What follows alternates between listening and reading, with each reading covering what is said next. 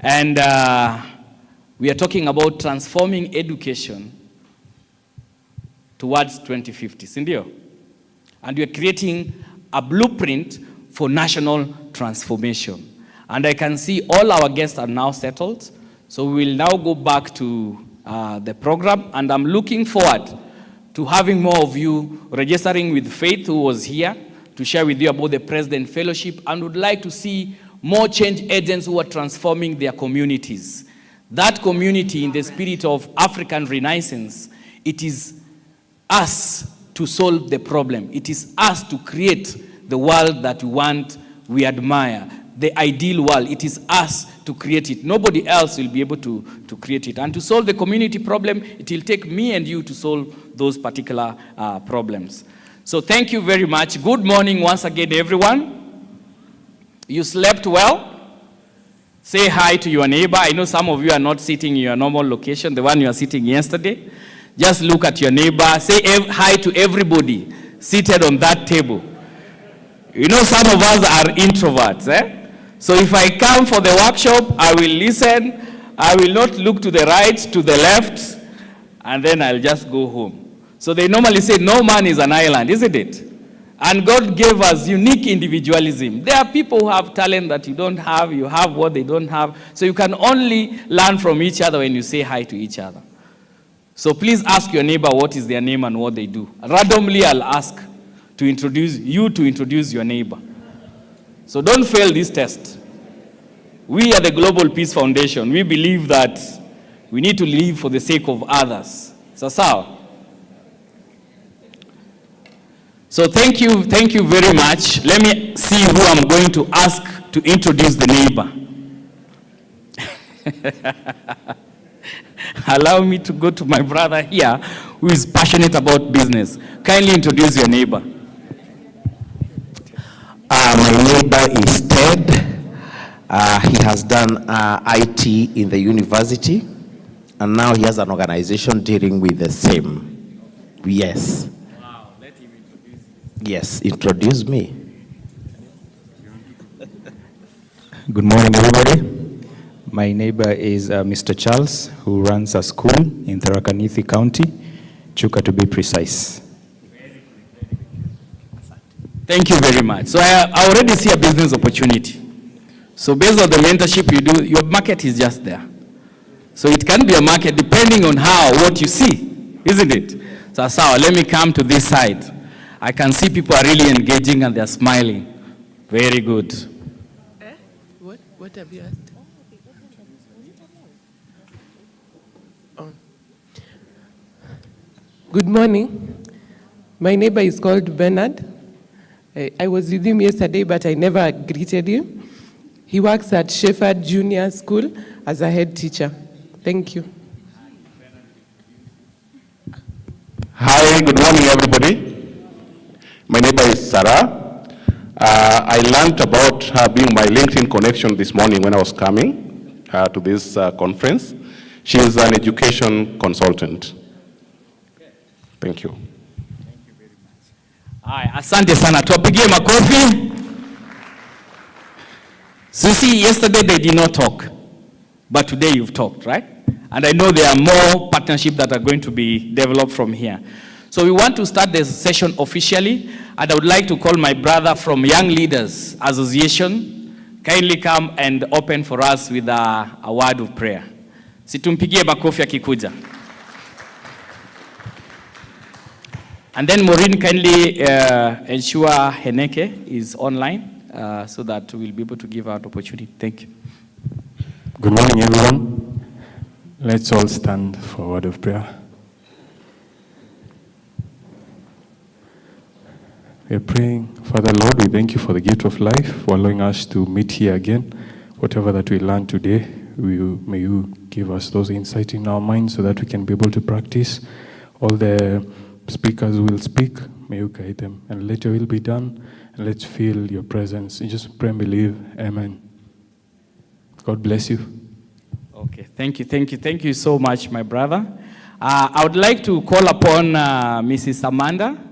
Kindly just come and bless the day for us by just ensuring that sharing with them the plans we have in place so that we feel comfortable and warmly welcome. Let's appreciate her as she comes.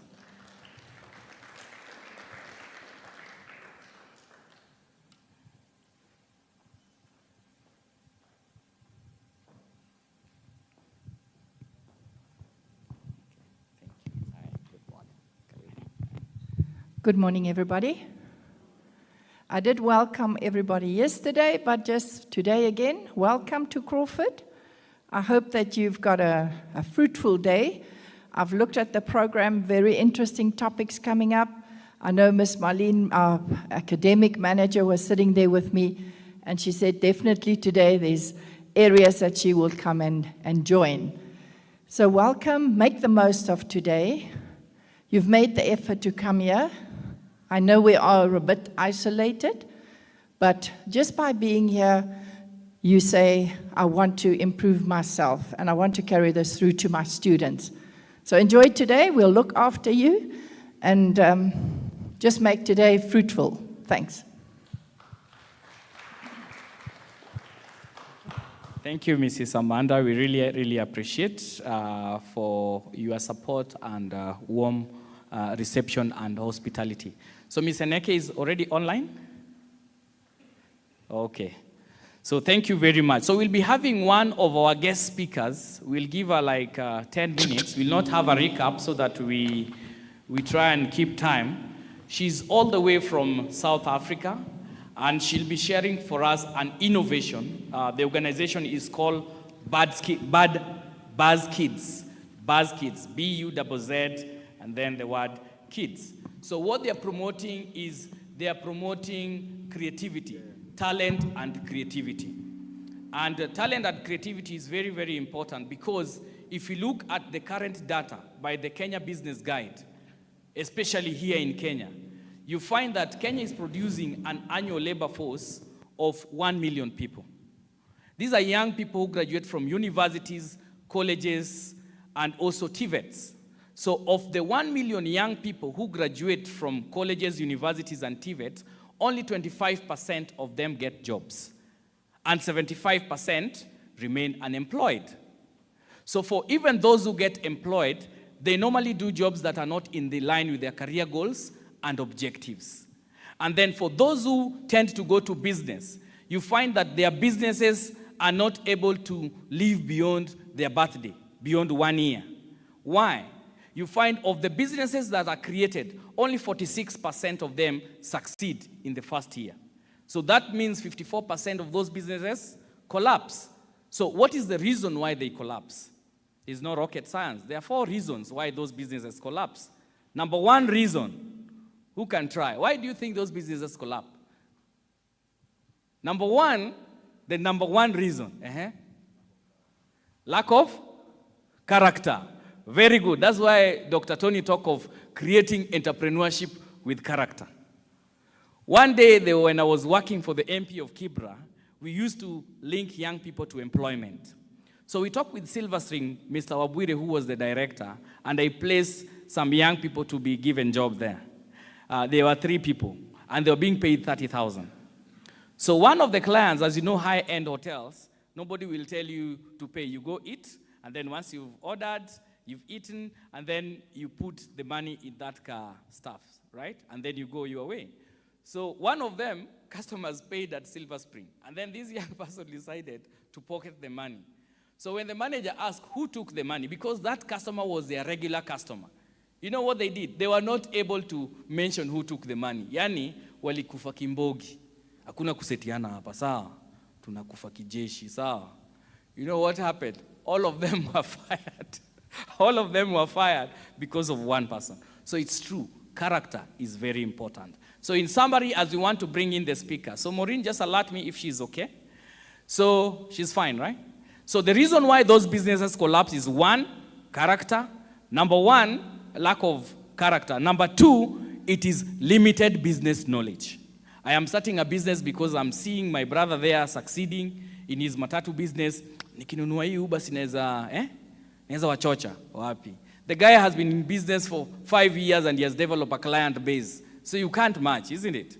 So limited business knowledge. Number 2, is lack of ready market for your product. Number 3, lack of market linkage. And number 4, if you ask a young person, manzeju, kwa nini hujaanzisha business? Mimi nikipata tu capital. Ezeka business ingine deadly yani.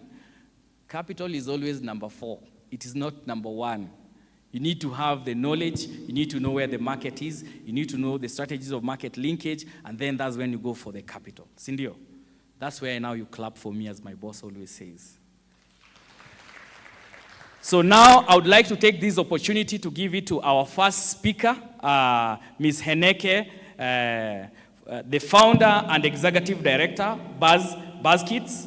She's top 100 most impactful, scalable innovations, innovative solution for education. She was awarded to be the top 100 by coming up with innovative solution to creating, solving community problems, especially on matters entrepreneurship and creativity. So let's put our hands together to invite Heneke to give her 10 minutes presentation. Thank you very much. Good morning. Hello, Kenya. How are you? Can you hear me? Can someone give me an indication that the room can hear me clearly? Good morning. I am Hanika. Can someone just give me a thumbs up if you can hear me? All good? And you can see me? Okay, brilliant. I've got a thumbs up, so I'm just gonna go. Morning, everyone. As Vincent said, I'm Hanika, and I'm joining you from Johannesburg, South Africa. I wish I could be there with you in person, and I wish I could really interact with you and build connection quickly. I'm going to start with tell you a little story quickly, just to illustrate the rate of change and the rapid rate of change in our world, because this underpins really why we need to change and transform in education and why you are there this morning. I read something online that said we must really bear with the Gen X's and the boomers. Now, I'm a millennial. Put your hand up if you're still a millennial in the room. Apparently, I'm an early millennial. And if you're a Gen Xer, that's the generation before, or a boomer, they say we have to just go easy on the boomers and the X's because shame, you know, they've had to, in their lifetime, replace all their records with cassettes. Then they had to get CDs, and now they have, for the fourth time in their life, to replace all their favorite music on streaming services. And I like that little joke because it just shows us how rapidly the world has changed in just the last couple of years, you know? And we have to look to the future and think, what is going to happen in the very near future? And how do we best prepare our children for a future to come? So I'm very honored to chat to you this morning at the Global Peace Foundation's Transforming Education seminar. And I just leave us with that thought to say, if we teach our children today the way we taught them yesterday, then we rob our children of tomorrow. And this statement was made in the middle of the 20th century. And one of the things that I think we all agree on is that education is actually, it lags behind in terms of catching up to where business innovation and technological innovation is. And when we do so, we actually rob our children. So the problem that we as Buzz Kids are trying to help solve, and I hope you can see my slides. It's now on a little problem picture. I hope you can see it. Thumbs up again if you can let me know, please, somebody. The emerging reality that we're facing in the whole wide world is that the World Health Organization a couple of years ago already mentioned that up to 65% of jobs out in the marketplace won't exist by the time our current grade ones, school starters, leave school. I've seen some writing that says that's more like 80% now. And so that is both frightening and an opportunity. It tells us, though, that we cannot continue to educate children the way we used to, and that education, as this event is all about, needs to be transformed. So how do we best transform education? What are the skills that we need our children to actually cultivate in school, and what is most important? In a world where climate change and modern warfare and pandemics is raging. We've got cost of living higher than ever and poverty on the rise.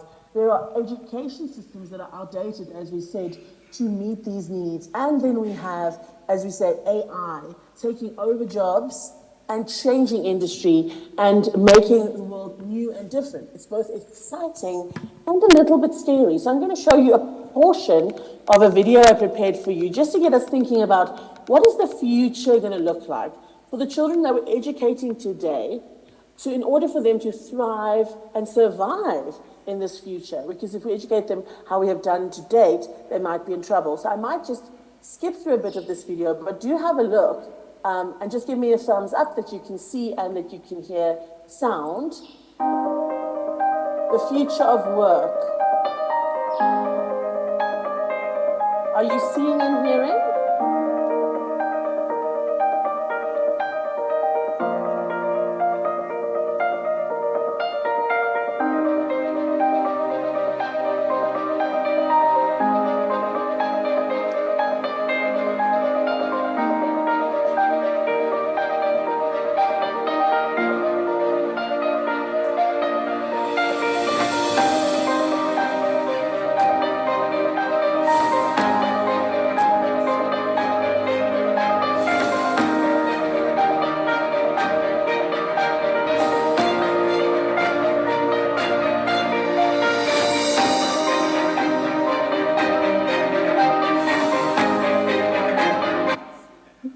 Time, I'm just going to pause for a second and I'll continue with the video, but I hope you're noticing that all these industries are devoid of any humans.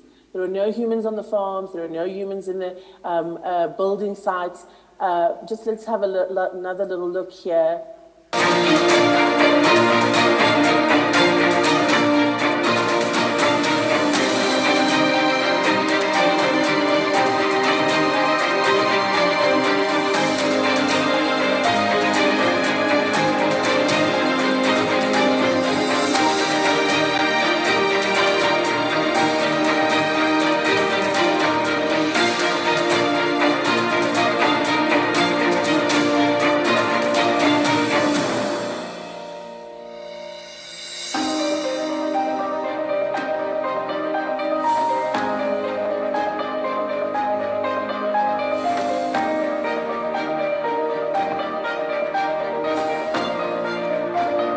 Stop there in the interest of time. You see the last little blurred bit that says, and that was when things changed slowly. In 1910, the first car is introduced to New York City, and by 2013, there's only one horse left in the parade, and that is when times changed slowly. So we can talk about these things and feel very intimidated and very scared for our children. I'm a parent and I work in education, and we think, oh my word, how can we prepare these kids for a world where many of the jobs that we know will be computerized, and some of the challenges that the world still continues to face around massive issues like climate change. Oh, I know. Many of us have run to robotics and coding. And of course, this is important. But let's have a quick listen to what Jensen Huang, one of the world's biggest and most successful billionaires, who is also the founder behind NVIDIA, the company that created the robots that can now speak to us intuitively. What is he suggesting? How should we now transform education? What should we do with our children? How can we give them the right tools to be ready for this uncertain future with both AI and just global issues and problems? What do they need? Let's have a look.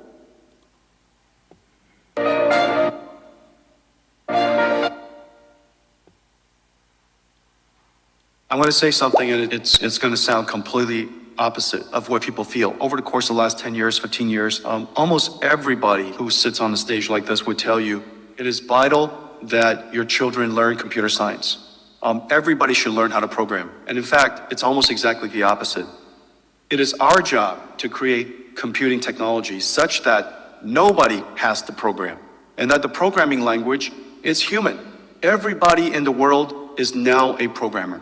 This is the miracle of artificial intelligence. The countries, the people that understand how to solve a domain problem in digital biology or in education. The countries and the communities who understand how I'm gonna to say- solve a domain problem like education. They're the ones at the forefront. And I look at Africa and I look at these conversations. I happen to be in a fellowship with the MasterCard Foundation. I happen to have been able to travel to places like Finland recently. And I'm telling you guys, I am so excited for Africa, for the young workforce that we have, and for the fact that we are curious as a continent about how to change and better education. So let's talk about it. What do we need to focus on? As Jensen Huang said, it's going to be human skills. It's the thing that all those computers we looked at and all those robots can't do. We know that the education system is outdated. It is broken. Global studies confirm this. We look at a study like the one that was done for NASA in 1968. When they started a longitudinal study, they took a test that was designed to identify creative geniuses for NASA. They tried that test on children. And on 1,645-year-olds, 98% of those children scored creatively genius in 1968. But it was a longitudinal study, so they looked at those children again by the time they were in primary school, and their ability to come up with creatively genius ideas was down to 30%, and in high school down to 12%, and by adulthood down to 2%. The ability to come up with genius ideas, the ability to create, the ability to be imaginative sits naturally in the factory settings of every single beautiful child that we get to educate, and we educate them out of that creativity. The research is clear that we do so. The research begs us to learn through play and through the entire body, but we don't. We still sit down and we actually only educate a small fraction of children who learn well from the neck up. We kill the very skill that they need to create and innovate and imagine and think critically and come up with new ideas by teaching them the way we used to. So let's look at what the brilliant minds are saying to us, the UNICEF, the Lego Foundations of the world. They are saying, learn through play, throughout childhood, and through the entire body. Now, if you or I are feeling afraid to understand what is learn through play and through the entire body, I have a beautiful suggestion and solution, and that is the thing that makes us so beautifully African. We are inherently playful, joyful, artistic. Storytelling and music and movement is part of our DNA. And our theory, our premise, our argument as Buzz Kids is that learning through the arts, using things like drama, dance, and singing, that is the toolkit for play that you need every day. The studies are clear that children who are exposed to things like the arts, in expressive and creative arts, do better in life. They do better academically. They are more employable. And what they have is they have those future skills, the things like critical thinking and the creative thinking, the imagination and the innovation. They have what we call the future competencies to survive. As Vincent said, we were chosen for our curriculum and our work last year as one of the 100 most innovative education solutions in the world by a Finnish organization. And I really, really want to share that with you because I want to say I'm so proud as an African company and an African organization. We have reached over 300,000 children since we started with this program and this curriculum. And what we do has now been recognized as worthy and important. And what we really do is we safeguard and stimulate the natural creativity and the natural creative genius ability of the child for their future success by educating through the arts. So using things like drama, dance, and singing in the classroom when we are teaching about normal, everyday learning topics. We happen to work, our organization, with children from birth to 13, so right up until that grade 7 level. But there are many organizations doing similar things. We would love to share with you more what we can do for you to give your teachers an online opportunity to use our product and our program, which basically consists of this. There is our methodology using drama, dance, and singing as tools to be playful, to be creative, to bring the learning out from behind the desk and onto the floor. And we've got a simple online platform for the teacher to learn how to do this. Then we use original, beautiful African music that doesn't exist for the world, that has our beautiful flavor for children to sing and dance about those learning topics. And our curriculum is compliant with the Department of Basic Education South Africa, as well as other African ministries. And as I said, well, I haven't actually mentioned this, our curriculum has been accredited by the Education Alliance of Finland as well. So what do? We take those everyday learning topics, things like learning about the water cycle and animals who carry their homes and the seasons and my body and reptiles and mammals. And we take those topics, and what we do is we give the teacher a very simple game, an activity to bring it into the body, to use the imagination, to use sound and movement, to play. How do you play that learning? So we play the learning by giving them a video to watch and then to do that activity with the child. Plus, every learning topic has an original song with which they can then bring that learning alive, make that emotional connection. It's completely innovative, and it takes learning into a new place, but potentially it's an old place. Because I think this is how human beings actually used to learn, is through the entire body, through play, through music, through art. What does art give children? Creativity, innovation, imagination, problem solving, out-the-box thinking, confidence. These are the skills that they're going to need for the future. I have seen the classes again and again. We are in year 13 of doing this work in this organization, where we are sitting and we are teaching and we're doing a worksheet from the neck up. It only really helps X amount of children achieve the goal. And as soon as you bring the entire body and all the imagination, all the senses into the learning environment, now you are stimulating things that sit under the word stimulates on each one of these. We are dealing with gross motor and midline crossing and rhythm and spatial awareness. We are developing children's vocabulary. In Africa, a place where we have multiple languages, we are doing eye contact and listening. And all of these soft skills are being developed. Their creativity, their problem solving. I'm going to end with just reminding you, our thesis, our theory, our argument, the thing that wakes me up in the morning is that education is in dire need of change for the better.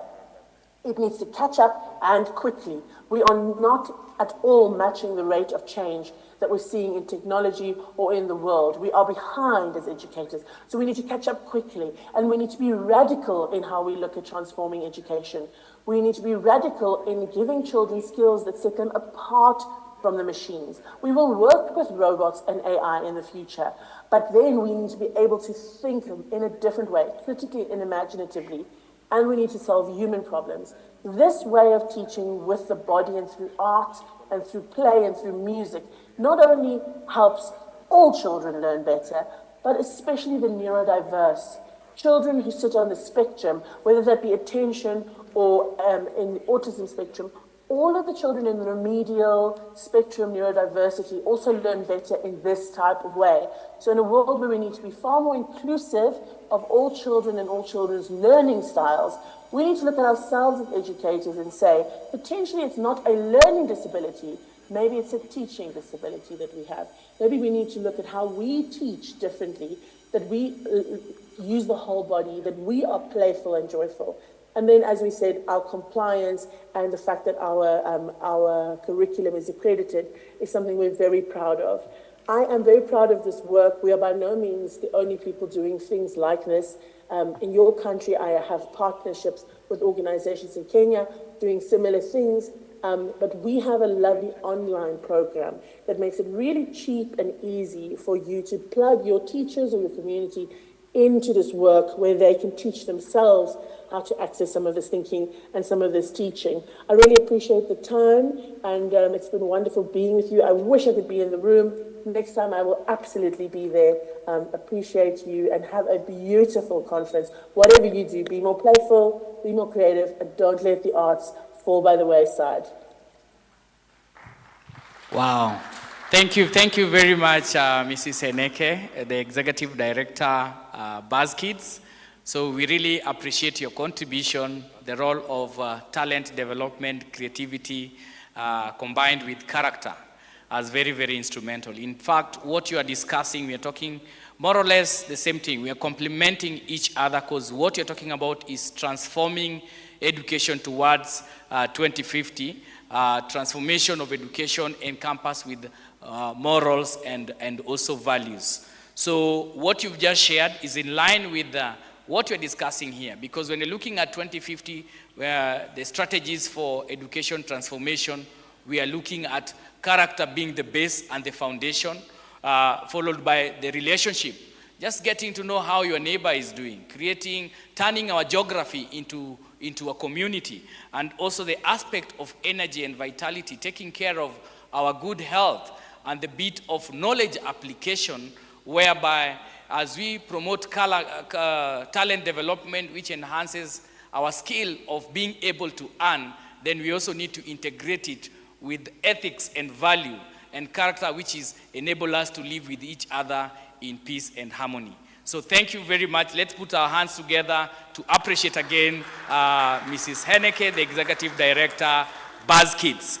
So maybe you can be able to tell them how they can get in touch with you, the contact. Yes, thank you.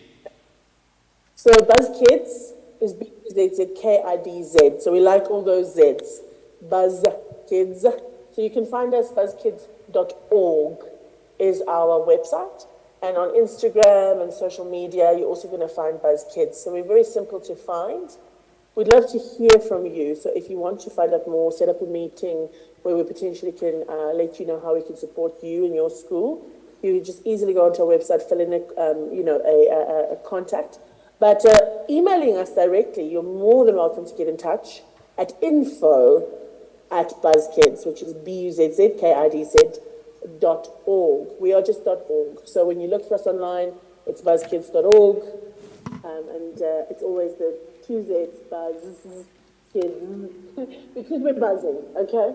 And that's what we don't want you to forget. So please get in touch with us. Happy to do a little quote or a little presentation for you on how we can particularly meet the needs of your particular school and support you. We are really, really happy for the opportunity to exchange and to forward this work, and also give more opportunity to the young artists in Kenya and further afield.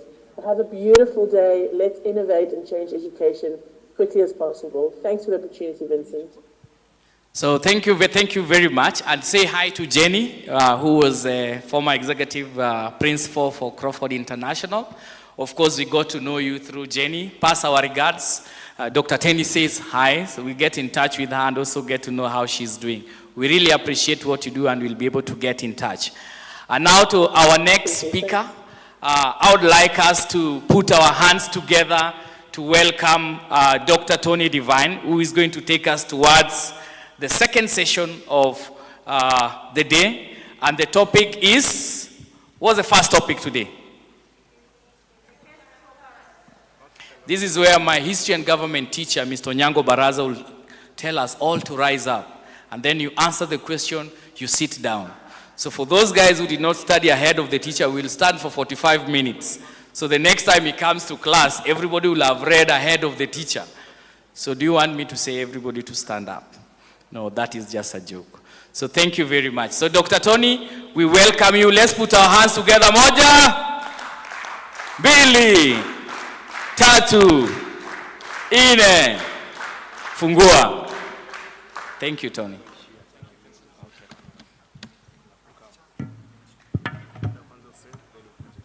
Hey, good morning, everybody. How are you guys all doing today? Fair, good, or great? So just Daniel is feeling great today, right? Wow, you must have had your wife must have made you a good breakfast this morning, right? How about the rest of you? How are you guys doing? Fair, good, or great? Now we have 5 people feeling great, right? Let me ask one more time. How are you guys feeling this morning? Fair, good, or great? Yeah, it's going to be a great day today, right? This is our second day, our final day of the Transforming Education workshop. And we will go through a lot of important points today. And when we leave here tonight, we're going to launch an avalanche in Kenya, an incredible multiplier effect. All of you here represent huge constituencies, right, of teachers, schools, and so on and so forth.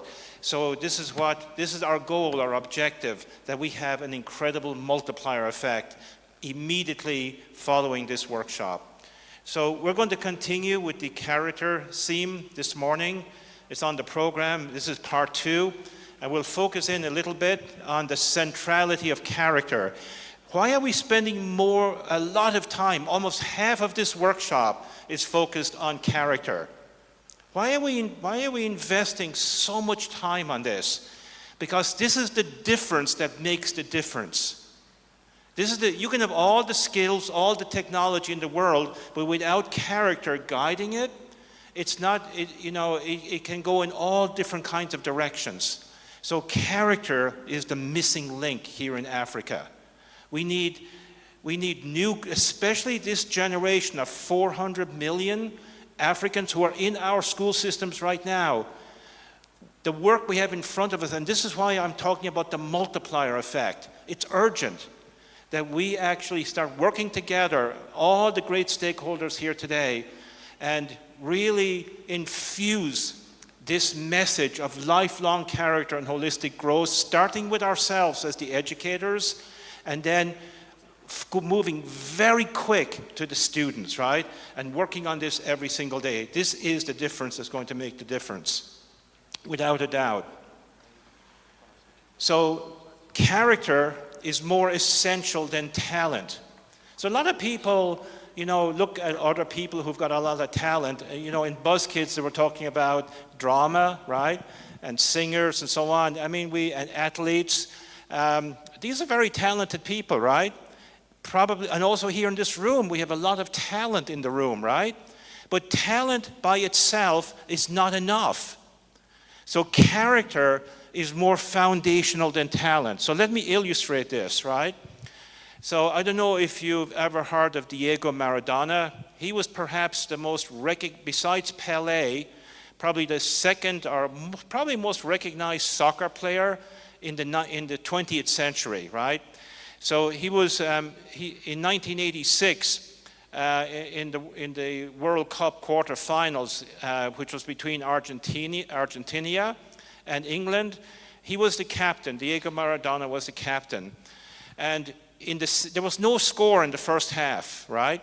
And then in the second half, he scored a goal. It became known as the Hand of God. I don't know why it got that name, right? Because God had nothing to do with it, let me tell you, okay? I think the more accurate name would be the Hand of Satan, actually. If I had to give it an accurate description, because what he did was that he cheated. He actually punched the ball into the net with his hand. And you cannot, as you know, right? You cannot touch the ball in soccer with your hand. It's all legs, chest. You can touch your head. You cannot touch it with your hand, okay? But that's how he scored. And he knew he cheated. He knew that he punched it in with his fist. But the referee didn't catch it because his fist was on the opposite side of where the referee was, right? And it was allowed. And just to secure it, he actually got all of his teammates together immediately and lifted them up and was shouting and waving his hands and so on to camouflage it, to lock it in. And it did get locked in. That goal was allowed. What was remarkable was that shortly after that, he scored another goal. He actually took the ball from the defense all the way up the field and scored.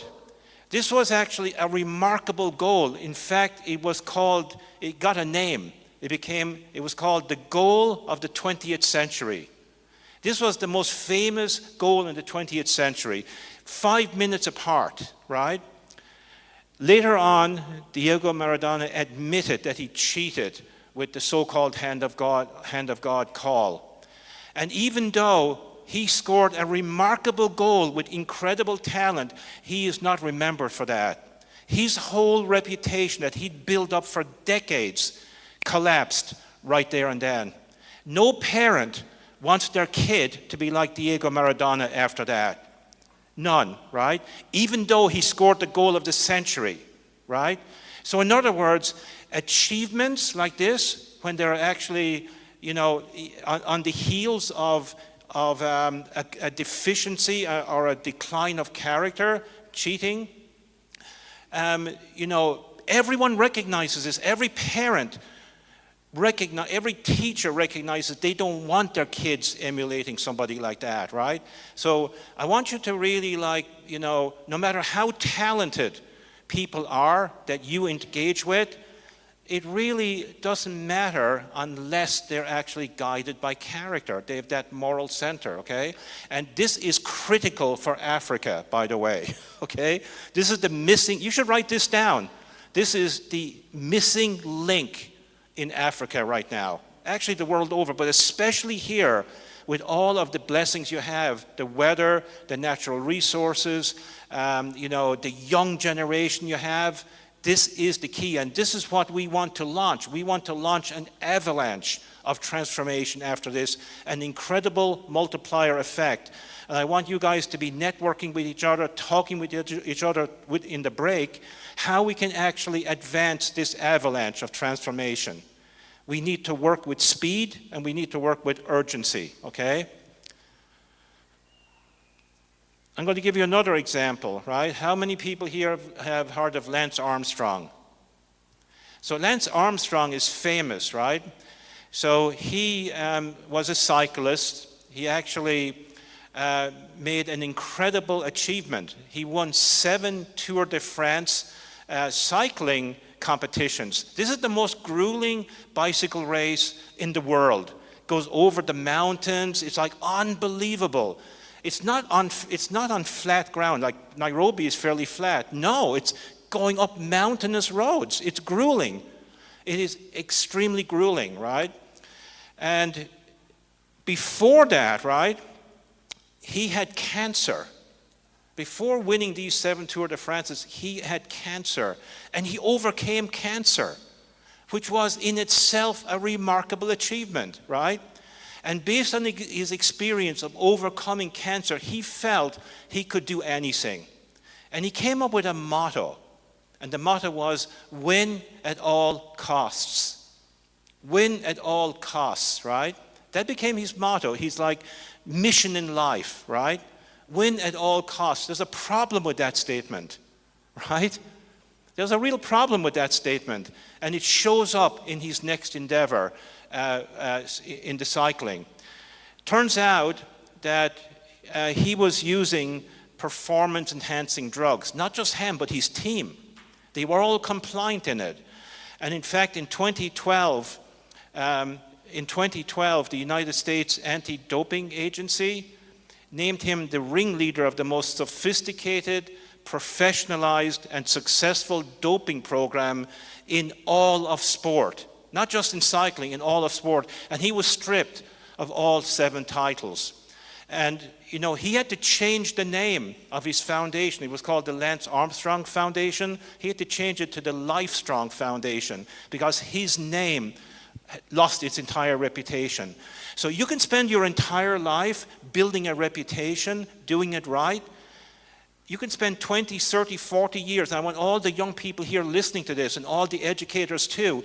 You can lose it in a minute, in a microsecond, and you cannot get it back. Once you lose your reputation, it's over. You can maybe carve out some kind of a living after that, but your reputation is gone. Reputations are built on character. They're not built on skills. They're not built on technology, folks, right? They're not built on anything. They're built on character, on values. This is the difference that makes the difference. And this is what Father Canis is doing with the African Renaissance, right? Right across all of the platforms, the religious area, the youth, the education, the traditional rulers, the diaspora, governance, it all has to be, like Father Canis is telling me every single day, Tony, you know, this character stuff is critical. It's essential. He travels all over Africa. This is the conclusion he has come to, right? And I actually agree with him 100%. Okay, yes. Right, Father Canis? Yes. So let me share another athlete, right, who has tremendous talent. A very different kind of man, John Wooden. You know, John Wooden is the head coach of the University of California in Los Angeles, in California, in the USA. And he led In his career, he led UCLA to 10 National Collegiate Athletic Associations. This is college sports, right? Athletics. Championships in 12 years. 10 championships nationally in 10 years. He was also named the National Collegiate Athletic Association College Basketball Coach of the Year 6 times. And in 2003, he was awarded the Presidential Medal of Freedom. This is the highest civilian honor you can get in the United States, okay? And this is what he said. He said, be more concerned about your character than your reputation, because your character is what you are, and your reputation merely is what others think you are. In other words, we can camouflage ourselves with talent, with skills, with achievement, and you can get away with it for quite some time, actually. And all of a sudden, it's exposed. You cannot keep it hidden forever, right? Especially in this day and age with social media and so on and so forth. It's going to, in the 20th century, you could get away with it in your whole life, no more. So your reputation, which is anchored in character, that's the bedrock. This is something we have to fight for every single day of our lives. It's daily work. It is not something you kind of like put a spotlight on in this 2-day conference and tomorrow go back to business as usual. No, we have to take new actions now, today, tomorrow, right? Write that down. I have to start tonight, tomorrow. I cannot delay one single day. It's like we don't have time, right? This is hard work. I'm working on this, I'm continually working on myself every day. It is hard work, okay? And I'll talk, are you guys ready for the 10-week challenge, by the way? Are you excited to hear about that later today?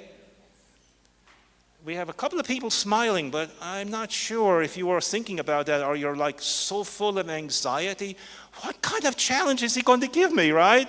Can I do it? This is like, Tony's talking about big things here. What kind of challenge? Like, no, is he going to give me a challenge that no human can maybe do? No, you can do it. You can absolutely do it. Who's excited about the 10-week challenge?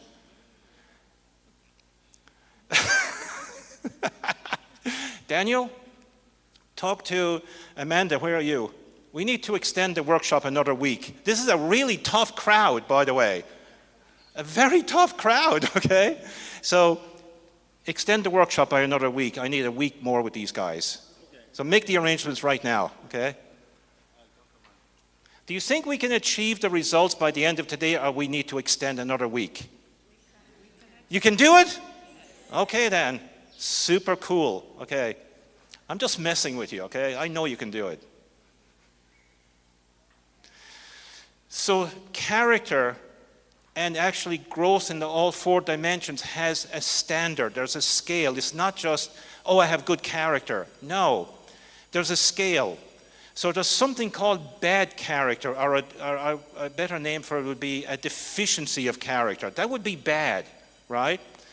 And then the next level is that maybe a little bit of improvement on that is somebody with poor character, fair character, good character, and the real top of the scale is great character, right?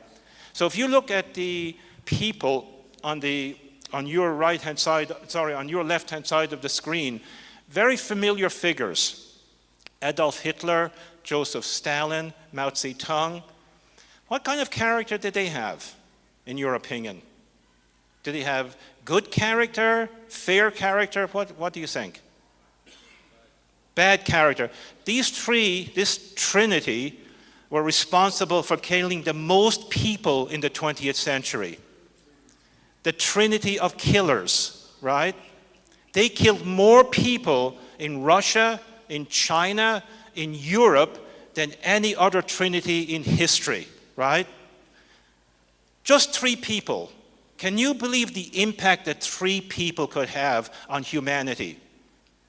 I mean, think about it for a second. And this was just in the last century that we all lived through. Many of you lived through half of the last century, or a quarter of it at least, right? Isn't that incredible? And it's coming from a deficiency of character. People who hated humanity, at its core, will use humanity to drive crazy agendas, right, that did not thrive. Then, at the same time as these guys were killing everybody, there was another trinity that you're very familiar with. Mahatma Gandhi, Nelson Mandela from South Africa, and Dr. Martin Luther King from the United States. This trinity loved humanity. They worked day and night, 7 days a week, using non-violence. They achieved incredible achievements. Nelson Mandela, apartheid, overcoming apartheid. No one could do it ever. No one could succeed in that before. Dr. Martin Luther King, civil rights. Mahatma Gandhi liberated the largest country in the world, India, from British colonial rule, all non-violently. 3 people, just 3 people, 3 ordinary people. They were not extraordinary when they were starting out their life. They stepped up and they decided that, hey, there's a problem and I'm going to do something about it. What do you think was driving them? Their spiritual moral dimension and the character that they manifest on a daily basis, digesting all kinds of challenges, right, along the way, okay? So do you think how would you describe their character? Great, yeah. They had great character. So these are examples that we can emulate. So real human beings like you and me achieve great character, right? So if they could achieve it, do you think we can achieve that too? That we can emulate that we can step up to that? Or do you think, oh no, they're special? They're not. They're exactly like you and me. They stepped up. They stepped up on a daily basis. They moved the boundary forward. They transformed the world. Do you think that we have young students in our classrooms today who could step up and transform Africa, to transform Kenya? Do you believe that or not? So 2 people said yes. And everyone else just looks at the learners. Just looks at how much information can I further cram into their tiny little brains, right? So they can pass a final exam at the end of the year. Is that what we're all about? Is that what we've been reduced to?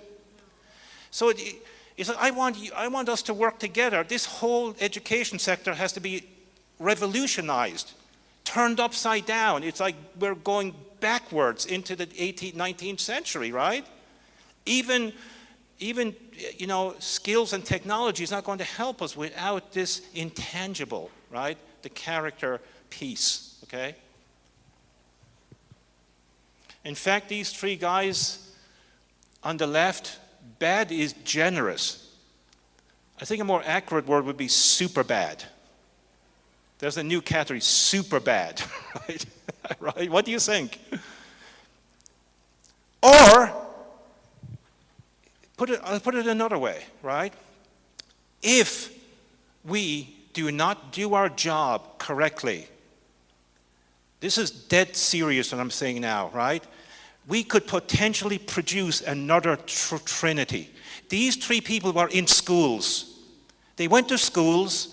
They engaged with teachers. I don't know what kind of guidance those teachers gave them, but if we do not actually engage with our students and properly guide them, we could produce another trinity like this by 2050 that could actually, especially with AI moving into defense. Imagine if they actually were leading countries with a command over nuclear weapons, biological weapons, and they just don't like what the other country is saying, and they have the power to press a button, right? That potential is there, actually. 3 people like that are probably in our schools unless we guide them properly. This is the implications here. That's why we cannot be asleep at the switch, right? Likewise, there's probably another trinity of young people in our schools that can become the next Mahatma Gandhi, the next Martin Luther King Jr., the next Nelson Mandela, the next Mother Teresa, and the next Elon Musk, right? Elon Musk is from Africa. He's African, okay? And he is like, you know, this is a modern example of somebody who's transforming the world, making humanity an interplanetary species. Those kids are in our classrooms today. You have no clue who's in your classroom right now. It's not just one. I feel if we guide young people properly, we can actually produce thousands, hundreds of thousands, millions who can be like that. Why not? What do you think? Do you think you'll be satisfied only producing 3 in the next 25 years? What number should it be? 3 or 300 or 3,000? I'm talking about in Africa. Ken and Rosemary, how many should it be? What should our goal be? One for every country. Just one? I'm saying the 3 representation. Just one? That's how many countries in Africa? 52? 54. Just 54? The top leadership? Yeah. Why not go for all 400 million? Why not dream big here for a minute? Let's go for all 400 million. Why not? What's stopping us from doing that? What do you guys think? Do you think we should just go for 50 or we should go for all 400? Why not go for the jackpot? What do you think? We'll go for the 4 million. No, 400 million. 400 million. Yes. What do you think? We will go for the 400 million and more. Oh, and more. And more, yes. Yes, all the others outside as well. Yeah. What about you guys over there? What do you think we should be aiming for? We should dream big here, guys. Do you want to have a small dream or a big dream? Dream big. All those kids, every single student in your classroom, in your school. I think, how many students in this school? 350, is it? In Crawford? Huh? There's 800 plus students. You're seeing them today. Why can't they be like that? All 800 can be people of good character who are going to elevate human consciousness, right? That is the power in our hands right now as educators if we engage and guide them properly. They need guidance more than downloading knowledge, okay? They're students, they're human beings, they're people, they're precious. We're preparing for the future world. This is the legacy that you can leave. We want to leave a legacy. Every teacher should leave a legacy of graduating the most amazing people with character, who are growing continuously, who are actually learning about the new world and shaping it forward, right? Would someone like to come up and comment on this? Okay. We'll go with this lady. Daniel, go first, and then we'll have Helen, right? Sarah, yes. Okay, I just wanted to say that everyone has a capacity. God has given us a capacity to be great. You know, Martin Luther King said, everyone can be great. You know, everyone can be great. So we have a capacity. God has given us an equal capacity. We are all born. We all breathe the same oxygen. You know, so we have the capacity. It's just we abdicate this potential to be great. You know, like this athlete from Kenya, Kipchoge Keino, he said, no human is limited, right? So we can be great. We can be Nelson Mandela. What is stopping you from being Nelson Mandela? Nothing is stopping you from being like Martin Luther King or Mother Teresa. It's just that we look at ourselves and we say, that is not you want to be led, you don't want to lead. So this is why I always challenge people, students, that you can dream that big. God wants you to dream that big. He has given you everything. You know, it's just that we are limiting ourselves. We are saying that we can't, we are not perfect.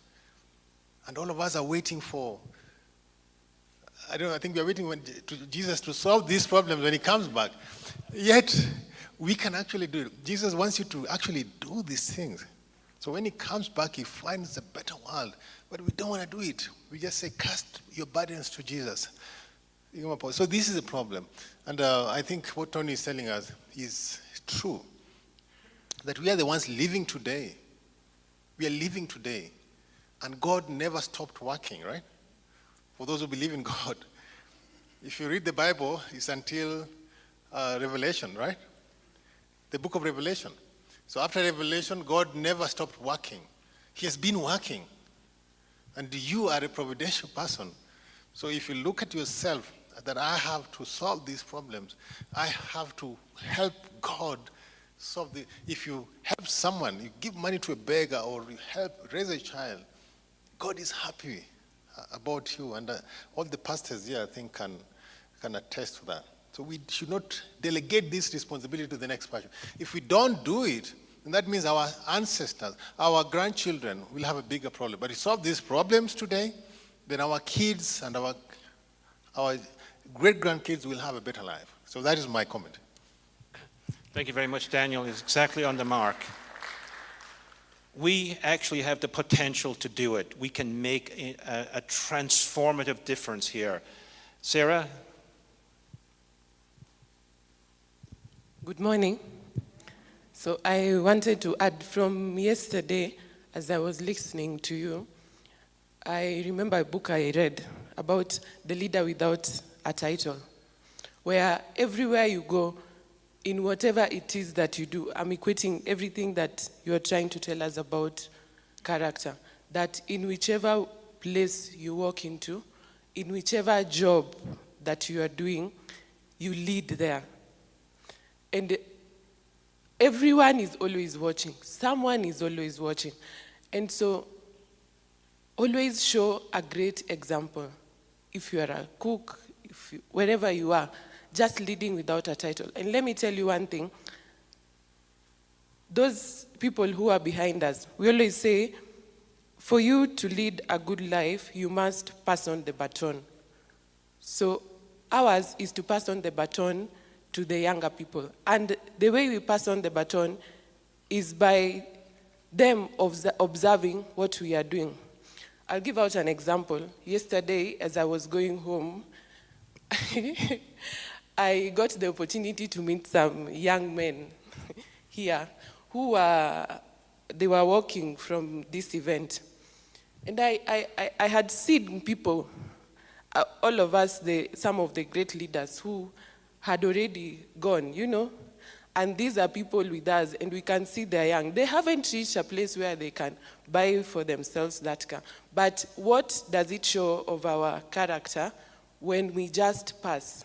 But if I lift them and take them somewhere, the next time when they're adults, they'll definitely lift up someone else. So let us just show an example in whichever way, in wherever place we are. Thank you. Thank you very much, Sarah. Sarah has a great program, by the way. She was sharing it with me yesterday. So make sure you actually talk to her today, okay? Akech, get ready in about 5 minutes to do your sing, get the whole team ready, okay? Okay, can be real quick? Okay. Bridge Academy, right? Yes, please. Yes. Thank you. Good morning, everyone. I just wanted to add one very quick point, allowed character. And this speaks to like one of the key speakers that touch on character to be also associated with vulnerability. And it is important for us to highlight that some of the key leaders that we've highlighted here had to do the things that the normal people don't do. And that requires you to be vulnerable, to be in a position to go that extra mile where no one else wants to navigate into it, because that is the only way that you can transform this world. How many teachers in the Bridge Academy schools? Currently in excess of 1,300 teachers. 1,300. Okay, cool. All right, so let's go on to a few more things and then we'll get a catch up a little bit. Next thing we're going to talk about is the influence of character. So character actually guides skills. So since 2000, one of the big things that I was actually glad to see, right, is the education sector putting a spotlight on developing skills. However, skills are value neutral. That's what was missed along the way over the last 25 years. So if you take any of these skills or competencies, and in fact, Kenya has something called the competencies-based curriculum, right? That's promoting creativity, resilience, communication, collaboration, problem solving, entrepreneurship. And BuzzKids also talked about these things too, these skills, right? Plus being proficient in digital skills, technology, and so on and so forth, right?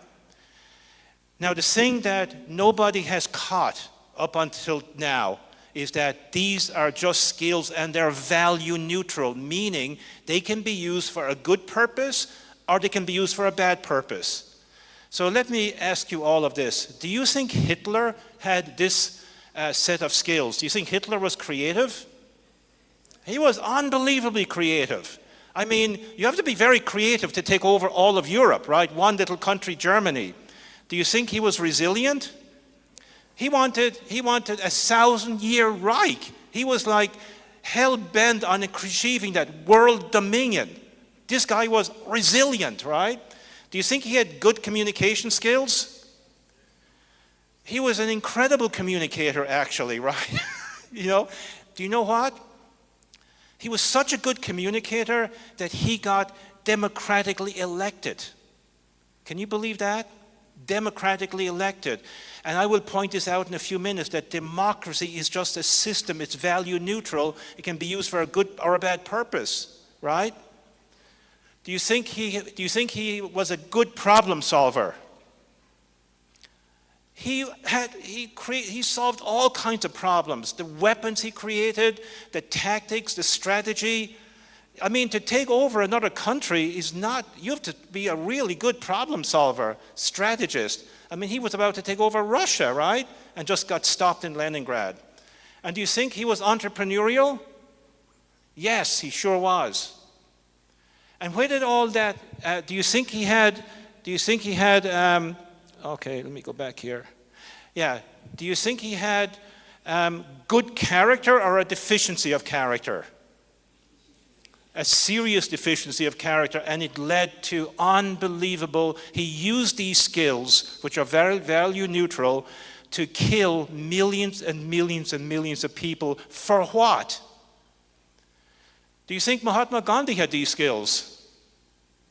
Do you think Mahatma Gandhi was creative? Sure was. Do you think he was resilient? Do you think he had to be unbelievably resilient, right? Do you think he was a good communicator? He could not liberate India without being a good communicator and a good collaborator too, getting like-minded people together, and a great problem solver. And he was actually entrepreneurial in a special way as well, right?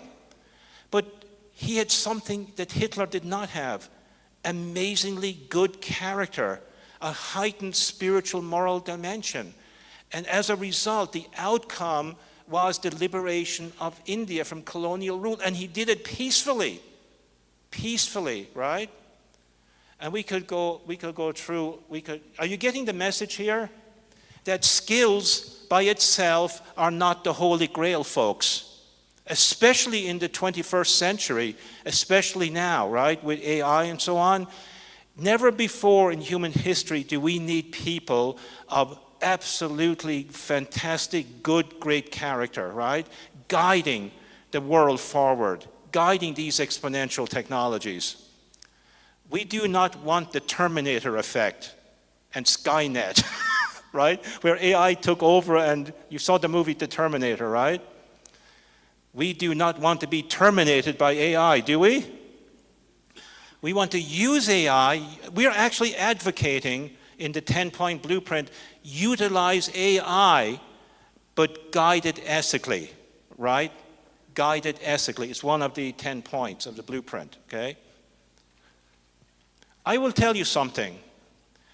In the last 2 years, almost every conference in the education sector, almost 95% of them was on AI. And not one single one of them was talking about how AI has to be ethically guided. Only Global Peace Foundation is talking about this. And we actually last year created a position paper for the education sector. We're happy to give it to you, right?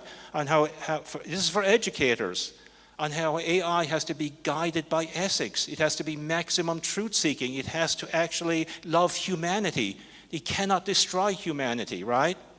Like that.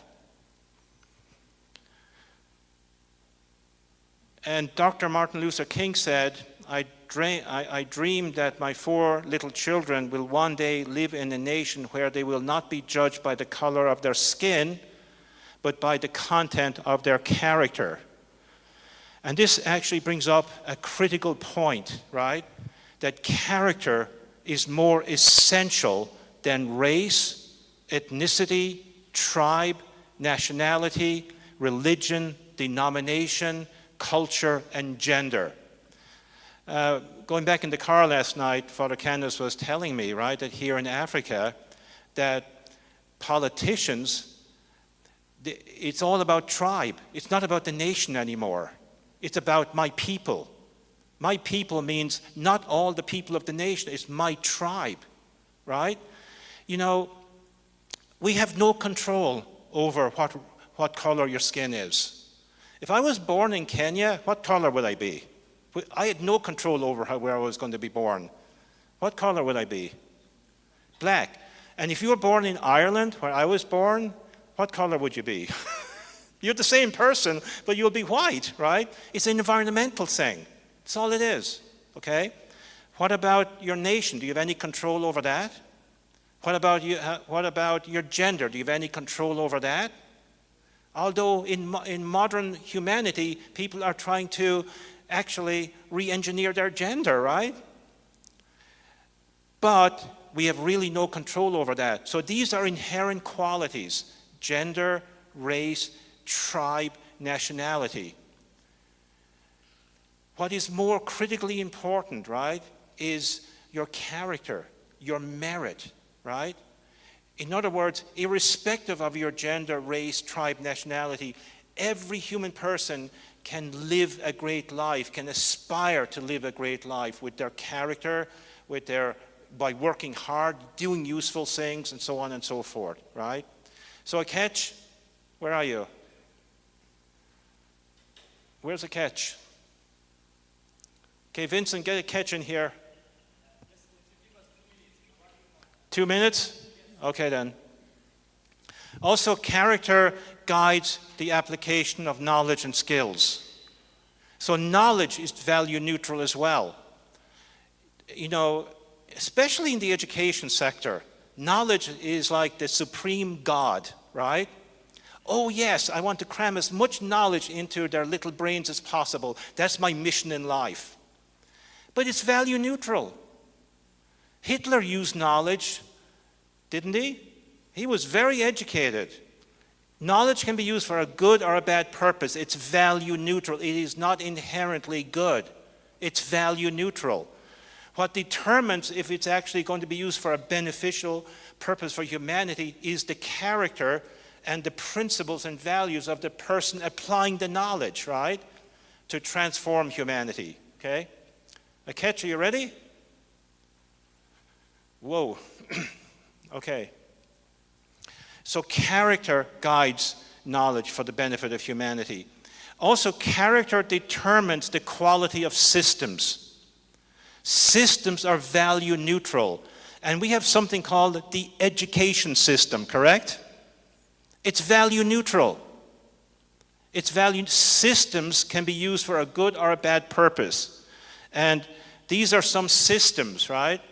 So the family is probably the most important human institution, but we also got the education system, we have management systems, we have economic systems, we have capitalist systems, governance systems, democracy, media, healthcare, judicial. I could go on and on and on and on, right? So all of them, by and in of themselves, are value neutral, even democracy, right? In fact, many people, many countries, aspired to bring democracy into their country based on the American experiment. But it is not democracy that made America great. It was the software within, it was the Judeo-Christian values that infused American democracy, that led the founders to actually to have a new aspiration that it's one nation under God. They recognize God's sovereignty. They recognize that freedom and human rights do not come from governments. They come from God. And even on our currency, have you seen the dollar bill, our $10 bill? What does it say? In God we trust. Even on our currency, that recognition. And you know, Americans have actually lost that. I think we are actually coming back to it once again, right? In this time right now, okay? Which is actually a very, very good thing, okay? Okay, a catch. All right. I think we need an energizer here. So get that good music I had last night, that song. And oh, the sound system? Okay, just give us a quick energizer.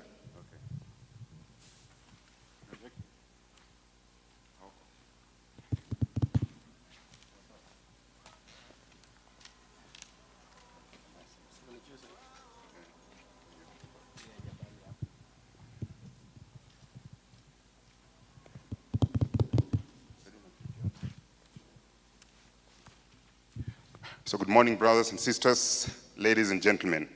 Which is better, brothers and sisters or ladies and gentlemen? Yeah? Which one? Ladies or brothers? Or both?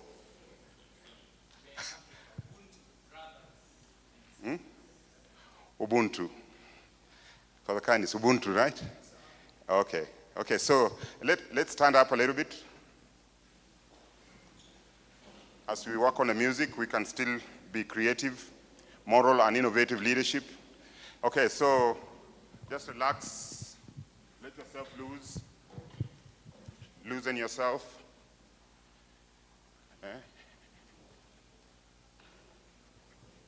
Loosen your shoulder, loosen your feet, just shake, shake, shake, shake. Shake, shake, shake, shake, shake, shake. Okay, go by that beat.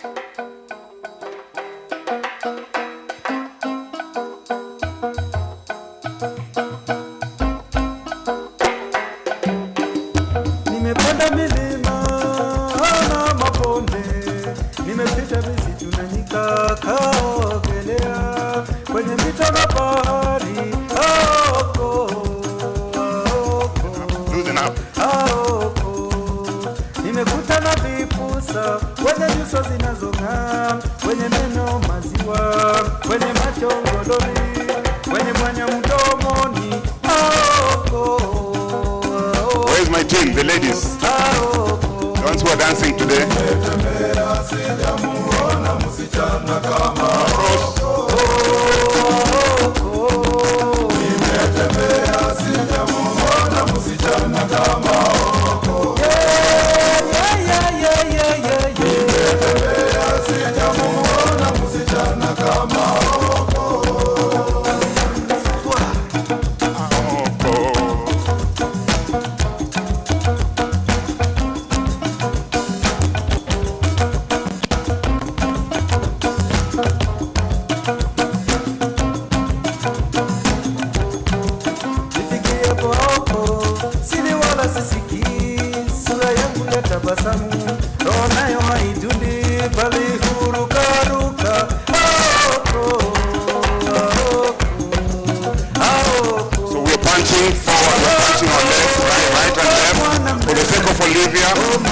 We are punching hands right and left, in and out,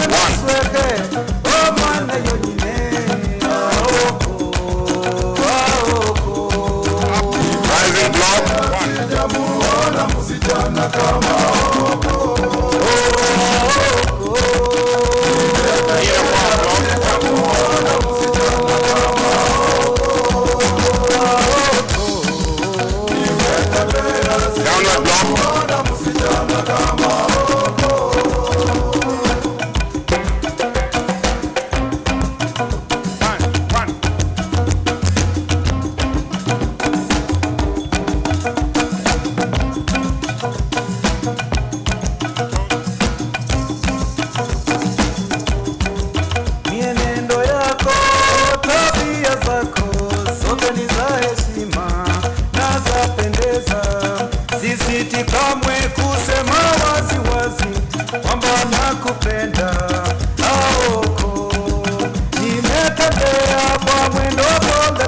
nimekimbia kwa kasi sana, lakini bado sijamuona. Every classroom should be doing this. Every classroom should do something like this in the middle of the classroom. That will energize your students. How many classrooms here are doing this every class? Every day? Every week? Once a year? Once a decade? It should be every class. That's why we're not doing this. We're doing this to give you examples of how to ramp up experiential education. You cannot be learning stuff unless your body is flowing blood through the system, right? You have to get blood into your brain cells and so on. So I'm giving you an action item right now.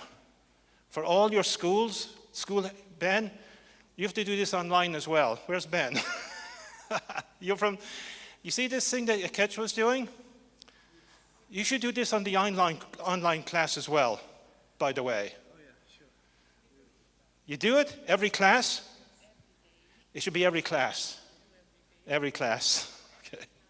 Every class.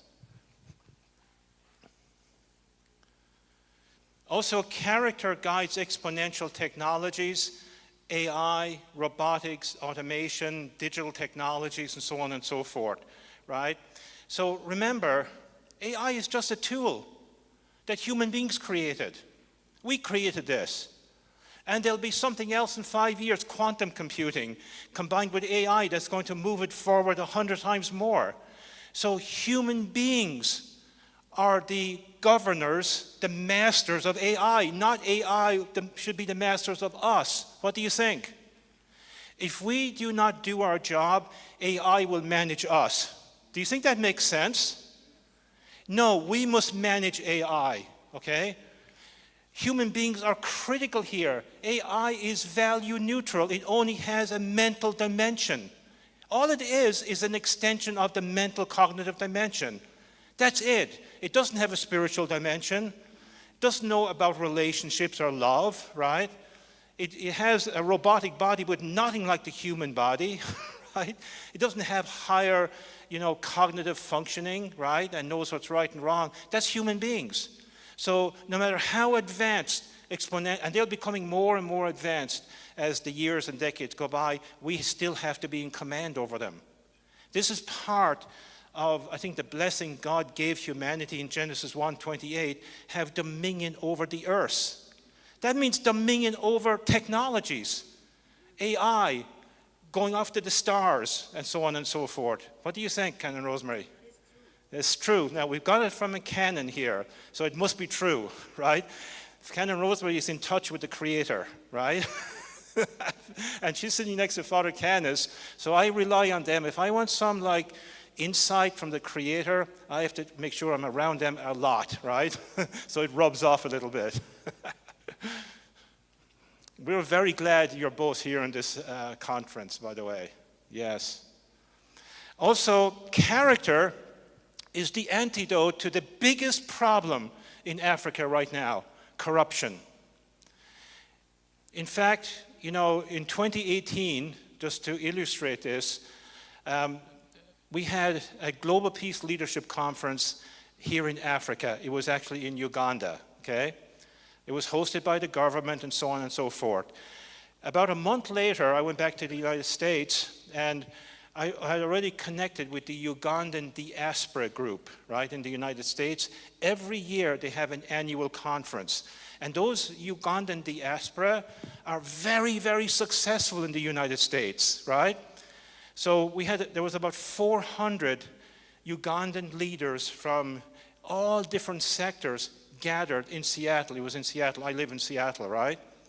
So in the morning, right, I came a little early, and so did the next speaker who was before me. This was the desk officer from the United States State Department for Uganda, okay? And when he made his presentation, he was going over and over all the amazing qualities about Uganda. And you just substitute Uganda for Kenya here for a second, or any African country, right? you know, tax-friendly policies, the youth population, natural resources, good weather, and it was 8 or 9 or 10 points. And then he was getting to the end. He said, all of this doesn't matter unless you solve the elephant in the room. And when he said the elephant in the room, everyone knew what he was talking about. What was it? Corruption. Because with corruption, as pervasive as it is actually it is the barrier to foreign investment. No investor will invest into a nation that's corrupt or perceived to be corrupt, right? Because they'll lose their money. People invest to make money, right? And to have the capital to help a nation get up and running, right? To a middle-class economy and so on, okay? So investors will not invest as long as corruption continues to expand and grow its seeds and so on and so forth. So this is why Father Candace and I have been talking about this for 2 weeks, right? The conclusion we've come to is that the solution to corruption here in Africa, it's real simple. We must graduate the entire 400 million students who are in our schools right now, all 400 million, with the character, the holistic growth that will be self-regulated, that, you know, if I'm offered a bribe, there's no way am I going to take it. That is a reputation killer. In fact, the Vice President of India said that corruption is a nation killer. It's a nation killer, okay? And this is a character deficiency, okay? What do you guys think? Do you think we should solve the elephant in the room? Do you know what? Do you know what the amazing thing is? That everyone here in this room now knows what to do. Cultivate character in this new generation. All the leaders of Africa were in schools about 20, 30, 40 years ago, right? They all had teachers. Remember this. So jump forward to 2050. Do we want all these 400 million people to be just as corrupt as the last 400 million who graduated? That's on us.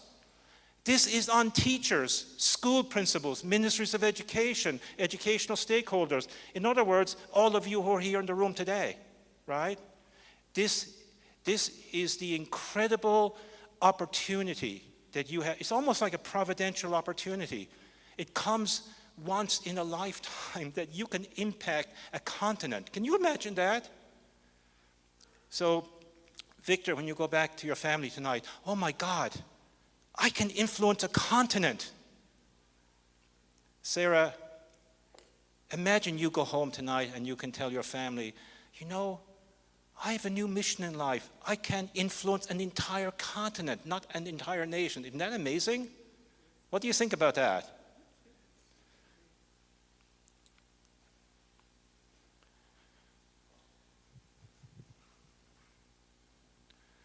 So character is the disposition of virtuous citizens. So one of the founding fathers of America, Benjamin Franklin, said that only virtuous people, in other words, people of character, right, are capable of freedom. So freedom comes with responsibility, and responsibility is actually nurtured by character. So a genuinely virtuous people would elect as leaders those who possessed integrity and virtue. In other words, we should be electing leaders with character, right? What do you think?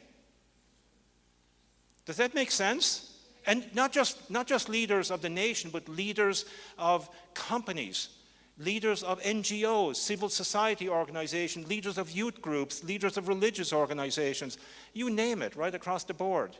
We should be actually, leaders of character should be leading these organizations, right?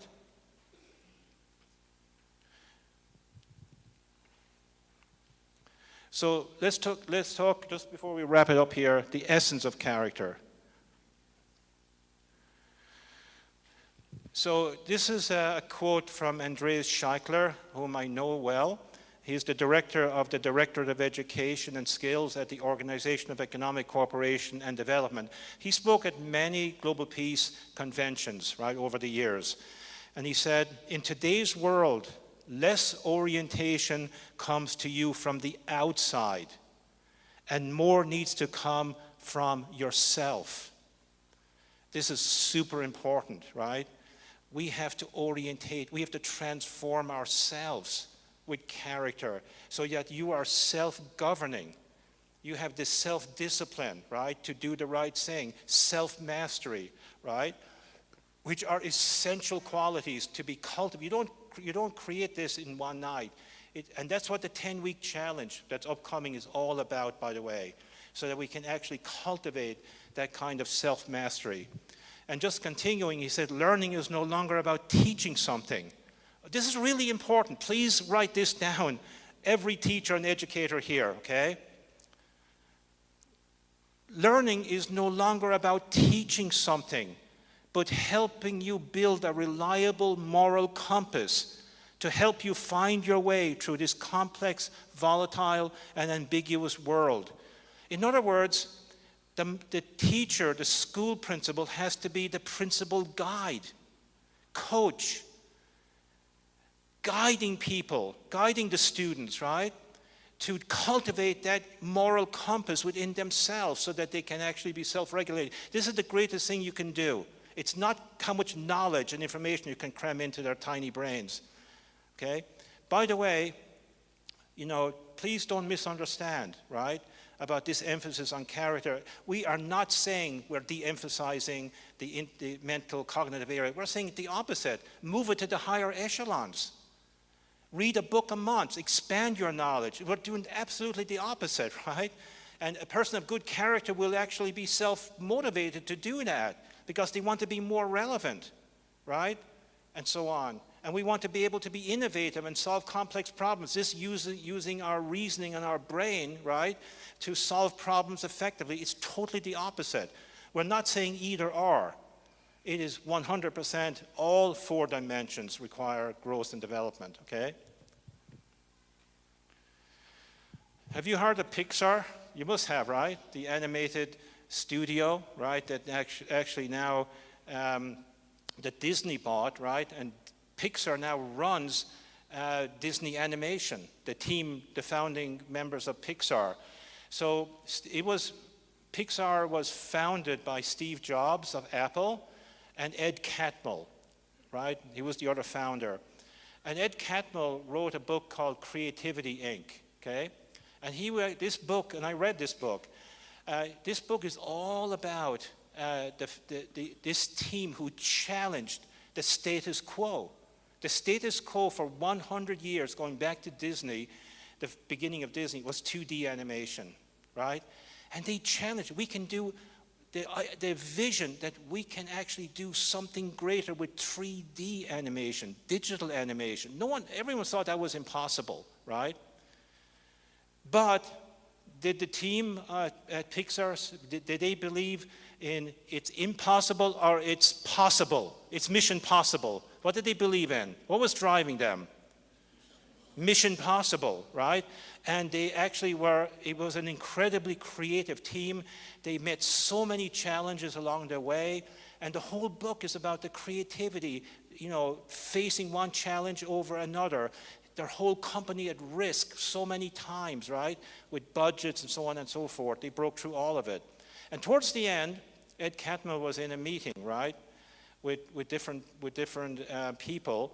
And one person asked him in the meeting, this is like almost in the last few pages of the book. He said, what is the difference that made the difference at Pixar? Now, I have actually read almost 98% of the book. It's all about creativity. So I said, yeah, I know what the answer is. It's the creativity of the founding members. I could not be more wrong. He said the difference that made the difference at Pixar was the character of the founding members. The character of the founding members. Mr. Jarouki, you remember I told you this story at My Forces Academy about 10 years ago? Do you remember that? And you were telling me for years later, oh, Tony, I will never forget that. It was the character of the founding members, right? And they were tremendously creative and innovative, but it was the character that made the difference, that made all the difference, okay?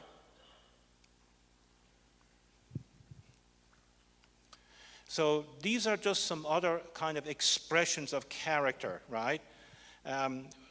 This is from the John Templeton Foundation.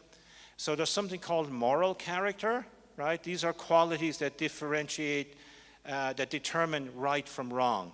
So examples of this are responsibility and ownership. We also have something called intellectual character, right? So these are qualities of a good learner and a truth seeker. So intellectual character is you're on a path to seek the truth, which is one of the standards that the conscience tries to uphold, right? So we should seek the truth. There is a lot of confusion of ideas in our world today, don't you think so? So humanity has to seek the truth to get through the fog of this confusion, to help us move forward, to help us elevate human consciousness, right? And there's also something called civic character. So these are qualities that create good citizens. And examples of these are relationships, being amazingly good at relationships, which are fundamentally learned within families, by the way, and resilience. And then there's something called performance character.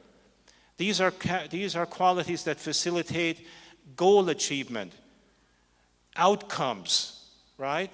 We need to get better outcomes from the education sector. Performance character, undergirded by character, driven by character, right? And examples of these are self-control and perseverance. In other words, no matter how difficult it is, we're going to keep moving forward. Transforming education is not easy. It is simple. It's a very simple idea, right? But it's not easy. And as we embark, I'm telling you all right now, as you embark on this multiplier effect, on this earthquake that we want to create in Africa, not just Kenya, you're going to face lots and lots of challenges. Why? Because of the status quo. Expect that and eat those challenges up like you eat your breakfast, okay? Oh, I love challenges. Whoa, I love this stuff. Because here's the simple, honest truth that nobody else will tell you. You will never grow without challenge.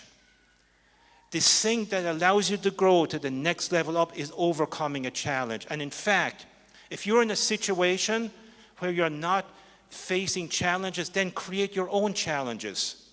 Self-create your own, and that's what the 10-week challenge is all about. We're going to create our own set of challenges. Are you excited to learn about the 10-week challenge? You're getting more excited by the hour. This is good. Yesterday morning, what? You mean there was a 10-week challenge? I thought this workshop was over tonight. No. And in fact, you cannot tell anybody 3 months from now that you attended the Transforming Education workshop without having completed the 10-week challenge. Daniel, you see the certificates? Hold them for 3 months, right? Hold them. That is a requirement to get this certificate. Actually, let's do it. Do not give them the certificates today. Only those who complete the 10-week challenge, you're entitled to the certificate. What do you guys think about that? Or do you just want the certificate without earning it?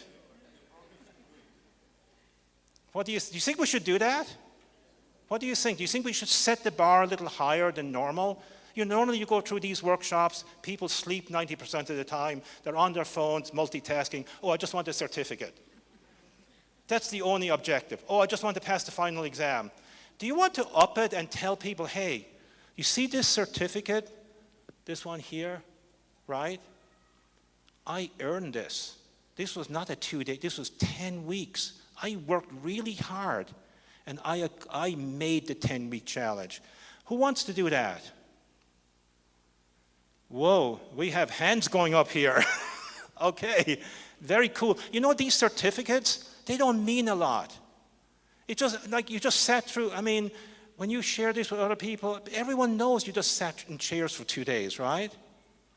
But if we up the standard here a little bit, then it really means something, okay? What do you think, Ben?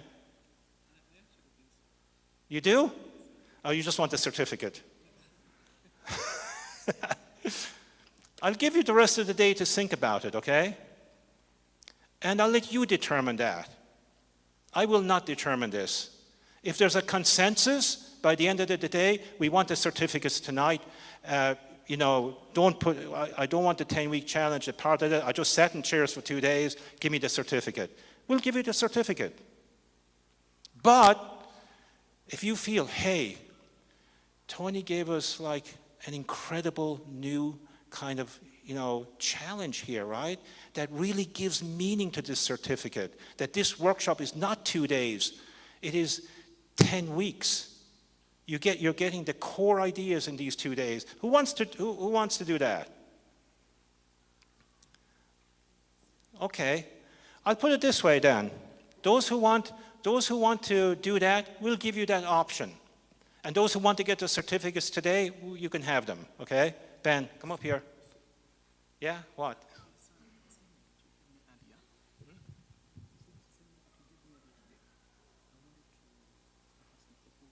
Okay, sure.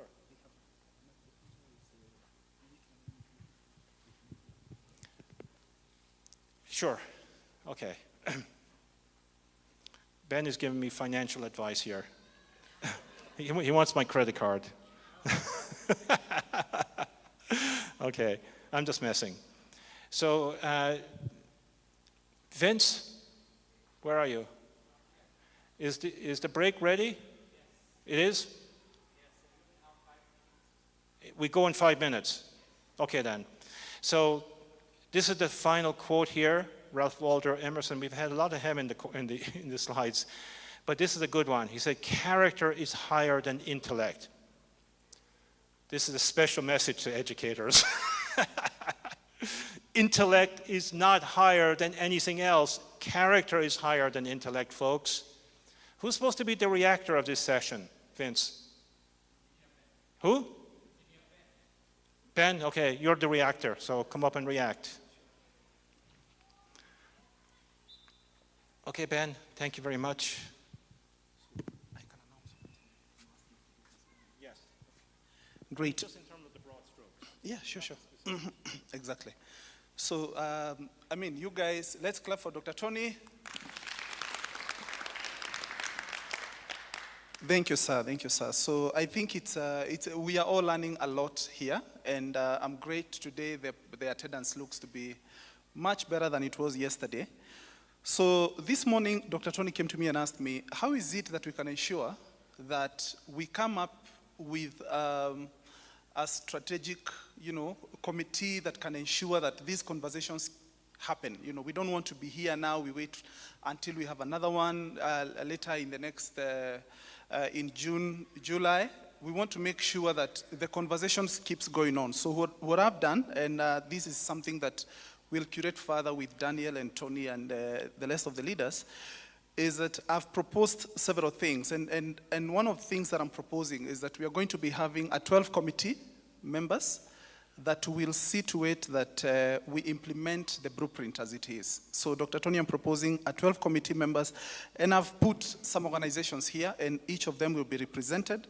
We need representatives from the teachers. We need we need DESTA on the table, we need Lukenya University on the table, because we want to also ensure that even beyond the basic education, we're also getting to involve the right people. So I'm proposing that, what you proposed yesterday, Daniel, that we develop a character pledge. That will be foundational for this committee that will be formed by the end of the day. So we do have a Transforming Education WhatsApp group, and I hope all of you are in there. But you're going to have another one we just want to granulate it and ensure that we have 12 committee members that will be conversing and having maybe monthly meetings. And the purpose of this team would be to ensure that they monitor how are we doing in terms of implementing this blueprint, and what kind of resolutions do we need to arrive at in conferences like this, and how is that going in terms of ensuring that it's fully implemented. And I'm proposing that we have a way of ensuring that we monitor the efficacy and the efficiency for the blueprints, other than just doing the 10 weeks. My proposal is that we see, because it's good to work with individuals, but it's better to work with schools, because if I'm a school manager and I buy into this, then I can ensure that my staff go through it. But it's okay to monitor the success at the school level and at the individual level. My proposal is that schools that will be found to have at least 50% of their staff having gone through this program, and if those schools will be able to adopt the character pledge that we should all collectively develop, and they can demonstrate commitment to long-term strategy to implement the blueprint, and be able to integrate character in their teaching methodologies, that we have a way of recognizing these schools. And my colleague was proposing we could potentially even give schools some kind of plaque that they can own, and they can also lose it if we realize that they fail to live up to the standards that we are proposing. So these 12 committee members will be monitoring and assessing how well schools are living up to the ideals that we are learning here. And it will not just stop there. So it will be a continuous conversation. So later on, we shall be announcing some kind of partnership that we are having with the African Union to make sure that we accelerate the spread of this blueprint across Africa. But the aim is to ensure that we don't just learn and go. We learn and we implement. And if we implement, then it's also good to come and ensure that we measure the efficiency of what we are learning. So, and also we'll be able to recognize, this 12 committee member will also be able to recognize teachers that have outstanding demonstrable achievements in the area of ensuring that they integrate character into their teaching. So the details will follow, but this is the general way that we are going to follow, because like I said yesterday, I live by one rule and I keep talking about it. It's called urgent diligence. I believe that as human beings, if we learn, but then we go back to what we were doing before, then we don't achieve much. But if you learn a new purpose, today I'm changing, I'm doing something about this, then we're going to achieve the goal. So that's my proposal. We'll curate it further and give further guidance. But quickly running through what you've taught today, Tony, this is phenomenal. I think I would love to invite my colleague, our education director. You can come and please react to Dr. Tony's presentation this morning. Please, let's clap for her. She comes. Good morning, everyone. Dr. Tony, that was amazing. We are learning a lot, and I'm hoping that especially all the educators and all the parents in the room will carry something. Because we always say that when it comes to education, it definitely is a collaboration from the house all the way to the schools and then into the community. So as a parent seated here, and remember, you are not only a parent when you have children, you definitely have neighbors who have children, you go to churches that have children, so definitely carry something. There's something Dr. Tony has said this morning, and it stuck with me, that the missing link in Africa today is character. And I asked myself, when did we get there? Because the generation that came before us, the missing link was not character. They had character. The only thing they did not have skill. Now in our day, we have the skill, we have the talent, we have no character. We have a few questions to ask ourselves. And one of the things that we need to harness is definitely some of the rich cultures we do have that our grandmothers used to use. Yesterday when I got home, something very interesting happened. Our son, who is a Gen Alpha, he is 3.5 years old. He came to me, his name is Benji. He came to me and told me, "Mommy, tell me a story." And the sisters who are, our 14-year-old is the tail end of Gen Z. Then we do have an 11-year-old who is a Gen Alpha. Normally, the tail end of Gen Z will behave just like the Gen Alpha. So they were just seated right there on the sofa. The brother came and sat right next to me. So, well, I said, It's a chance to give a story. I'm a teacher of literature and English, so I always take a chance. And I started telling him a story. This story had a character who was a giant, number one. Then we had a village, and then we had soldiers that belonged to a certain king. And I was telling the story, but the boy is just looking at me. Then all of a sudden I looked at the girls, and they were looking at me like this. If you are a parent of Gen Zs and Gen Alphas, you can tell me. That one is called the bombastic side eye. So I asked them, why are you guys giving me the bombastic side eye? And Amia, our 11-year-old, said, because that giant character in your story is so sass. That's the way that the Gen Alpha tells you that that's suspicious. We don't believe it. And the sister said, oh yeah, it is Cap. Cap is, that's a lie. We don't believe it. And I asked them, okay, so what do I do? And they told me, Ma'am, you need to use characters that are applicable to Benji. And I asked them, for example, and Amy said, you need to maybe change the giant into a robot. Then change the king soldier's swords into something that he can relate with. And I asked them, like what? A monster truck, perhaps? That was Amir. So we changed the story, and we started telling about the robot, and Benji stood up. So when I talked about the robot, he stood up and said, oh, Mommy, the robot with bad character like this? Now he could relate. And then he asked, when it got to the king's soldiers now squashing the robot, he stood up and he actually started asking the sisters, let's squash the bad bot, let's squash the bad bot. What am I trying to drive at?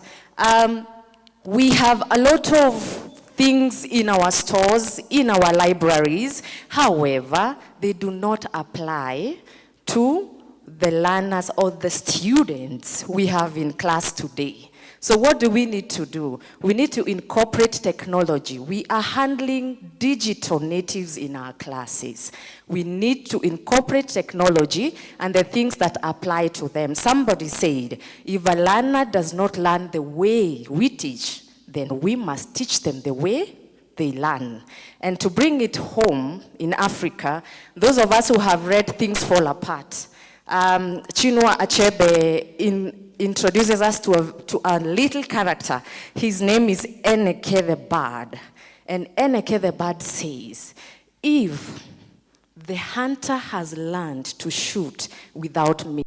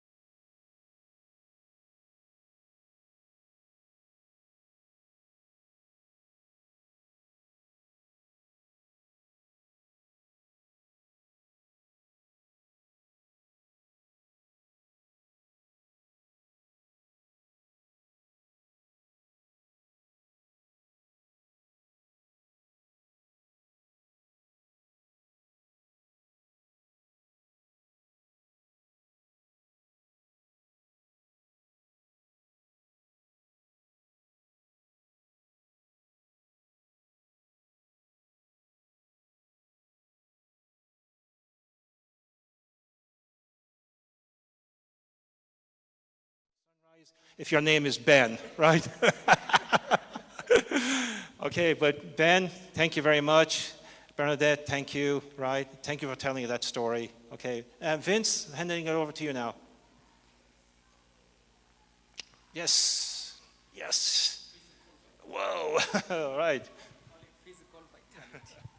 Thank you so much. Hey, Benedict, that was a powerful story. Could you see literature flowing in her veins? We linguistic and literature students, can I also start my story? It was a powerful story, Cindy.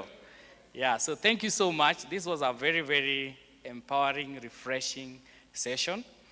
And it's now time to refresh and to re-energize. So without further ado, I want to call you to breakfast, and let's pray. Father God, in the mighty name of Jesus, we have breakfast before us. We want to say thank you for your provision, and you also provide to those who do not have. In the mighty name of Jesus, amen. So,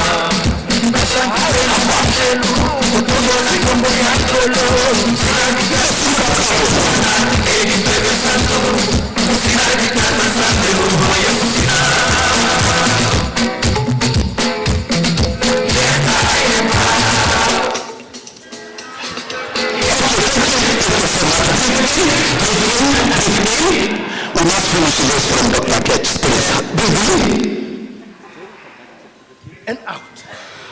In again. And out. That one hold. And out. Thank you so much.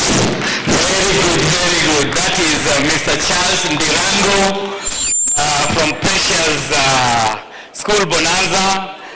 Precious School Bonanza, Chuka. So thank you very much. Karibu Tony.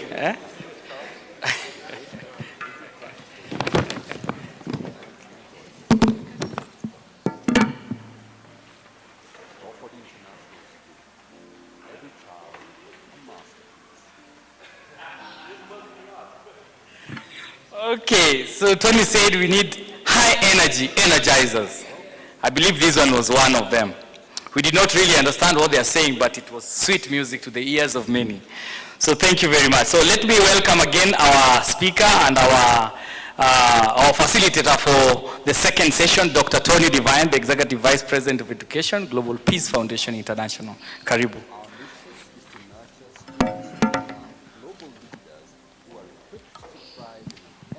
Hey, Charles is a pretty cool school principal, isn't he? Wow, I wish my school principal was that cool. Wow, I'd love to be a student at his school. Charles, where are you? Can I be a student at your school for a couple of weeks, maybe? I want to be next to a really cool school principal who has really credible moves, right? I need to learn those moves. I want you to mentor me on these stuff. Let's give Charles a big round of applause. Yeah. So school principals can be really cool, right? They can really inspire our students. What do you think? Yeah. So let's move on here then. Holistic growth of educators and students, starting with the educators, of course, and developing all four human dimensions. All four human dimensions require health and fitness. So not just should we have physical health and fitness, but we should also have mental health and fitness. In fact, that's a huge issue right now, mental health, right? All over the world, because we're not fit in that area. Same story emotionally. We need emotional health and fitness. And we need spiritual health and fitness. All of them nurtured. We're working on this 7 days a week, okay? Not once a month, not once a week, but 7 days a week, okay? And you know, when we look at these four areas, like most people, I would say, in the world, have a desire to change and make progress in these four areas. And do you know how I know that? Because this is January, right? So a few weeks ago, it was January 1st, 2025. How many people here made New Year's resolutions for 2025 on January 1st? Up hands. What? Not all of you? Okay. So probably 70% of the world makes New Year's resolutions every year on January 1st. That this year, once and for all, I'm going to actually change something in one of these areas. A large percentage of this is in the physical vitality area. People want to be healthier. They want to actually lose weight. In the emotional, relational area, I want to actually improve my family, have better relationships with my family, right? Mentally, I'm going to read more books, okay? Spiritually, I'm going to enhance my character, whatever it may be. But you know what? By week 3, by the 21st of January, the latest by February 1st, between 80 and 90% of the millions of people around the world have already given up on their New Year's resolutions. That is the data, folks, over decades, right? So while everybody wants to change in these areas, what we do not want to change is change ourselves. You should write that down. That is the differentiator. We have to change ourselves, or putting it in the way we're talking about in this workshop, transform ourselves. And then tackle each one of these areas, actually. And just to give you a little sneak preview, that is essentially what the 10-week challenge is going to, this will be an opportunity. Look at this as an challenges or opportunities to grow, right, in these areas individually as we go forward, right? So all human dimensions require growth and development. In fact, if you're not growing, this is a universal principle. Growth is a universal principle in nature. Anything in nature has 2 states, and it's the same with human beings too. 2 states only, growing or dying. So we have nature over here, right? These trees. I was in the jungle in Uganda last week. I saw all the vegetation, the lushness and so on. All that vegetation, animals, you name it, they're in 2 states. You're either growing or you're dying. Stagnation is a lie. There is no such thing as stagnation. Once you hit stagnation, you are declining, actually, right? And a lot of people are stagnating and they don't realize that they're declining or dying, right? So growth, right, is what all these 4 dimensions require growth. And this is all done through personal responsibility. So next, what's stopping us from what's stopping people from achieving their New Year's resolutions? Well, there's a few things, and we're going to talk about them next. We have to deal with these 2 things. One, impulse that we have to manage effectively is called the pain-pleasure impulses. These are very, very powerful impulses.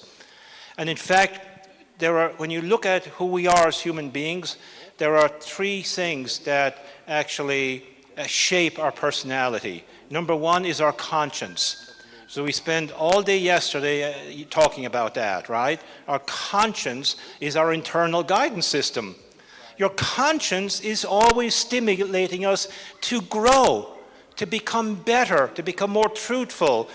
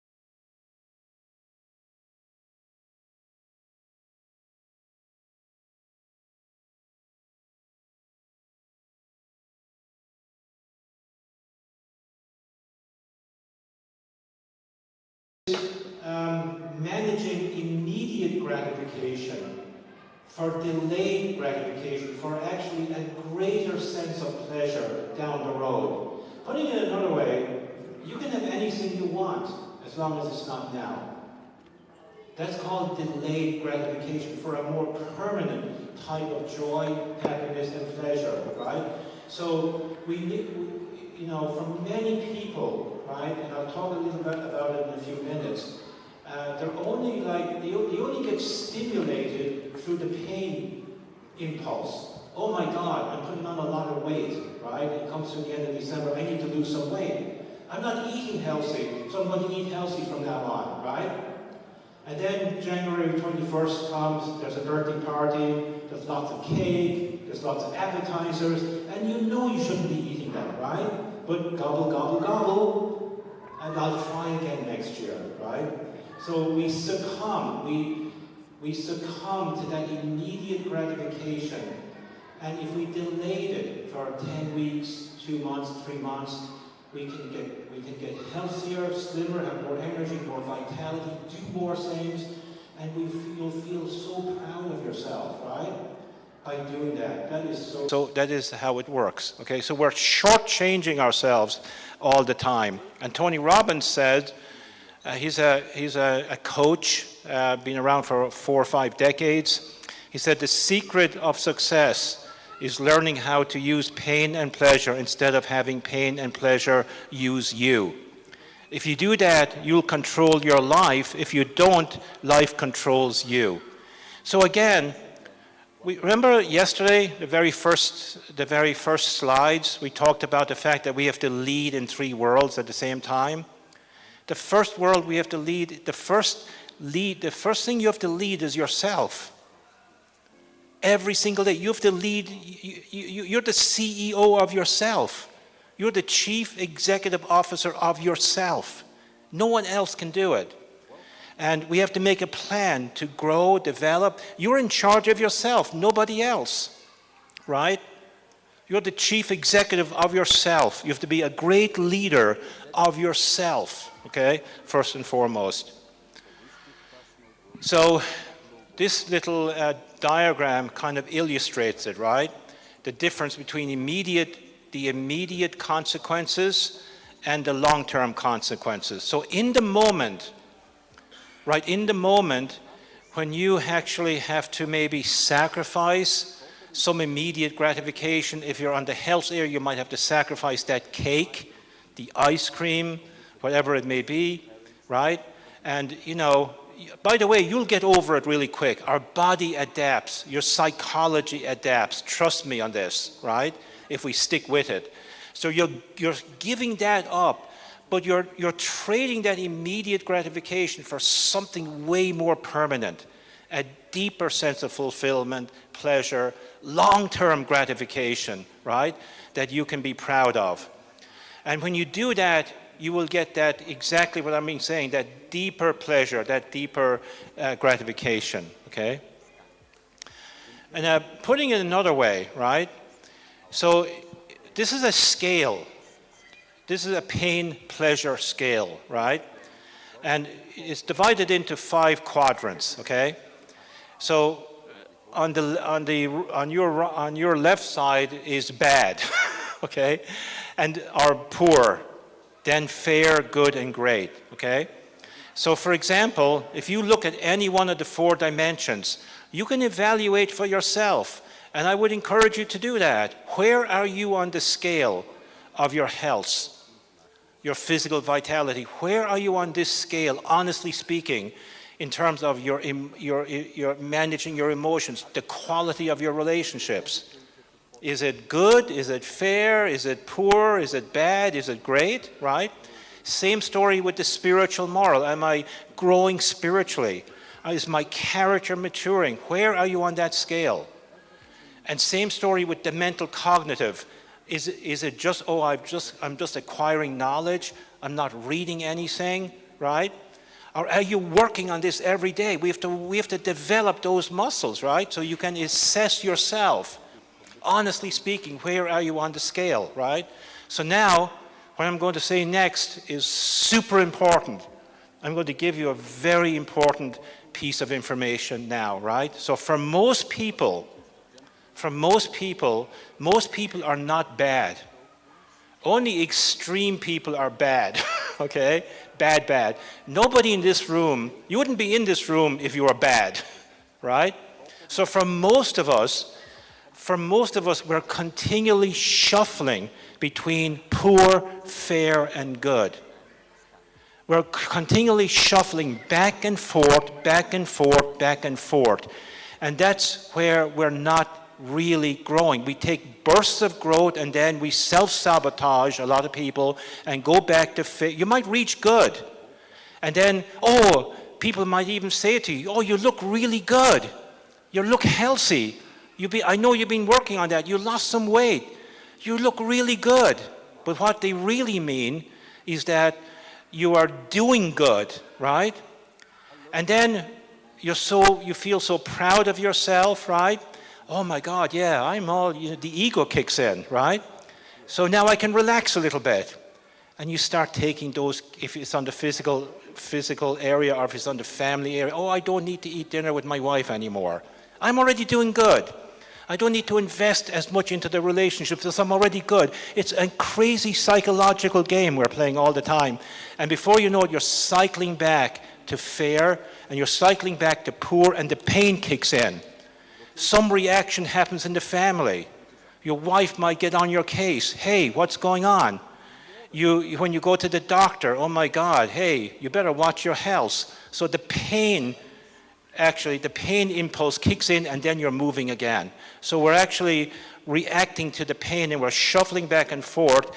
But what we need to be doing is be led by the pleasure principle, guided by the conscience, okay? And in fact, the barrier to great is good. You should write this down. The barrier to great is good. Many people get to good and they stop.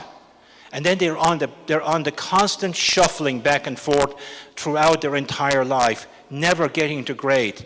Because great is the only permanent state. Once you get to great, you stay there. That is the amazing, amazing thing, right? Once you get healthy and you get used to a healthy life, your body and your psychology is adapted, you are never going back. Not even wild horses will pull you back. Same story in relationships, right? Once you invest into relationships, you're appreciating family members, you're serving them, you're investing into them, and you're seeing the love that is actually, growing in that family. You will never go back to being lackadaisical in relationships. You're going to be on it. Even if you're exhausted at the end of the day, you're going to have dinner with your family, right? When you just feel like just watching TV, right? You will make that because great. You will not trade anything for that. Those relationships is what gives real fulfillment, meaning, purpose. Does that make sense, folks? It took me a long time to figure this one out, okay, and to understand it. And I actually got an enhanced understanding on this trip, actually. I've been studying this one. So I'm sharing this insight with you here today, right? So our conscience is constantly guiding us to be great, to fulfill our full potential, right? And, that is where the greatest permanent pleasure, joy, and happiness is. Once you get there, you're not going back, right? Would anyone who has experienced this in the room care to come up and comment? Anyone who's been shuffling, this little train going back and forth between poor, fair, and good, and then somebody breaking through right up there. We have somebody here. Awesome. And you're up on stage dancing too, right? Okay. Tell us your name and tell us your story. Thank you so much for volunteering. What's your name? My name is Chepngen of Flosi, and I'm still young. I'm a Gen Z. So I have a story from the impulse or pain impulse. So when I started the school, I came from a poor background. So you have to balance school and home. So you go to school and you come back home to go to the farm, and you are still young, you are a girl, so you have to go to the school. You do homework at school, and homework is for home. So you do homework at school, and you come back home, you go to the farm, or you go and fetch water from, let's say, 2 kilometers or 3 kilometers away. So that one, I take it as a something like a good thing so that I can keep up and come to be a great person. So, and when I reached the high school level, I was having a problem of school fees. So I had to take a step and talk to the principal. So teachers are amazing people. So I talked to my principal and she gave me a chance to study. Then my father will go to the farm, do farming, maize farming, and come back to school and pay the fees while I'm studying, not at home. So teachers are great people. So that's what inspired me to be a teacher. And when I go to the campus, it was the same thing, no school fees, no upkeep. So I used to go to school, defer for 1 year, go and walk. Being a nanny, I've done a lot of things. So that is when you take pain as a, let's say what, you take pain as a push, as an impulse to become a great person. Not take it as, can I sue my parents because they are not paying my fees? No. So that's the story I had.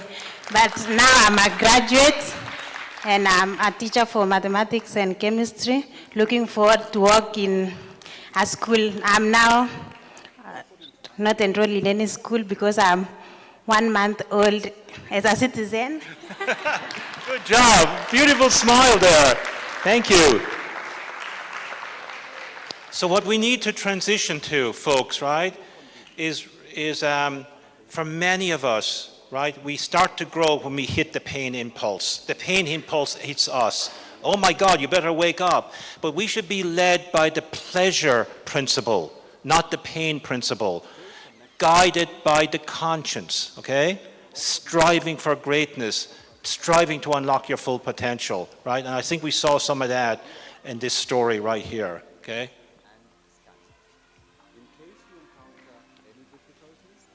So, why do we struggle to manifest our character? Why do we struggle to grow in these 4 dimensions? The reason we struggle is due to a weak relationship that we have with our conscience. So the relationship with our conscience has to be active, okay? In other words, we have to be seeking truth, righteousness, goodness, and love. You have to actively seek it. It's not automatic. Father Canis, Canon Rosemary, would you agree with that? You're religious leaders, right? You have to seek it, right? It's not automatic. Catch?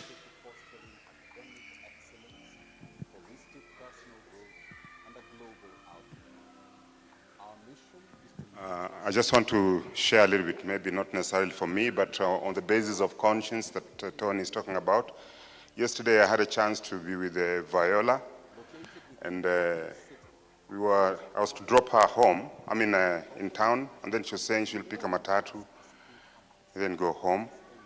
Then my conscience told me, wow, I think, how do you take her to Nairobi town, and then she'll find her way, pick a matatu, and then go back to where she's staying, which is Mbotela. So it hit me somehow. We were a few of us with Arthur and a few others who were going. So we decided to take the different direction to drop her at her place directly. So I was the last person to drop her. But along the way, I took time to listen to her story. Sometimes it's good to listen to her story. I think Tony is aware of the program we were doing with Dr. Njoroge on Talk to Me initiative. What is your story? So I listened to her story. I would like to take this chance to, maybe it might be a good, inspiring story, to inspire us. So Viola, is it okay? You want to share just a bit? Sorry. Oh? Olive, sorry, okay. Yeah, so you can share your story, just what you shared with me yesterday. How you are where you are now? Oh, You want to come in the front? Or? I can just stand here. Okay, I can bring you. Okay.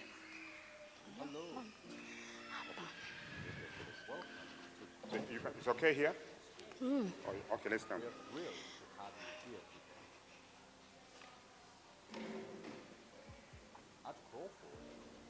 dedicated to fostering academic excellence, holistic personal growth, and a global outlook. Our mission is to nurture students to become global. Okay, hi. The good thing is that even when I'm at the back, I can see all of you because I just use these ones. My ears are my eyes, right? So I can hear you guys. So, thank you so much, Dr. Okech. Actually, my disability is my inspiration. That's what keeps me going. Like, whenever I sit somewhere and start thinking, all I can tell myself is, Olive, do you know you don't see? Then I ask myself, then what next?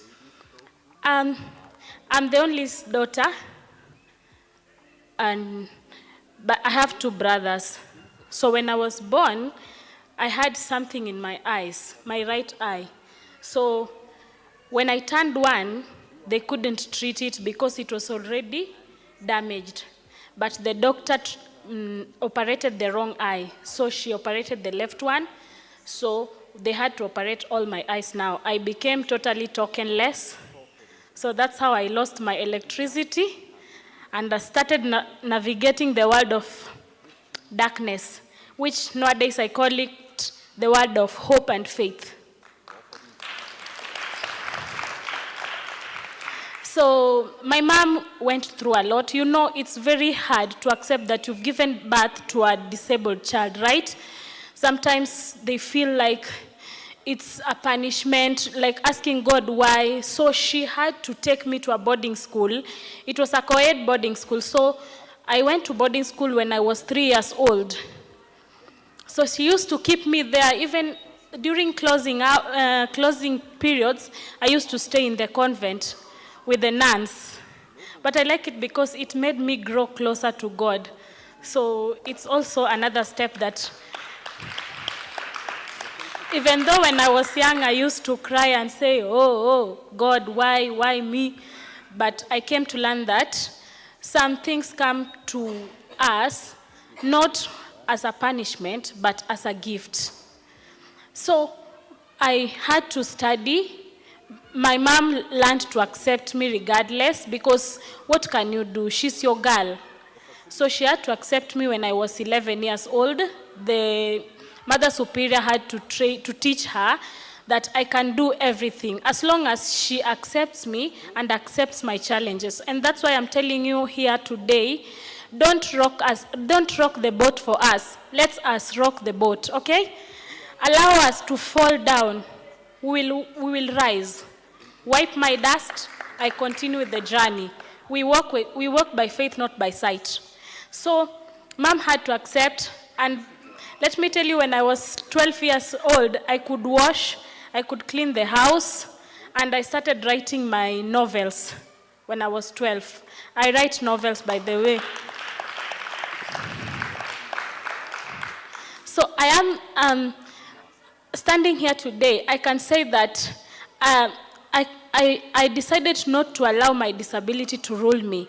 I decided to allow the sight that is within me to walk with me. And that's why I said, I want to be a teacher, and I am a teacher because I want to teach the sighted. You see, I'm blind. I want to teach those who can see how to live my world. And also, I am an actress. I like showing people how the blind can navigate the world despite their blindness. So to everyone here today, I want to tell you that when you see us out there or in here, don't pity. Don't feel pity for us. Just accept us as we are. Don't ask, how do you eat? How do you clean? How do you do it? Give it to me. I'll show you what I got. Thank you. Thank you. 1 minute. I think that's a very important, powerful story. And then also, she lives with a friend. Some of these, especially in the spirit of African Renaissance for the Kanis, some of the cultural practices that holds us back from achieving our goals. What Tony is talking about, limitless, going beyond the limits. So it hit my conscience, and I feel our conscience is next to God. Thank you, Tony. And thank you. Thank you very much, Olive. Let's give Olive really a standing ovation here, literally a standing ovation. Standing ovation, okay? Let's appreciate this beautiful person, this beautiful soul. Somebody who is not letting her limitations stop her at all.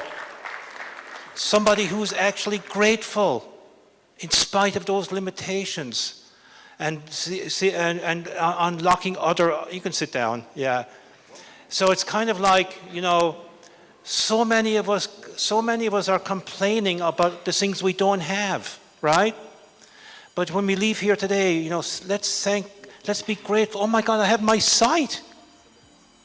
I can walk. I can do all kinds. Let's not take life for granted, folks, right? You know, and this is a great example of what humanity can do, right?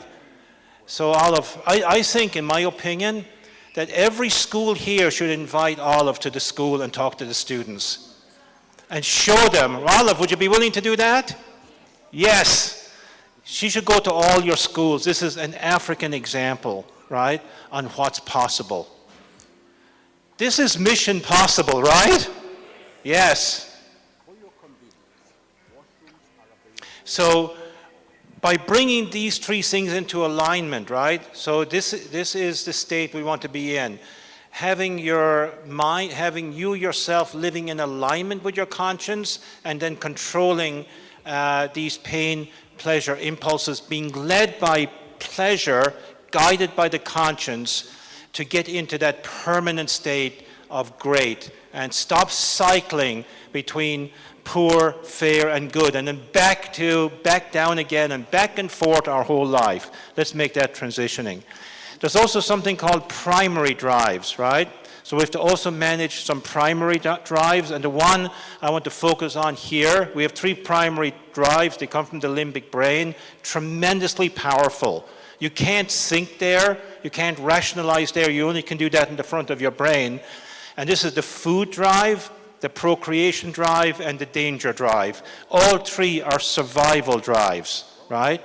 In fact, just spotlighting the procreation drive a little bit, we're having a little bit of problem with this in the world today. The global infertility rates are declining like crazy. I'll talk more about this tomorrow, right? I don't know if people forgot how to procreate. We might need instruction books or something like this. But these 3 drives, they're very, very powerful when they kick in. You cannot think there, and they all have to be managed. So the one that's most appropriate here for the modern world is the danger drive. And I think the best thing I can do is illustrate it with an example, okay? So I'm going to illustrate a lot of the things we've been talking about today. This is going to be, I'm going to be talking about limiting beliefs here. By the way, I'll just back up a little bit here. So the reason that we're not able to go to great very often is this bad self-story that we tell ourselves all the time, okay? And these are called limiting beliefs, and they're tremendously powerful. The person you speak to the most is who? Who's the person you speak to the most? Yourself. We speak to ourselves the most, right? More than any other human being. And we keep talking, in our mind, we keep processing these things, right? So, for example, you know, as we're trying to move forward, oh, I'm too young. There's no way I can do this. I'm too young. Or I'm too old.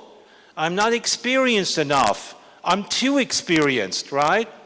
I'm not talented enough. I'm inferior. It's called the imposter syndrome, right? And putting others on pedestals, but not poor me. Like other people can do these great things, but not me, right? So, hey, you know, Tony's telling us we have to create a revolution at the end of this workshop, right? So do you mean me? Oh no, he must be talking about other great people, but not poor me. I can't do this. So these are unbelievable ideas that we are brainwashing ourselves all the time, and they're limiting us. They're called limiting beliefs. They limit us from growing and be who we really are meant to be, right? which is great. Our conscience is guiding us like this. So I want to illustrate this with some farmyard animals. So the farmer, right, a farmer, I grew up on a farm, so I can identify very well with this story. So one day, the farmer brings a cow into a field, right? And the name of this cow is Daisy. Now in this story, all of you here are playing the role of Daisy, right? So when you come into this workshop, you're playing the role of Daisy the cow, right? So around the field, the farmer has an electric fence. This is all it is just a small wire around, but it's electrified around the field, okay? So Daisy is in the field and she can see through the electric fence because it's only just one wire about a few feet high. I know all about this because I grew up on a farm in Ireland and we had electric fences, okay? And even though these cows who weigh half a ton, once they hit the electric fence that they'd never experienced before, they will never go back to it. It's unbelievable, right? So Daisy's looking through the fence and she sees all her friends, all the other farm animals running wild and free, having a great old time. And Daisy wants to be with them. She wants to live the life that they're living the life that she always wanted to live herself, right? So she decides, okay, I'm going to go for it. So she stands up one day, goes up to the electric fence. All I have to do is just push through it. I weigh half a ton. This is nothing, right? But then when her snout, which is damp, hits the electric fence, bang! She gets an electric shock. Like we wear shoes and boots and so on, but a cow has no shoes or boots. 4 legs that ground that electric shock, and boy, cow will never go near that again. Daisy goes back to the middle of the field, sits down, and is resigned to stay here for the rest of her life. A few days later, the farmer brings another farmyard animal, this time a bull, into the neighboring field. And that field is also surrounded by an electric fence. And this bull is called Brian the Bull. This transforming education workshop is playing the role of Brian the Bull. Brian is wired differently from Daisy, okay? So Brian is looking through the electric fence, sees all the animals running wild and free, especially focusing on the cows. I don't know why. So, so Brian, you know, hey, I want to be out there with all those animals. So a few days later, Brian gets up, goes to the fence, bang! Electric shock, back to the middle of the field. Did how many people here saw the movie Babe, where the sheep and the dogs could talk to each other? Well, farmyard animals can talk to each other. It's called cow talk, okay? So they can talk to each other. It's a different language from Swahili and English, okay? But they can talk to each other. So Daisy now starts up a little conversation with Brian. She said, Brian, I could have told you so. I could have told you. I knew this would happen. So here we are. We are resigned, unfortunately, to stay in our little fields for the rest of our life. However, Brian is wired differently from Daisy. So one day, Brian stands up and he says, I'm going for it, right? I'm going to capture this opportunity. I'm not staying here for the rest of my life like Daisy, right? There's no way that's going to happen to me. So he stands up, moves his hind legs, gets a bunch of dust going, and then makes a mighty dash for the farm. And makes contact with the electric fence, snaps it in two, and he's out there living with all his friends, running wild and free. And he looks back at Daisy, right? And Daisy looks at him. Wow, okay? So remember, Daisy was actually a brave cow. Remember, she actually initially went up to the fence, right? And she deep inside, she had courage, right? But somehow her limiting mindset prevented her from breaking through. So Daisy then, a few days later, said, oh my God, she's thinking about this, thinking about it. Brian broke through, right? It's kind of like the story of Olive right now. Olive is Brian the Bull for all of us. Don't you think so? An exemplar. Oh my God, if Olive can do these things and she's blind and she's actually trying to make this an acid, what do we have to complain about, right? So Daisy stands up, Brian moved his hind legs, got up some dust, and then made an almighty dash for the farm, right?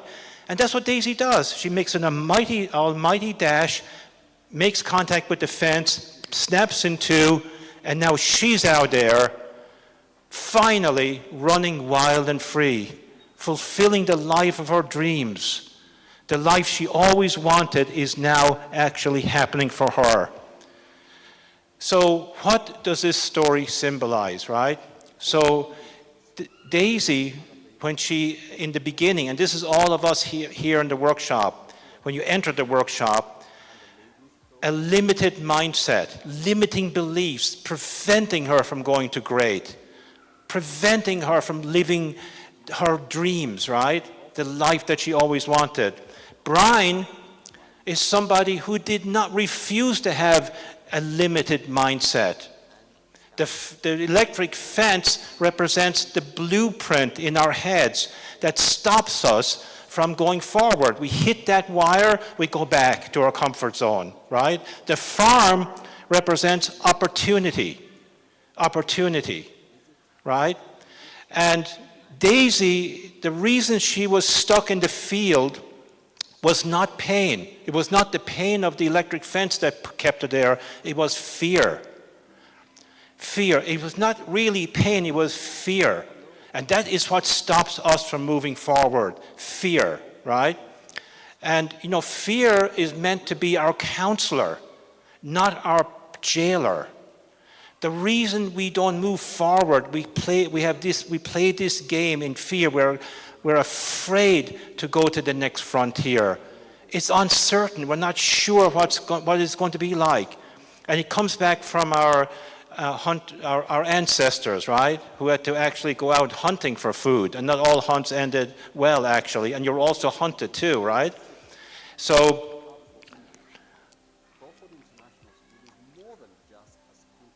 Brian, right, in this story, as I said, represents this intervention, okay?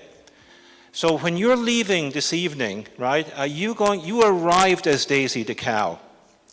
But the question is, are you going to leave this workshop as Daisy the cow, or are you going to leave as Brian the bull? Which is it? Okay, then everyone stand up.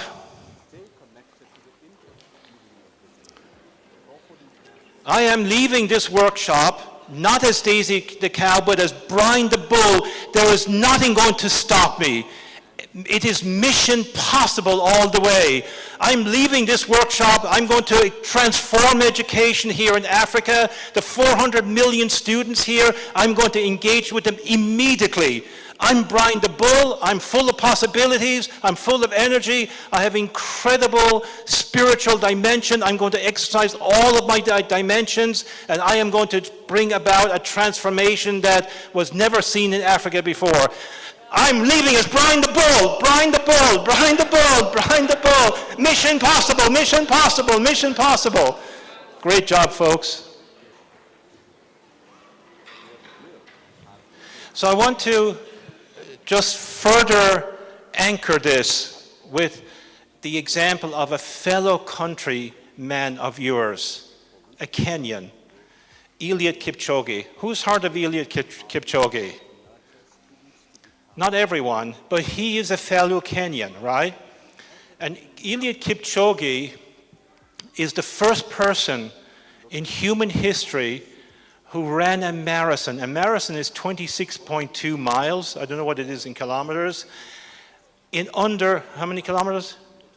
42 kilometers. He ran 42 kilometers in under 2 hours. No human being ever has done that.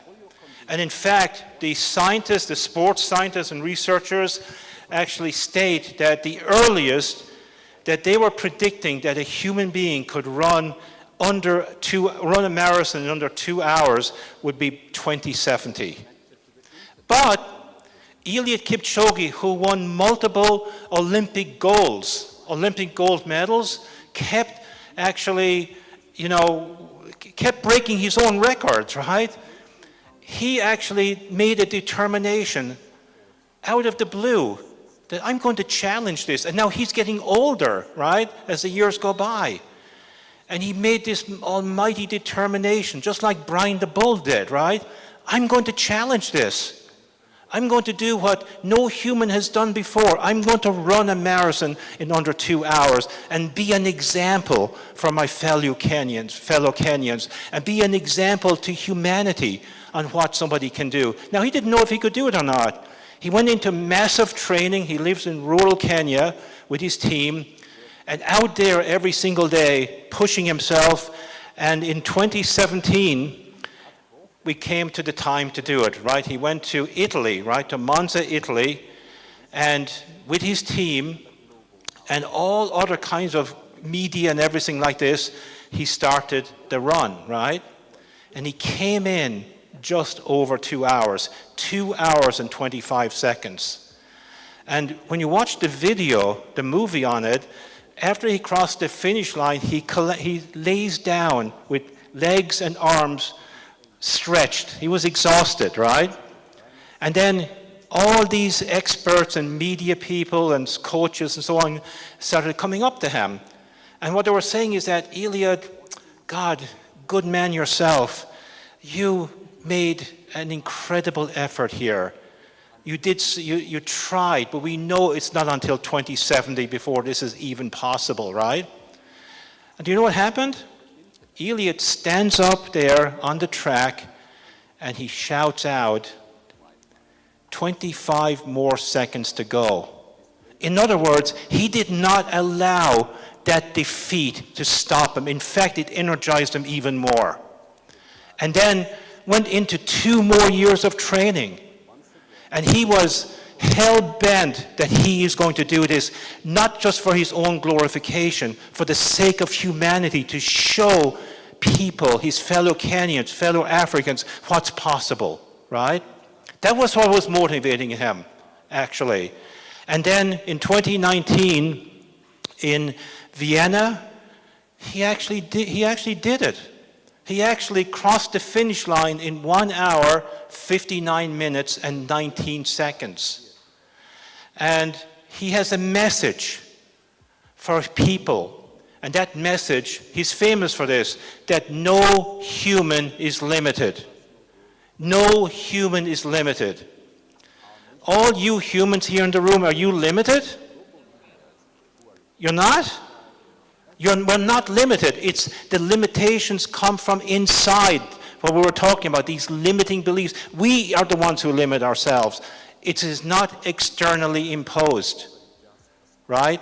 No matter what kind of, most of the challenges, most of the reasons that's preventing us from transforming education is our own limiting beliefs. That is what's constantly stopping us, right? But be like Eliud Kipchoge. No human is limited, right? And he actually has a message for all of you in the room, teachers. He says a teacher with an unlimited mindset can produce great results. What great results do you think he's talking about? Is it that all students will pass final exams? Is that the great results? What do you think the great results are? Graduating an entire continent, 400 million students who are in all classrooms and schools right this minute in Africa, including Kenya. The great result is called a great result, not a good result, a great result. Remember we're talking about good and great? The great result is that every 400 million students will graduate with character and holistic growth and will actually usher in a new African renaissance that has never been seen before. And this is in our hands. You teachers and educators, you have the opportunity to play Eliud Kipchoge here, right? To emulate your fellow countryman, right? And in fact, there's a documentary that I would highly recommend that you show in your school? Not once, but do it annually, do it many times, and have a whole discussion about it with your students, your teachers. Have you shown this movie in your school, Charles? You have? Oh, really? You're the first principal I've ever heard in Africa that did this. Oh, come on, tell us the reaction. Come up here. I'm not kidding you. I've been coming here for so long, and nobody that in all these conferences, nobody showed the movie in their school. I think the children get so much excited and motivated on what they see. We use quite a number of them for them to see what other, especially the motivational ones. And we also use those motivational speakers, especially those like our lady there, Olive, those who are hard-capped, for them to see that they can be able to make it themselves in life, and they are able to see they have all the limbs, and so that we can discourage them from looking from where they come from, because sometimes our background is a bit limiting because of the environment and lack of exposure. So that's what we do. We have a big screen where we put these things for them to watch. What was the response to the movie specifically, the story of Eliud Kipchoge, from your teachers and students, specifically that? I think I have one boy who lost an arm through a shaft cutter. He was working in a farm. He's called Brian. Brian. No, the boy, no, that's a boy.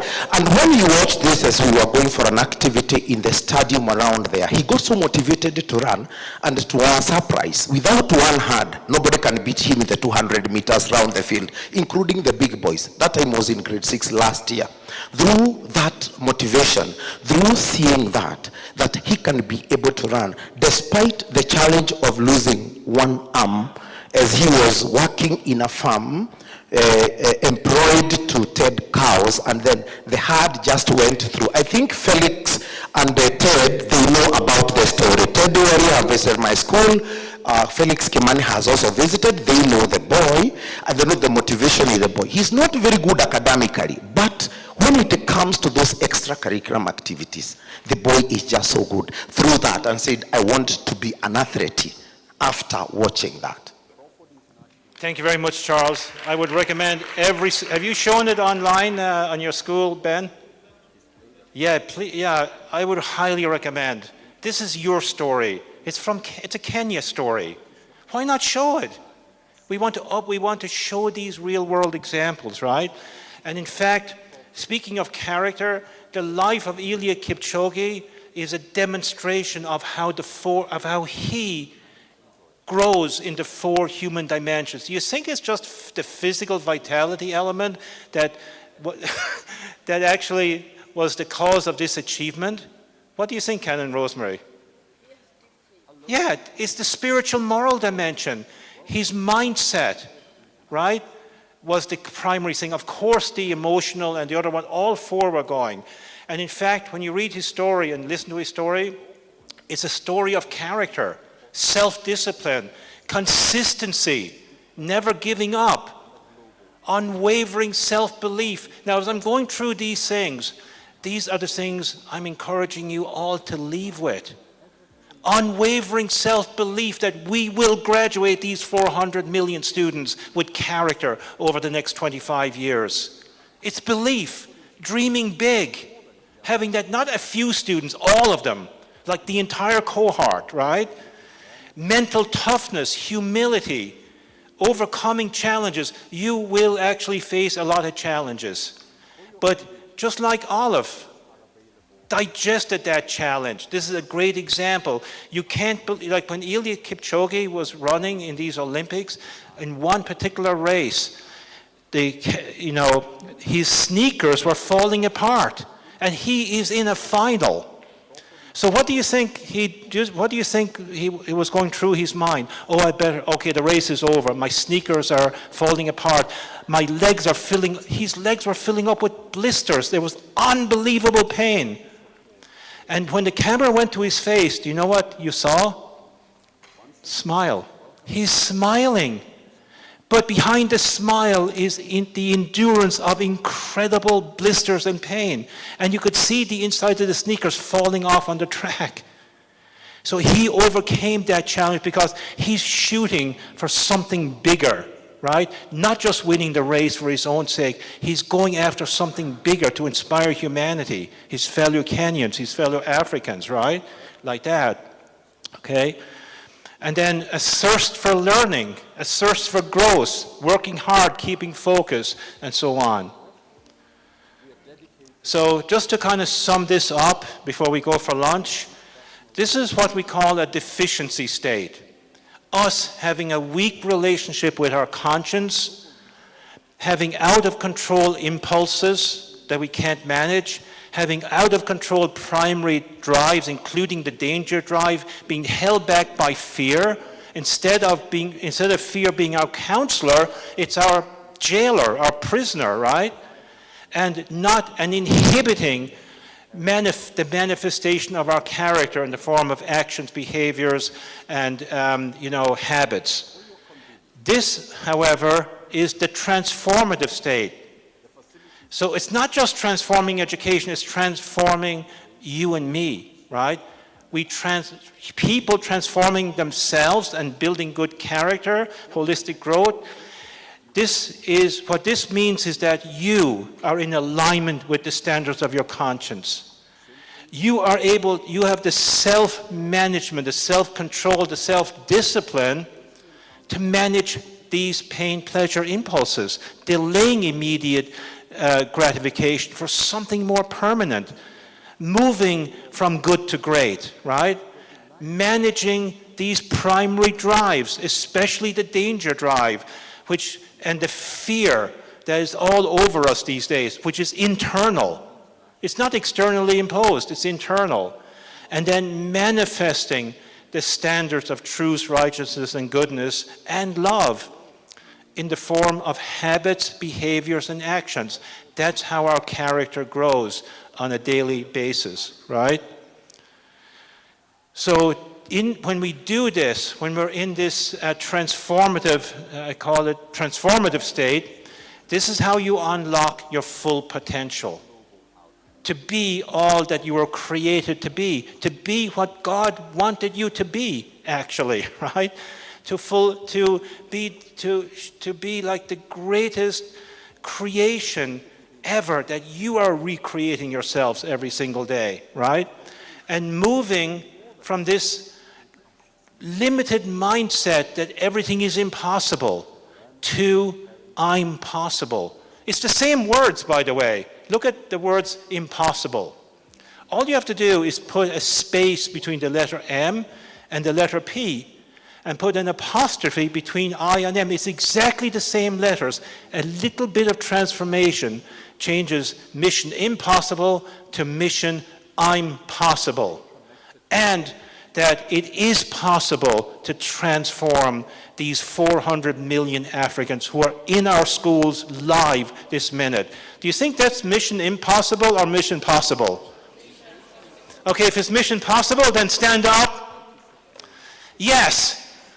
I am inspired by the story of Olive. I'm inspired by the story of Eliud Kipchoge. They said that no human is possible, that if you put your mind to it, grow in all four dimensions, what seems like is impossible is now possible. And I'm leaving this workshop on a brand new mission. I've been on mission impossible my whole life, but this ends right now here, this second, and I'm leaving here as Brian the Bull, and I'm on a new mission. That mission is I'm possible. If you agree with that, I'm on mission I'm possible. Up and down, jump up and down. Mission I'm possible. Mission possible. Mission possible. Mission I'm possible. Mission I'm possible. Mission I'm possible. Mission I'm possible. Okay, folks? I'm encouraged by all of this. Thank you very much. I think you've earned lunch. Vincent?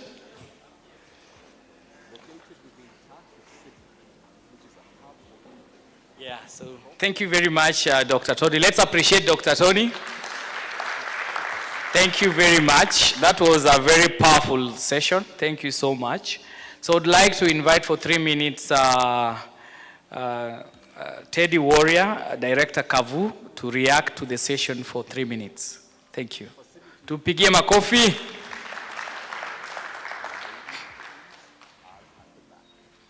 Thank you very much. So Tony, Divine, thank you for your divine message, which is simply reaching 400 million young Africans who are our present and our future. And just to tell you how divine moments happen, I was not really supposed to come here, but for some strange reason, I got a coupon from, what is it called? From Safari Link on my phone, that they're making my plane ticket almost free. So I came, and I'm here. But the most important thing is that, because I've heard you speak about consciousness a lot, and I've heard you speak about God a lot. So I think what you're doing for Africa and for global peace is actually divinely appointed. And it is with great pleasure that I'm telling you that I'm a friend to Kipchoge, Eliud Kipchoge. I've actually drawn him. And if you go to the office of his doctor, Dr. Victor Bargoria, I've drawn him, and the portrait is written, "I'm not limited." So I'll be going to see him next week. I wish we could hold you in Kenya for a week so that I can take you to meet him in Kiptagat. And tonight I'm meeting with his doctor, Dr. Victor Bargoria. So I'll share the story with him of what you've just shared now. And I'm encouraging all you educators to show that film about the last mile that Eliud Kipchoge did. It's on Netflix. Please show it to your children. Please show it to your wives, husbands, grandparents, because it's the story of all human beings. And the whole story of human beings did not start in the United States of America, did not start in Ireland, did not start in China. It started in this magical country called Kenya. And the human species of the Turkana boy is available at the National Museums of Kenya, which I've had the privilege to see. So believe that it all started here and it's coming back here, and thank you for bringing it back. So the other thing I wanted to share, my close friend and I, we've written a book called Going the Distance. It's a journey of Kenyan champion athletes for the last 60 years. The book is about 10 kilos. So if I can find it before you leave, I'll give it to you as a gift. That said, I've written also about Eliud in my book, I Am From, that Daniel alluded to. This book, the basis of it is that it's about poetry, truth-telling, and transformation. You cannot transform this world if you don't know who you are. You cannot transform this world if you don't know your genealogy, you don't know your roots, because you're not rooted in anything. Even Jesus Christ, if you read the Bible, he has his genealogy, which traces his out to Jesse, to Abraham, and all that. So please, my brothers and sisters, know yourself and be very proud of yourself. So during COVID, I wrote 26 generations of my family. My father's side, I'm called Warrior, from Nyakach, which is the last country of the Luo Nation. We have been in Kisumu for the last 380 years. And on my mother's side, who comes from Seme, I've traced 32 generations. Maybe the most popular person you know from Seme is Lupita Amondi Nyong'o, who won the Oscar for her acting because she knew herself. So please know yourself. And I like your programs. I'll share them to all the schools in Kisumu because that's the capacity I have. But the capacity that I don't have, I'll talk to Daniel and yourself and see how much you can take it to Africa. So I'm the director also of Climate Advocates Bosses Unidas. We wrote the first KICD-approved climate action curriculum, and we won an Emmy Award in 2020 for our climate justice work. So may God bless all of you.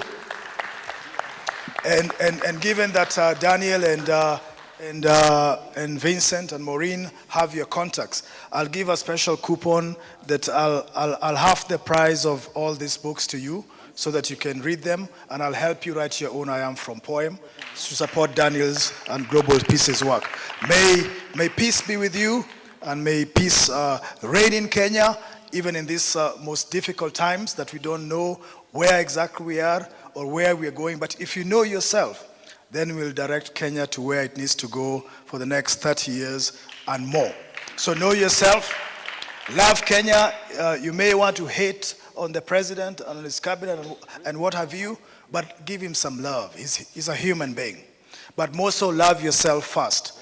Self-love is important, self-care is important, and self-awareness and self-knowledge is important.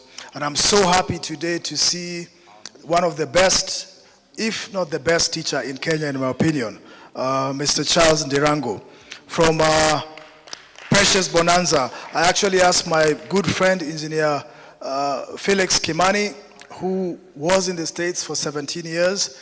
He went to the States, I followed him, I came back after 10 years, he came back after 17 years, and we follow each other like that. It's like shadow, or in the Luo they call Tipo. He follows me, I follow him.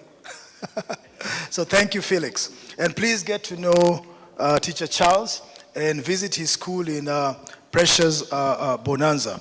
And Reverend, I hope we can connect Kenya and US in terms of holistic education as we celebrate 61 years of US-Kenya relationship and hopefully extend the bridge to Nigeria. God bless you all. Thank you very much, Terry. So let's appreciate Son of the Nile. Achebe says it's only a fool who points his tradition with his left finger. And then the Luos where I come from, they're saying, Amoying Ematoyo-san. He who is satisfied is the one who breaks the plate, not knowing that he'll need the plate the next minute. Thank you, Son of the Nile. And just for 1 minute, allow me to bring the youth voice. Just 1 minute. Arnold, champion for SDG. We've not given the young people to react, and he's requested. Let's appreciate our Gen Zs in the house. The future belongs to such. Thank you very much.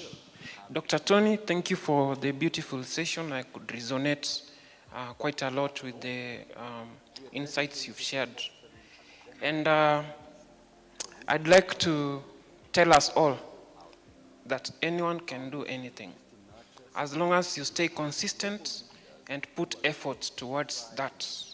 But before I give that example of my personal experience, I would like Dr. Okech to stand up, and all of us will clap for him for the kind act of dropping Olive at home yesterday. Thank you very much. May you be blessed.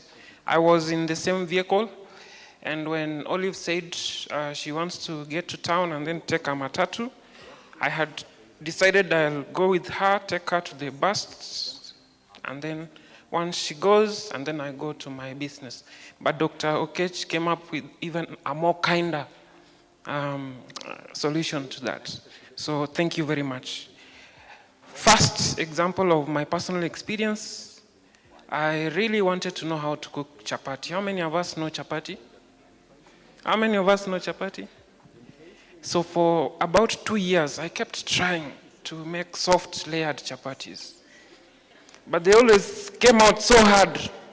Like if you carried that chapati, it could be straight like this. But now, if you try to carry it like this, it's very soft and layered. So that's how consistency can help you achieve results. Secondly, there is an item known as, there's a small game known as the Rubik's Cube. How many know the Rubik's Cube? The Rubik's Cube? If you don't know, go to Google sometime and then type Rubik's Cube. It was founded by Sir Charles Rubik to make pieces of a cube that can move independently without affecting each other. So this cube, it took me close to 3 months to be able to arrange those pieces to have each color on each side. I know there are children who solve that cube for like 5 seconds or 10 seconds. But right now I solve it in about 1.5 minutes, but I'm still proud of myself because when you take your time to learn those algorithms and the procedures of putting a piece where you want it and then until you find a solution, you can actually do it. And then lastly is mathematics. When I was in high school, mathematics was quite a difficult subject for me. And from Form 1 to Form 4, from Form 1 to Form 4 Term 1, I never scored above 47%.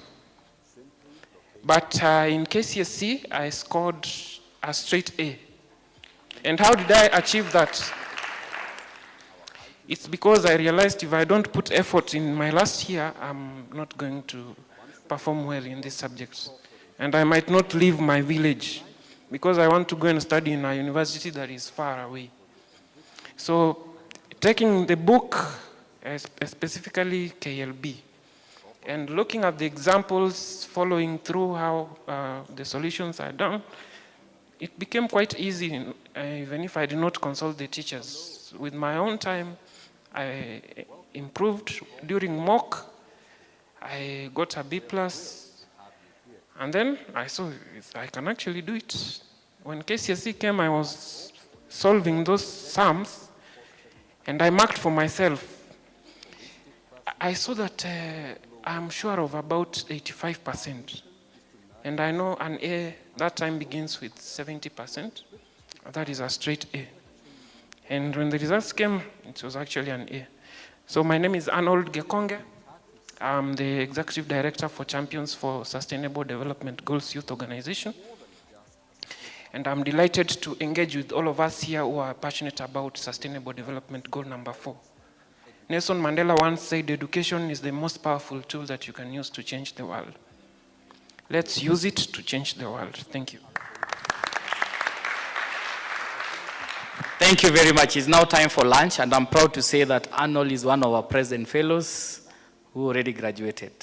So we are planting seeds that will be able to transform the community. So we are going for lunch now. So I'll request, as usual, so we'll start with the 2 tables, and then we'll go to table 1, 2, 3, 4, and 5. So Tony, please, you lead. So let me pray. Father God, bless this land before we take it. In the mighty name of Jesus. Amen. So we start with this table and this table. We'll just take our lunch there. And then followed by number 1. Where is table 1?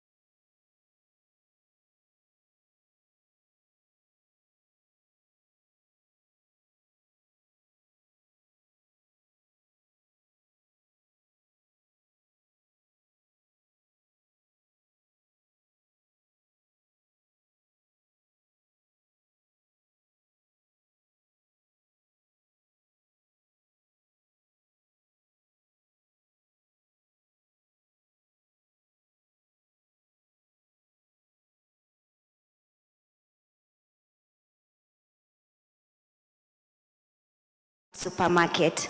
We are on a mission to improve the list of titles we have from our local authors. So we need all of you who have written your books. Bring your books to us. We will help you distribute it and reach 1,000 people every single day in the different outlets that we have. So refer all the writers that you have to us. For the schools, we also do book fairs, and we have a kids book club, so we can engage them on our mission to ignite a love for reading. Apart from that, we also have an offer for bulk buying. We are on a mission to build 30 plus libraries this 2025. So we will do, if you buy 500 books for donation, we will give you another 500. If you buy 1,000, we will give you another 1,000. Let's work together in building this mission and working together in igniting a love for reading in this country. Thank you.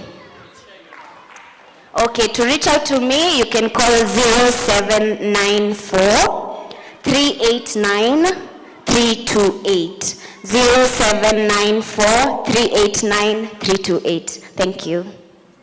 Thank you very much. I know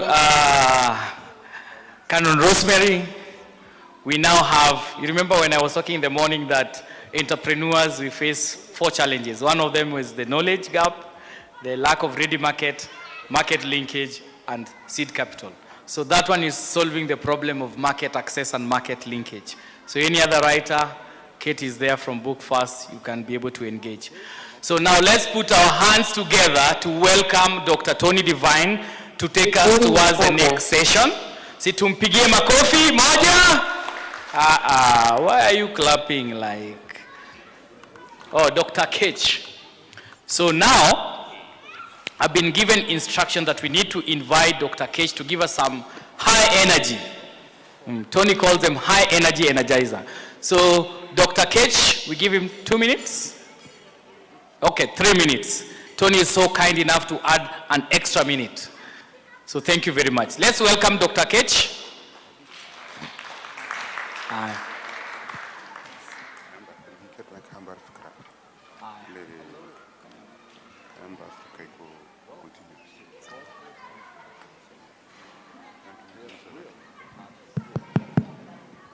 Good morning, everybody.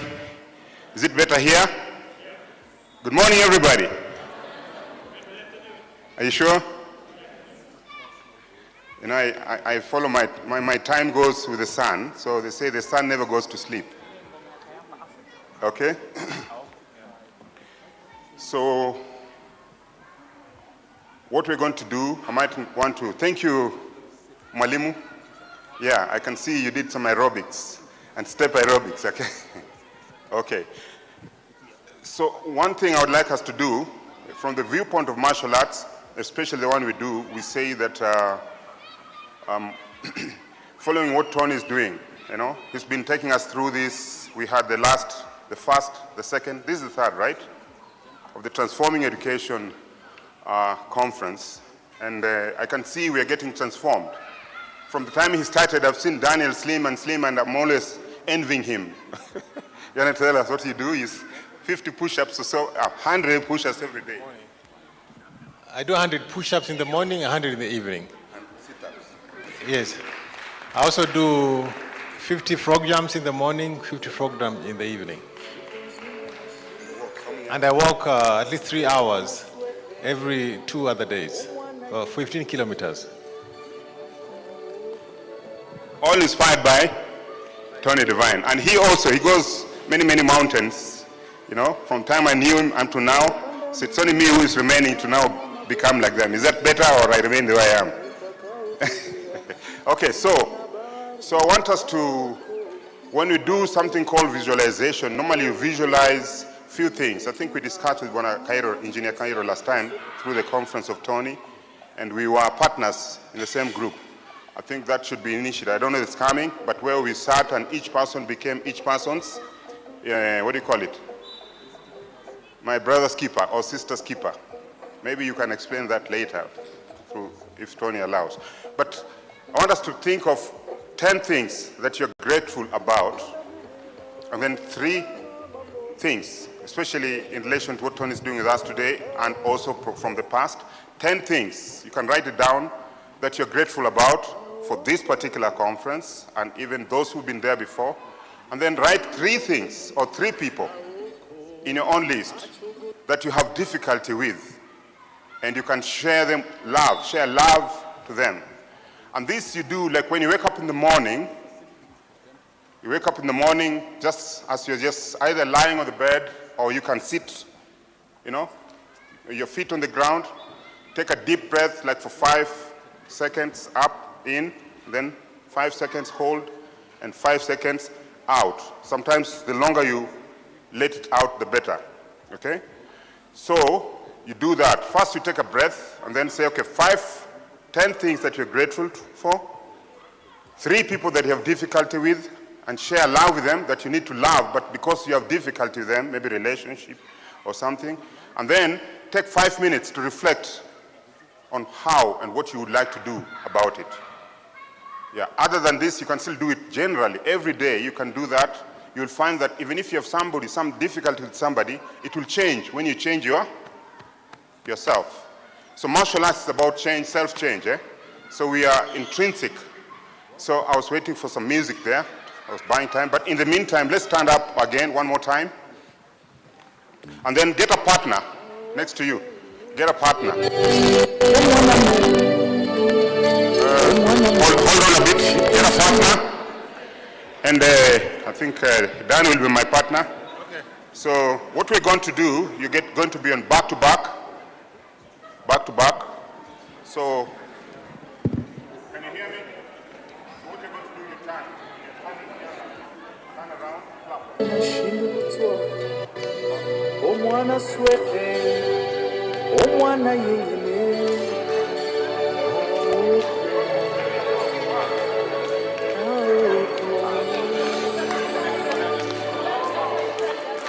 Nimepanda milima na mabonde, nimepita misitu na nikaogelea, mito na bahari, aoko, nimekutana.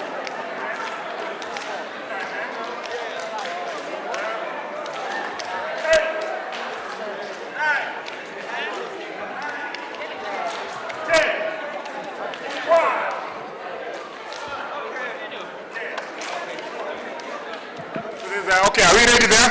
So we're going to do like what we call a glory train. So we'll be going in circle. There's some music in the background. So we'll be following.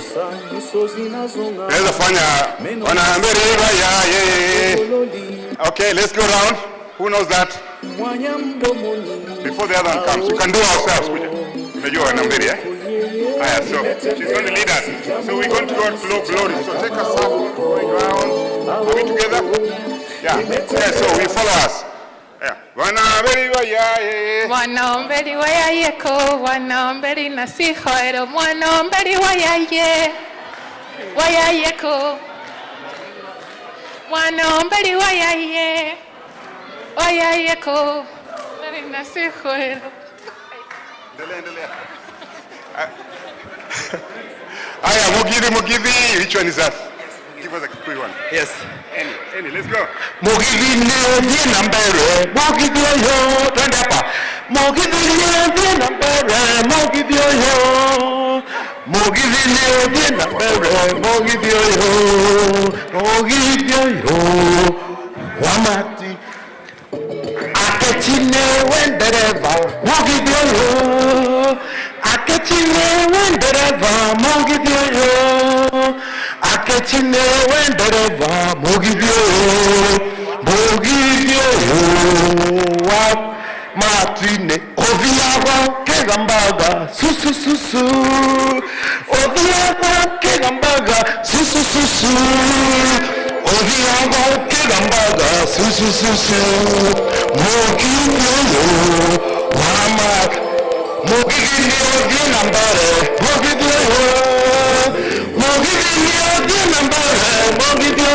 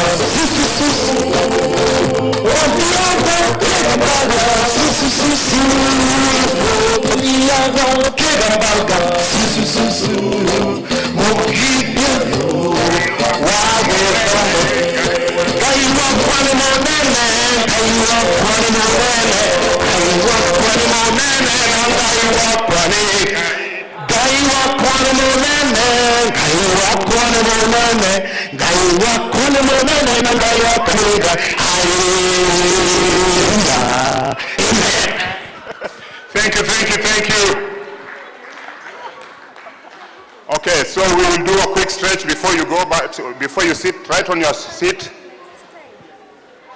Thank you, Mwalimu. So, okay, so I want you to just stay where you are, on your toes, to hold your breath.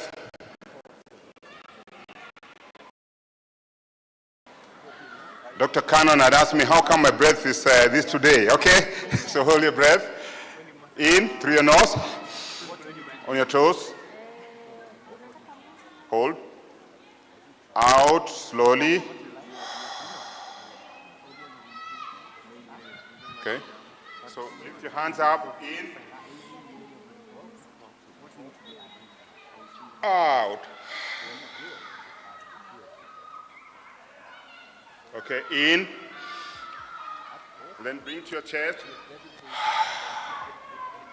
In through your nose. Down. Pull from the up. Bring to your heart. Release it to the universe. Pull from the universe. Distribute. Be fun. We should be fun. We should have a lot of fun doing this, right?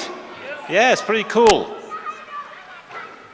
You know, a few of us got to do a tour of this school, of Crawford School here, Crawford Academy. And I was very impressed with the school, but one thing caught my attention, and it links to what we were talking about before lunch, right?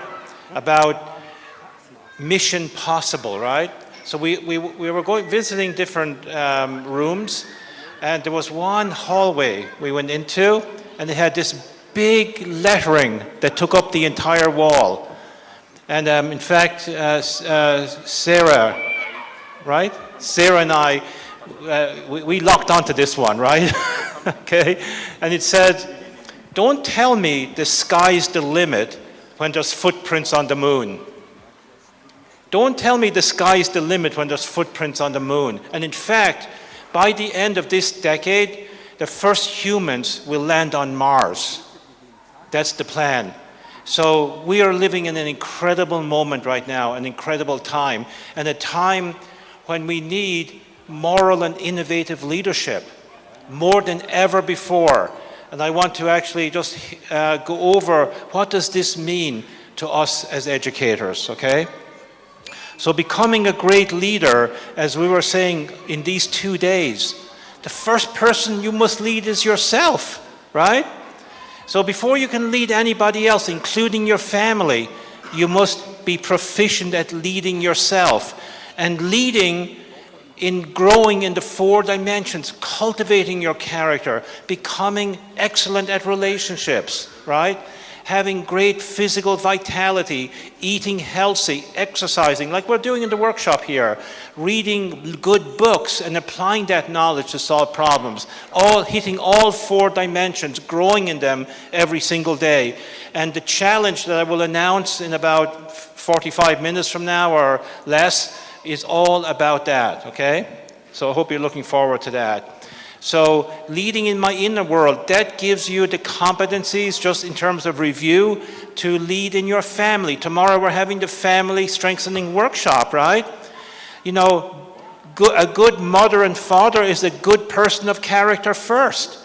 A good brother and sister are is a brother of character and a sister of character. A good son and daughter is a son of character and a daughter of character. And a husband and wife is a husband of character and a wife of character, right? And then, you know, with the strengths of your family, then we have the wherewithal, the support to go out there and transform the world.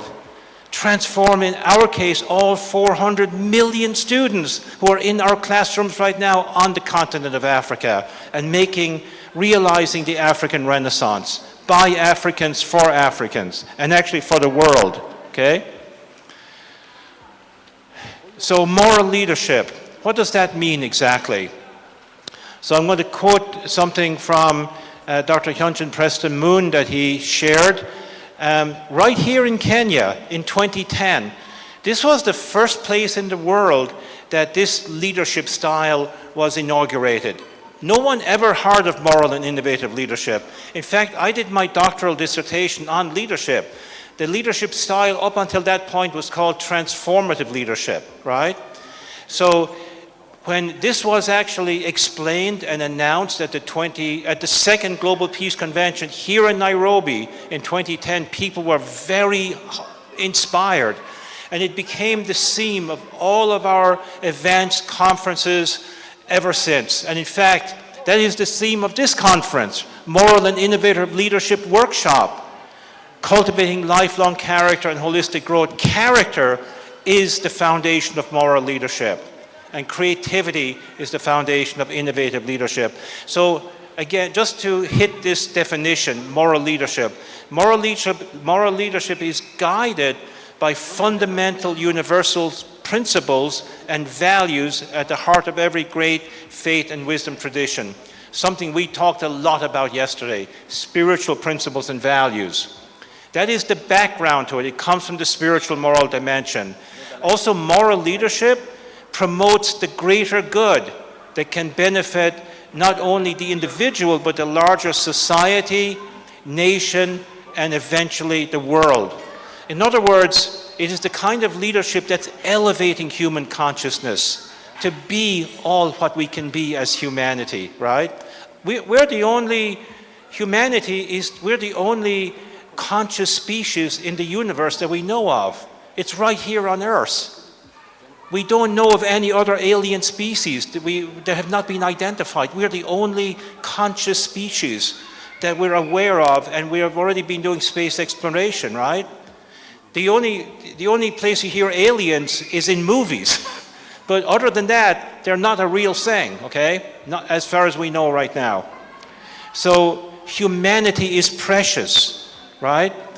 And moral leadership aspires to unleash the potential of people to the more significant benefit of humanity. So why are we unlocking our full potential? For what purpose? To actually uplift our family. That is the first institution, the first group of people, and the extended family, right? That we want to uplift, that we want to care about. And then as educators, right, we extend on that to uplift the 4 million students in Africa, right? And that we can change the future for them. That is really moral leadership, us exercising that kind of moral leadership.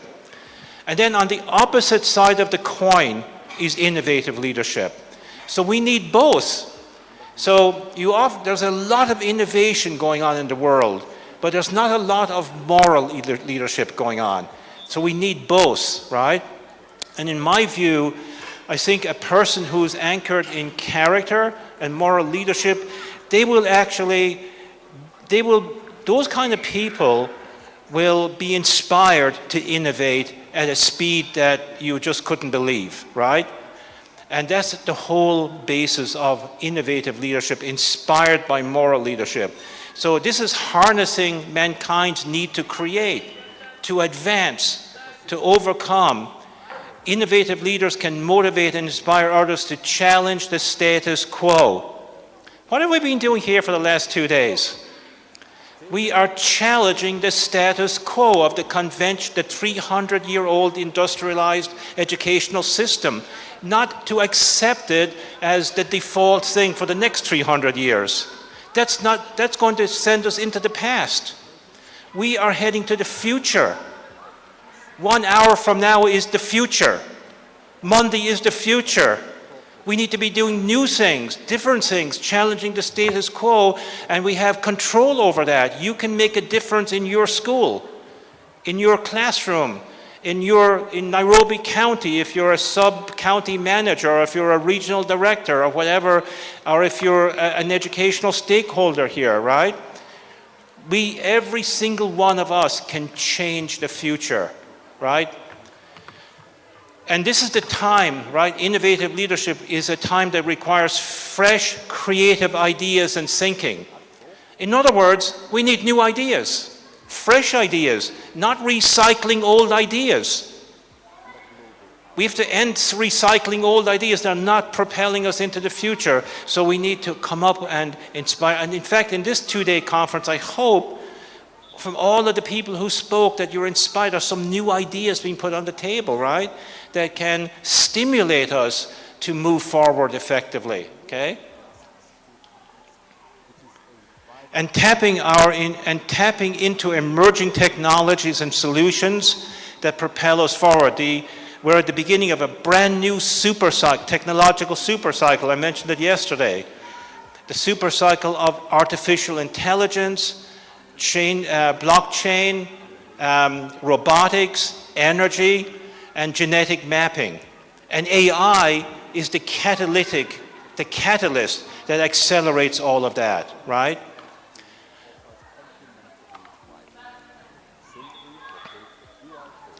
So educators now let's talk about educators as moral and innovative leaders, right? You know, to be a teacher or an educator is not a job. I think most of you who came into this profession, I don't think you came into this profession just because it's a job. There was something bigger probably motivating you, right? And of course you're going to get compensated and all that, right? But there's something, educators, I think being an educator is something more than a job. I think it's a mission. I mean, I feel what I'm doing, that I'm on a mission. It's not a job, right? To transform the future, to transform people, right?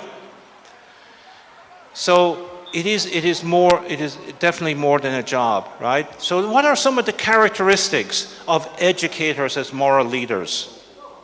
So this is kind of pulling together all things we've been talking about yesterday and today, right?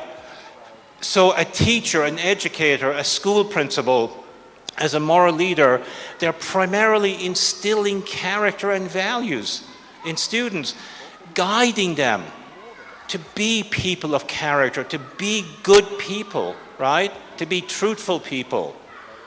Also, they're nurturing holistic development, stimulating our students to grow in relationships, to take care of their health, like the things we're doing here, walking around, jumping up and down, right? This is just moving. We've got to move. We can't be sitting in chairs all day long, right? And to actually stimulate higher mental cognitive functioning, reading books, asking better questions. In fact, Albert Einstein said, you know, if I'm given a problem, a very difficult problem, this is how I will handle it. I will spend the first 55 minutes trying to figure out the right question I should ask. Because once I know the right question, I can solve the problem in 5 minutes. And this has never been more the case in the era of AI, ChatGPT, and these large language models. The most challenging thing is to ask it the right question, right? Because if you ask it bad questions, you're going to get bad responses, right? And that's why it's so important that we develop our mind, right? And keep developing this constantly, right? So we can ask better. It's all about asking better questions, right? And then also being to develop ownership and responsibility, and being a role model. You know, to transform education is no longer sitting in front of the room, standing in front of the room, downloading information.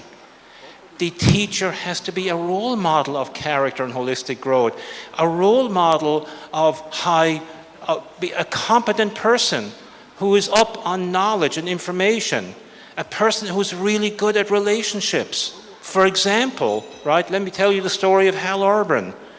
A friend of mine lives in California in the Silicon Valley. He was a high school teacher. He taught history. But for decades, Hal Urban did something that no other teacher in his school did. Do you know what he did? Every single day, and no one told him to do this. Every single day, he came into his classroom 15 minutes early. Put his bag on the desk, right? Went out to the door of his classroom and just stood there. and then personally welcomed every single student into the room, one by one, shook their hands, hugged somebody, did a high five, right? And as his students were rolling in, what was being communicated here, like words and actions have meaning. And what his students felt is that I'm a human being. My teacher is seeing me as a whole person, in my totality, not just my brain. He never called his students the learners. He saw them as whole people, right? And then he did this every single day. And then at the end of the year, right, and he did this over many years and decades, he asked his students, and his students were the most high-performing students in his school, actually. So at the end of the year, he asked them to write a reflection on your experience with my class, right? And it was remarkable because over the years and decades, the first reflection points were always the same. Over so many different classes and students over decades. And do you know what it was? All his students said, this is repeated year in, year out. The thing, Mr. Urban, the thing I liked most about your class was how you welcomed me to my class. And their big refrain and regret was, I wished my other teachers would do that as well. You're the only one doing this, okay? Now, does that cost anything? Do you need a special budget to do that? Is there any restriction in the current Kenyan Ministry of Education system that is blocking you and telling you that you cannot do this? The point I'm making here with this small example, right, is that this is doing a lot of small acts that make a huge difference in the lives of people. They don't cost anything, right? But when they stack up day by day by day, they make an incredible difference on the lives of these precious students, right? And in fact, I hope the Ministry of Education is here in the room, that as they learn about schools doing this, right, then that is how policy gets actually, elevated. Do you know what I mean? This is called bottom-up innovation. Stuff Charles is doing, the stuff that we're hearing from all of you here, right? We're learning from each other here, okay? And then guiding students to thrive and live in this world as, to build good families, to create good nations, to be peaceful. This is all coming from how teachers engage and interact with these precious students, okay? That's moral leadership, right? And, expressing and conveying genuine care for these students. Like a good teacher, when they see their students, it's like they're doing this from the kind of like framework that I'm an extension of their parents. They're under my care for these 8 hours. So I'm going to treat them like their mother and father treats them, right? No less, or even better, okay? That's why, the most important partnership of a moral educational leader is with parents and families. And in fact, I'm going to give you another challenge here today, right? That an educator who's a moral leader will do every day of the week. And it only takes 5 minutes. But it's going to be a change maker. Do you know what that is? That is to make one very important phone call every day. Everyone, whether you're a school head, a manager, a director in the Ministry of Education, a custodian, it doesn't matter. Every educator in the school call a parent every day for 5 minutes and convey good news about their child. You know how it is, right? When parents get a phone call from school, the reaction is, what did my kid do? Well, yes, now we're going to change the game. It's like when the teachers call and this becomes a pattern, the parents think, oh my God, what amazing thing did my student do today? as the weeks and months go by. A phone call from the school now is good news. It's a good thing. You know, every student in your school has strengths. Are you guys teachers or students?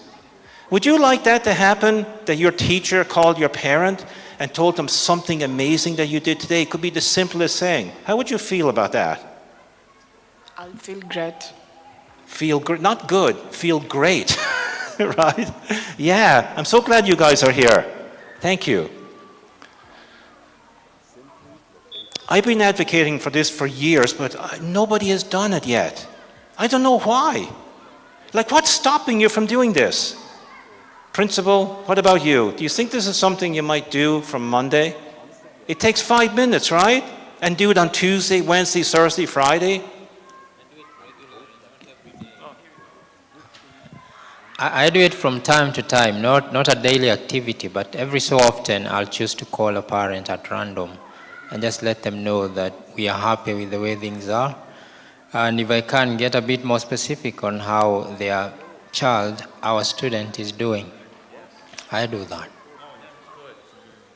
So I'm going to challenge you, do it daily. To do it daily, not every now and again. Let's upgrade it. To do it, it only takes 5 minutes.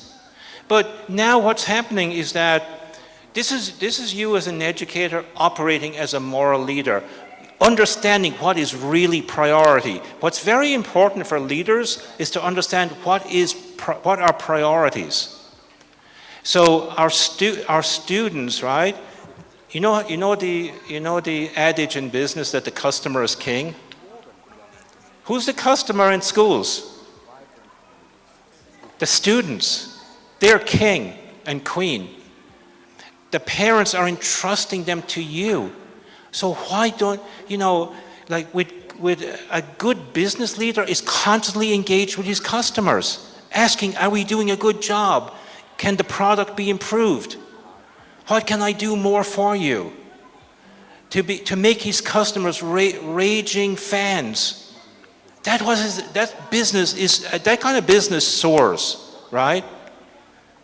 So, aren't your students way more important than any product or service from a company or business?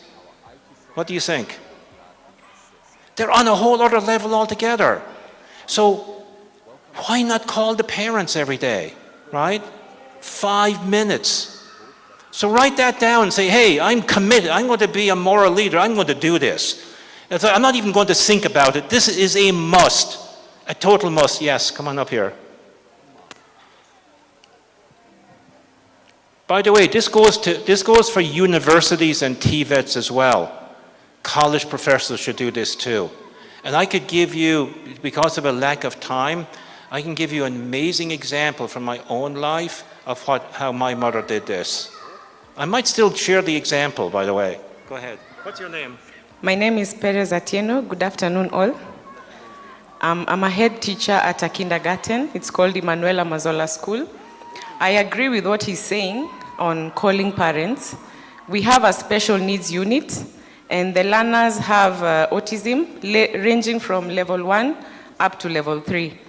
And these are children who do not have eye contact. Some of them do not have speech. Some of them do not even know how to toilet. But they have entrusted the children to us. Because then again, they are parents who do not understand what is happening to their children, but they have given them to us to look after them.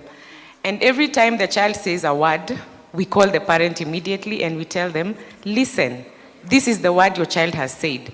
Or today, your child was able to go to the toilet by themselves. So it's a milestone that you let them know. Sometimes we even send videos just to let them know what is happening in school. And they really trust us with their children, and sometimes they wish the children could stay in school. And this is a talk that we need to start having. Most schools need to start embracing these students, okay? Because they can be accommodated in typical schools. They don't have to go to the special schools that are available, because it's not an expensive thing to do for them. All you have to do is to have a few special needs teachers, a sensory room, and talk about it. Let us start talking about the special children. I'm also an executive member at the Archdiocese of Nairobi, and I started the talk, and I told them we need to have more learners that have special needs in our schools, because many of them will come and they will say, I've been turned away from 5 schools. This is the only school I've been told accepts the children. Kise will send the children to our school. Doctors at Aga Khan, doctors at Gertrude's, because that is where they go for assessments. They will refer the children to our schools. Kenyatta National Hospital. They know Emanuela Mazola and Urafiki Caravana, where my colleague is. So we are overwhelmed by the numbers, but we need to start encouraging schools to accept these children. And the beauty about it is that we are not just helping the children, but we're also helping the typical learners to have compassion. From as young as age 3, they already know how to help the other person. So we are doing the moral leadership, and we're also doing experiential learning in the schools. Thank you. Yeah, thank you very much. Thank you. Good afternoon. Kindly, the owners of this 2-car, KBR 826Y and KCB 573R, kindly could you just come outside a little? I think you've parked at the wrong thing. Do you want to go home tonight, those 2 cars? You better go out and take care of this. Okay, so call the parent. And in fact, the primary partnership is in the blueprint, the Transforming Education blueprint, that the primary partnership should be between families and schools, okay?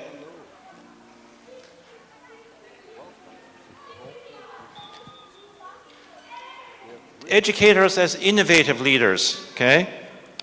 So this is unleashing, this is like a teacher or an educator or a school principal unleashing creativity and curiosity. Having bottom-up innovation. You know, I would actually challenge all of you, right, that upon leaving this workshop, between Monday and Friday, to innovate something in your school. And by the time Friday comes, to communicate, what did I innovate this week? Not what did the school innovate, what did I innovate? What did I personally innovate? Because this is you operating as an innovative leader. What did you improve? What did you develop? It should be weekly. It's weekly innovation. This is called the speed of innovation and the speed of transformation. It's not once a year. It's weekly, okay? Weekly innovation. And be a designer of learning, not a transmitter of knowledge. And also, like, you know, I think the teaching, the nature of teaching has to transform. The teacher has to be a guide, a facilitator, a coach, guiding students to actually actualize growth in all 4 dimensions. You cannot just be coming in looking at their brain, right? And downloading knowledge. We have to expand way, way beyond that, right? And we have to become good at exploring all 4 dimensions, where no man has gone before. There was a show on TV I was watching as a kid. It's called Star Trek. Did you ever see the original Star Trek series? Maybe you're too young. But the captain of this starship, it's called the Starship Enterprise. And in the opening sequence, right, it says, exploring brave new worlds. The mission of the Starship Enterprise is to explore brave new worlds and go where no man has gone before. I'm going to make an adaptation of this for all of us here today. For me, I'm going to explore brave new dimensions, all 4 dimensions, and go where I've never gone before. Maybe you're stuck in 1 dimension or 2. Explore all of them to their full depth, breadth, and you know, all of it, right? And you will actually be going someplace that you never even dreamed of before, okay? So don't worry, I've only got like another 15 minutes here, maybe less, right? And then we'll move into the closing section of the day. Our goal is to get you out of here by 4. Yes? What? You want to come up and say something? Okay.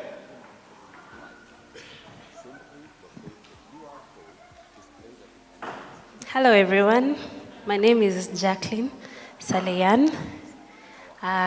Global Peace Foundation alumni.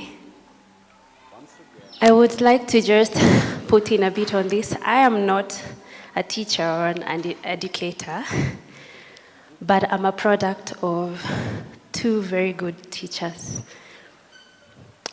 My teacher is called Gladys. Today I call her Mom. When she came to Kajiado, to our school only had one stream, and she came from a posh school. Teachers will understand, if you're moved from Naivasha Girls, and then you're brought to somewhere in Kajiado, in a school where there's only one classroom and there's plywood separating the students and the staff room. Can you see the scenario? And if you've ever been to Naivasha Girls, how many know Naivasha Girls or know about it? So many teachers will come and they will struggle to now transfer to another school because we didn't have a lab, we didn't have practically everything. I think I saw a lab when I was in Form 3. So don't ask me how I passed, I still passed regardless. And when Madam Gladys came, the first thing we noticed was her clothes. She was so smartly dressed. Yani, ushaona mwalimu hata unashangaa. You're like, hey, our school has, so we were like, is she the new principal? Or is she, because she was looking so good with a watch and she had a nice necklace, I remember. And the first thing she told us, I know this is a small school. You also know this is a small school. But I want you to write on your desk the mark that you want when you are leaving Form 4. And that is the mark we are going to work towards achieving. She was a history teacher. And one thing I also noticed about her is anytime we will have a student who has a torn shirt, we've been to Kenyan public schools, we know, isn't it? Si unakejeliwa. Sometimes you're mocked because your shoe is torn. Gladys would go to the soko and buy shoes and bring for that student, or buy a blouse and bring for that student. And from then on, she had a very good connection with the students. And whenever we would pray, we would also pray for her and her children. And we prayed for her never to get transferred. But you know what God did? She got transferred after I left, which was good. But from there, she was promoted to a deputy principal. And that's what she's doing right now. And she just wrote her first book. And when she did, she told me, my daughter, I've written a book. Now I want you to also write 2 so that we are not at the same level, at least unipite kidogo. And till date, we've never forgotten her. When she gets sick, the entire class comes together. We go and see her. When she has a project in her school, if she's fundraising for books, we don't even feel the pinch of supporting her because she really motivated us to be where we are today. So if whatever you're doing as teachers, always remember, one day, one time, it will come back. Thank you very much. Great job. This is the story of a great teacher, the impact that she had on this young lady here, right? And my question is, why can't all teachers be like that? Not just one in your lifetime, but every single teacher we have can be like that, right? That possibility is there. Once again, welcome to Crawford International. We're delighted with us, and we hope that your visit will be enriching and enjoyable. You guys ready for the 10-week challenge? The one you've been waiting for all day long? Wow, I can't wait to know what is he talking about. What is the 10-week challenge? Wow, I'm so excited. You guys ready to take it on even before you know what it is? Wow, this is cool. Okay. By the way, don't worry, you're all getting certificates today. Okay? Don't worry. However, those of you who fulfill the 10-week challenge, you can come back to the GPF office, and Daniel has a special stamp that he will stamp on your certificate, and that will show anyone, not only did I do the 2-week Transforming Education workshop, but I fulfilled the 10-week challenge that you can be proud of, and the stamp is right there. Right, Daniel? Can you do that? Yeah. So if you do it, I hope there'll be a big line at the GPF office 10 weeks from now. A big, massive line. And Daniel will be serving really good coffee, tea, snacks, fruit. Unbelievable, right, Daniel? Yeah. Okay, so here it is. So the purpose, what is the purpose of this 10-week challenge? The purpose is to disrupt old habits and behaviors and actions, right? Behavioral patterns, and to experience growing in all 4 dimensions, taking the first steps. Why is it 10 weeks? So why isn't it just a week? Why is it 10 weeks? Because it takes 10 weeks to onboard a new habit. If you work on it daily, this is what the research shows, right? Almost 3 months, but just shy of 3 months, okay? So this is you. The deeper purpose is fulfilling the life of your dreams. To be something amazing that you were always meant to be. Kind of like Daisy the cow in the story earlier on, and Brian the bull. They wanted to be all they wanted to be, but they were limited by these stupid stories, right, and limiting beliefs. So this 10-week challenge is for you to exercise new muscles, right, in this regard. And you know what? The best time to have started this was 20 years ago or 10 years ago. The second best time is now. Or putting it another way, something you might be more familiar with. The best time to have planted a tree was 20 years ago. The second best time is now. In other words, it is never too late to transform yourself if you make the decision and the choice here today, exercising your freedom, right, in that regard. Okay. So what I want you to do then, right, is identify one area in each one of the 4 dimensions that you would like to challenge and grow, okay? So for example, in the physical vitality dimension, you might challenge, hey, I need to be eating more nutritious food. I need to drink more water. I need to sleep better. I need to lose weight, right? So get specific, create a number, create a clothes sizing, a size that you want to get into by the end of the 10 weeks, right? Same story in the emotional relational area. I want to specifically improve the relationship with my spouse, or with my brother or sister, or with my parents, right? Or with my children, my son or daughter, okay? And I'm going to appreciate them more. I'm going to make sure to eat dinner with them every night, right? Whatever it may be. On the mental cognitive, I'm going to take up the challenge to read a book a month, right? So doing things you didn't do before, challenging yourself, right? Like that. So pick one area in each one of these in each one of these 4 dimensions, okay?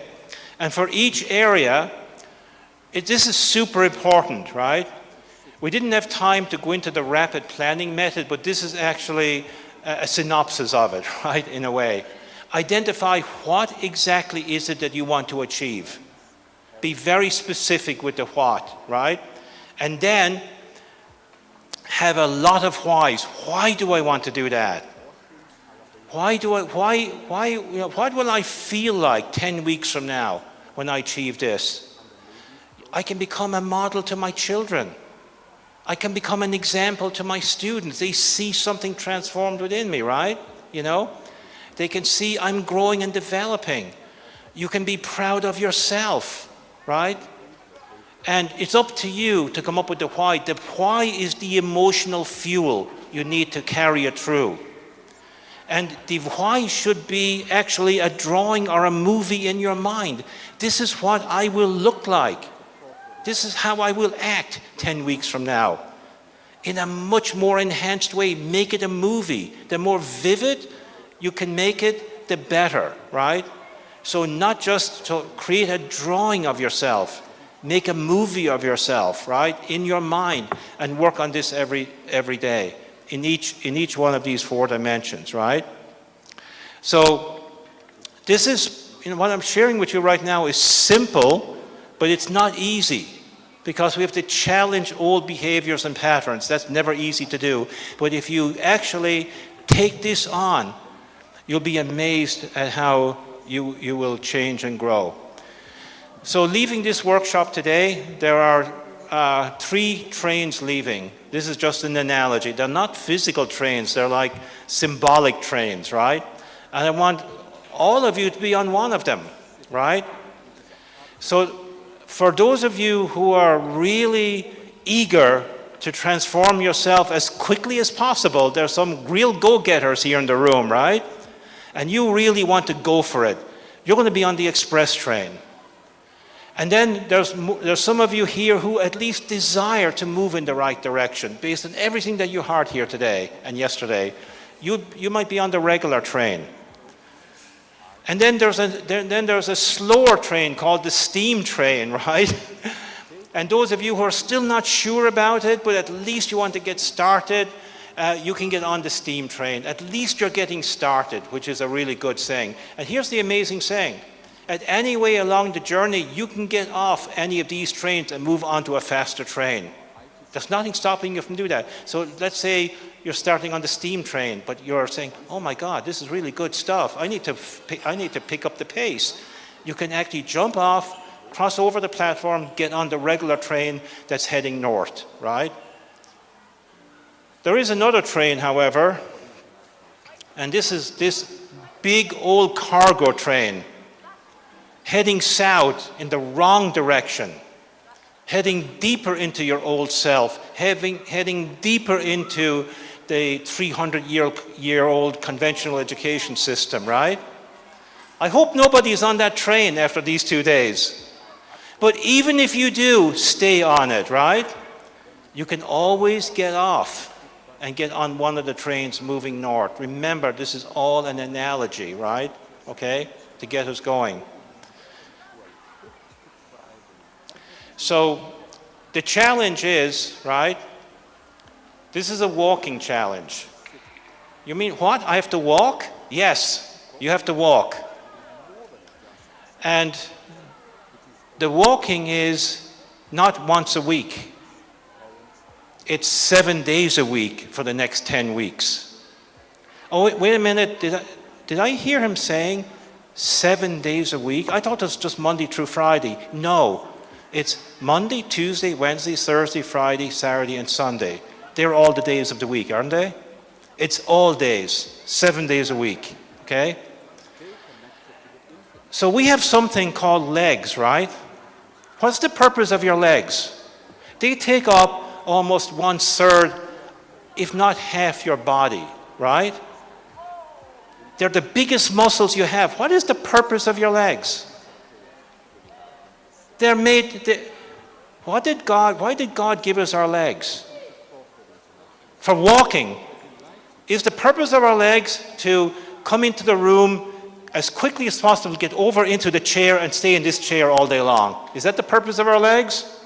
No. Why don't you stand up and look at your legs and say, legs, I am so grateful that you are a part of me. I have not been using you the way that you were designed to be used, but from now on, we are walking. You're walking with me, and you're going to be carrying me. Go up and have a chat with your legs right now. A personal conversation, out loud. You have to actually stand up. Your legs are not to land your butt on the chair, right? Have a big conversation with your legs. You're going to be walking from now on. You're going to be moving. Yes, I'm going to have one step moving in front of another. We've been doing it all for the last 2 days, right? Because they were designed to be walking, right? It is pure common sense. The modern world has forgotten about this. And this is the reason we're unhealthy. In fact, if you're like struggling emotionally or something, the best way to change that state is movement, right? I think you might know that, okay? So, those of you who are on the express train, you can sit down now, it's okay. Your goal is to walk 60 minutes a day. And by the way, when I say 60 minutes, it's not, I know how you think, okay? Okay, I have a smartwatch, and I'm going to do my 10,000 steps, walk up in the morning, go walking around the room, walking to this. That's not it. This is continuous. This is separate. This is continuous walking at once, all in 1 hour, not 2 30-minute walks, not 4 15-minute walks. It is 60 minutes all at once, and there's a reason for it, okay? Now, everyone is looking bewildered here, right? And kind of saying, hey, you know, there's no way am I doing this. But, you know, that's up to you, right? It's a challenge. I cannot make you do this. But if you do it, you're going to actually, you won't believe the transformation that's going to happen in you, okay? I'm going to have Daniel come up in a minute and give his testimony about this. Those of you who are on the normal train, I want you to walk 30 minutes a day. But for the other 30 minutes, you do something else. You do stretching, yoga. You dedicate, I call this the hour of transformation. The hour of transformation, right? So we don't take time out to grow and develop and reflect on ourselves. And in fact, this is not selfish, it's selfless. By you becoming a better person, growing and so on, you're going to be better, you're going to be in a better state to look after your family, your students, your fellow teachers and so on, right? Like that. And those of you who are on the STEAM train, you walk 15 minutes a day to get started, but for the other 45 minutes, you can do some stretch training, some weightlifting, reflection, or whatever, right? And no matter which of the 3 trains you're on, no matter which walk you're on, let's say you're on the 60-minute walk, it is not strolling along. I want you to walk at a pretty good pace, but in the last third, pick up the pace. So between 40 and 60 minutes, that's where all the growth happens, actually, right? It's kind of weightlifting, you know? It's that last 2 pushes is where all the growth of the muscles come, the tearing down of the muscles and the growth. It's not in the first 15 push-ups. It's in the last 2 or 3. It's the same way with the walk, right? You pick up the pace. So putting it another way, winners speed up and losers make excuses. Oh, I'm getting really tired.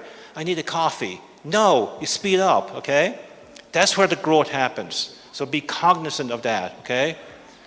And there's a few more elements to the walk too. So in the first, this goes for all 3 walks, the 60, 30, and 15-minute one. For the first 5 minutes, right, I want you to breathe in and out in 4 bursts continuously. So let's practice this. I'm going to demonstrate it here right now, right? So first 5 minutes, you're out there, you're actually walking, and this is what you do.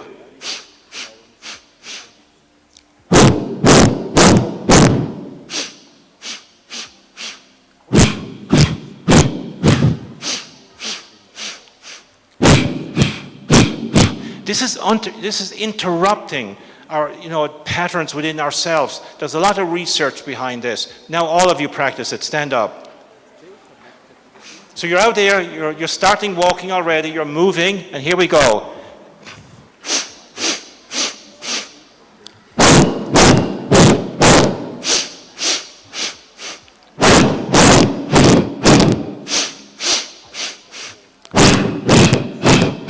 Okay, got that? So Ketch was doing a good job with breathing. This is so important. You can sit down. But if you want to stay standing, that's cool too. In the second 5 minutes of the walk, in your mind, you are actually going through all the things you're grateful for. Ketch mentioned that, right? So you start listing all the things you're grateful for. I'm grateful to the Creator. I'm grateful for my wife. I'm grateful for my children. I'm grateful for my siblings. I'm grateful that I can walk. I'm grateful that I can see, right? And on just the things that we take for granted, right? And in fact, most of the time we focus on all the things we don't have, right? This is an opportunity to reverse that. And by the way, when you go through that exercise, it's not going to change anything about your life. However, it's going to change everything about how you feel about your life. Big time, right? And then in the next 15 minutes, right, what I want you to do is visualize the what, why, and how. Remember that? What is it that you have focused on in these 10 weeks to grow in your spiritual, moral dimension? What part of your physical vitality do you want to lose some weight? And visualize how you visualize it. And then, go through why I want to do that. I want to do that for my kids. I want to do that for my students. I want to do that to actually do something I've never done in my life before that was always meaning to do it through all these New Year's resolutions, right? Like that. And then the next 45 minutes, if you're on the 1 hour walk, make effort, right? And open your mind up and let the universe talk to you, okay? I get some of my best ideas in the walk, actually, right? I do this every day. So there is a way to walk. There is actually a way to walk, right? So I'm no expert here, right, on sports or anything like this, but I did do a lot of walking when I was a kid. I actually walked 3 miles to school every day, so I do know a little bit about it, right? So first thing is posture. So you want a vertical posture. So your ears, shoulders, hips, and ankles are in alignment. They're locked and loaded, right? You're not like this. You're not like this, you are like this, okay? Head is straight up, right? And then when you're walking, your hands are not strolling along like this. They're moving like this, okay? This is called no extra time. You're actually getting a better workout with your biceps and triceps. It also helps you to balance in case you trip. Instead of like landing on your face, your hands can actually protect you, especially as you get older. So stand up and let's practice that, right? So shoulders, hips, and ankles locked. Head is straight up, right? And then start moving the hands like this. Make a small shape like this, like a boxer does, right? And then like this.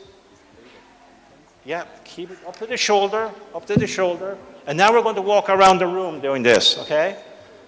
Okay, let's follow me.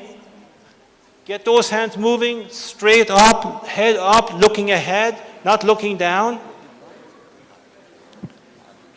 It may feel a bit awkward right now. Oh, wow. It may feel a bit awkward because you haven't done it before. Yeah, you guys are doing good. Yes. So if I'm driving around Nairobi and I see people doing this, I know you're in the Transforming Education workshop. I'll be able to identify you right away because nobody walks like this. Yeah. Very good. You guys got it. I think this is the best group I've ever had that got this right away. Good job. Okay. And then one final step, okay? I want you to actually, this challenge starts tomorrow. Wait a minute. Wait a minute. Did Tony say it starts tomorrow? You mean, you know tomorrow is Friday? Do you know like all the things I have to do tomorrow? Wouldn't it be better that we actually would start this next Monday? I know like all these challenges start on Monday. No. It starts tomorrow. Or to be very specific, right? It starts on January the 24th, not January 24th, 2026. It's January 24th, 2025, tomorrow, okay? That's when it starts. And I want you today, before you like hit the hay, so to speak, right? I want you to identify a partner an accountability partner. It could be from somebody from this workshop, it could be somebody sitting right next to you right now. If it is, get their WhatsApp number, right? And since or it could be someone from your family, right? In my particular case, I started a brand new 10-week challenge. What day is today? Thursday? Yesterday, right? I already did my walk this morning at 5:30 a.m. And I'm doing it for the next 10 weeks. So I'm not asking you to do anything I'm not doing myself, okay? All right? And every Friday then, I want you to send a text to your accountability partner and give them a little update on how you're doing. And they can be, your partner can be a coach. So for example, in my case, my sister is my accountability partner. I called her last week. We're both doing a brand new 10-week challenge. She's in Ireland, right? And every Wednesday, I'm going to text her a reflection, and I want her to give me some consultation. And I'm going to do the same thing with her, right? She's going to send me her reflection of the week, and I'll be her coach. So we're each other's coaches, right? And neither one of us are really super expert coaches. I'm okay, I think. You don't have to have any qualification in this. Just give some encouraging input, right? That keeps us going. I'd like to ask Daniel to come up now, because the year before last, in phase 1, when we first did this here in Kenya, a lot of the educators started doing this. And Daniel, who runs GPF Kenya, I never expected him to do this, but he did. So Daniel, tell us your experience. Thank you, Tony. Okay, so I started this challenge. Of course, initially I thought it's going to be difficult, but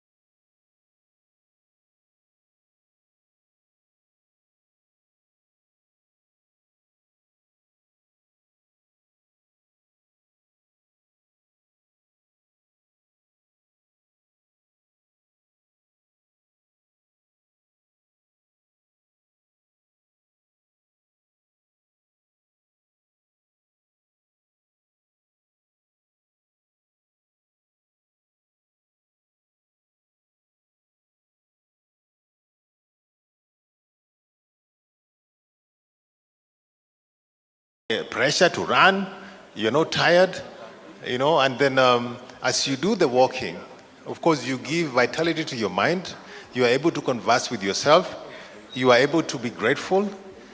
The things that Tony said, the things that you are taking for granted, like even walking. There are people, you think about the people in hospital, they're in the ward, they can't walk, they're learning to walk with the scratches. And you can do that, right? The simple things like air, breathing. There are people, during COVID, remember during COVID time, people were struggling to breathe. We were buying, those gases for breathing. But you can breathe and you are taking it for granted. Your point. So this is a simple exercise of humility. You may have a vehicle, I have, I always tell, even my family that this vehicle is like my biggest problem, and when I see people walking, I envy them. When I'm driving to the office and I see people walking from industrial area, Kibra industrial area, I envy them because they're giving vitality to their bodies. These are things we are getting for granted. In the village, when we were born, people are walking. Our moms are walking to the market. We were walking, going to take care of animals, take care of cows, to the market. We were walking to school. So with those days, we thought we were suffering. But little did we know that this is what life is. Those guys are very healthy. those people are having so many kids. Me, I only have 2 kids. But those guys, they're working, they're going to the chamber, but they have so many kids. They're very healthy.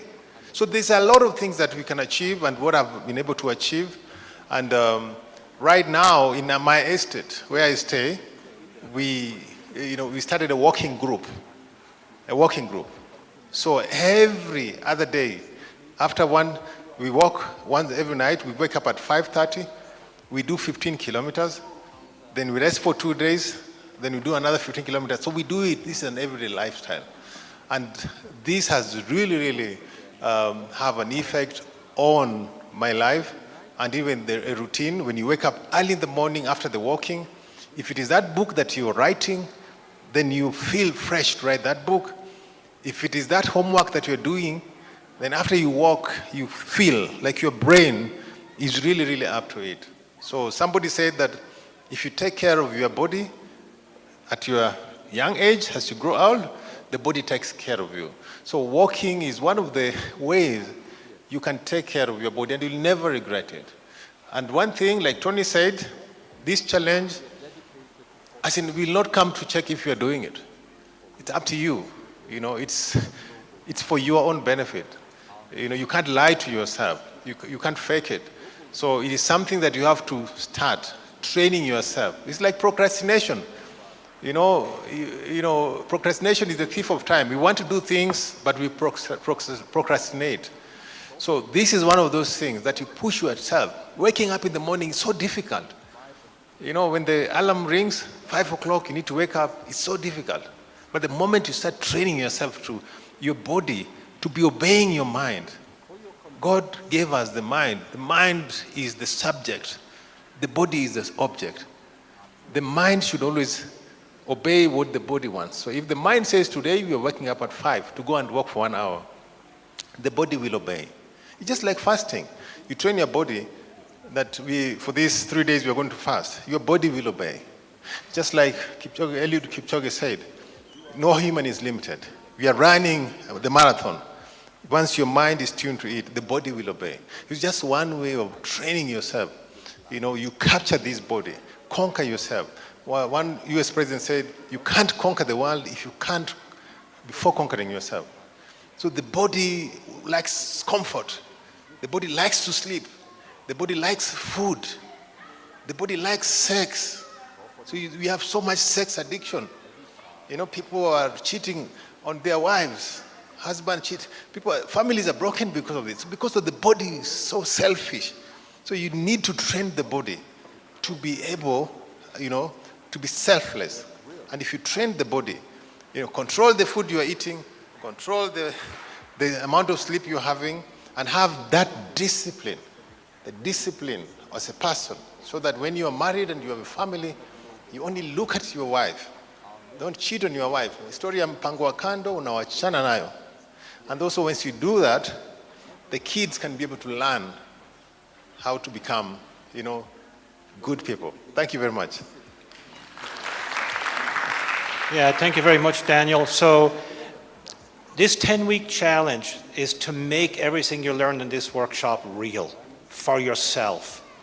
It is an opportunity for you to lead in yourself in a way that you never did before. And I've done this all over the world, right? We've done it in Uganda last week, and last year and the year before in the Philippines. And educators are doing it and transforming themselves and transforming their schools in the process.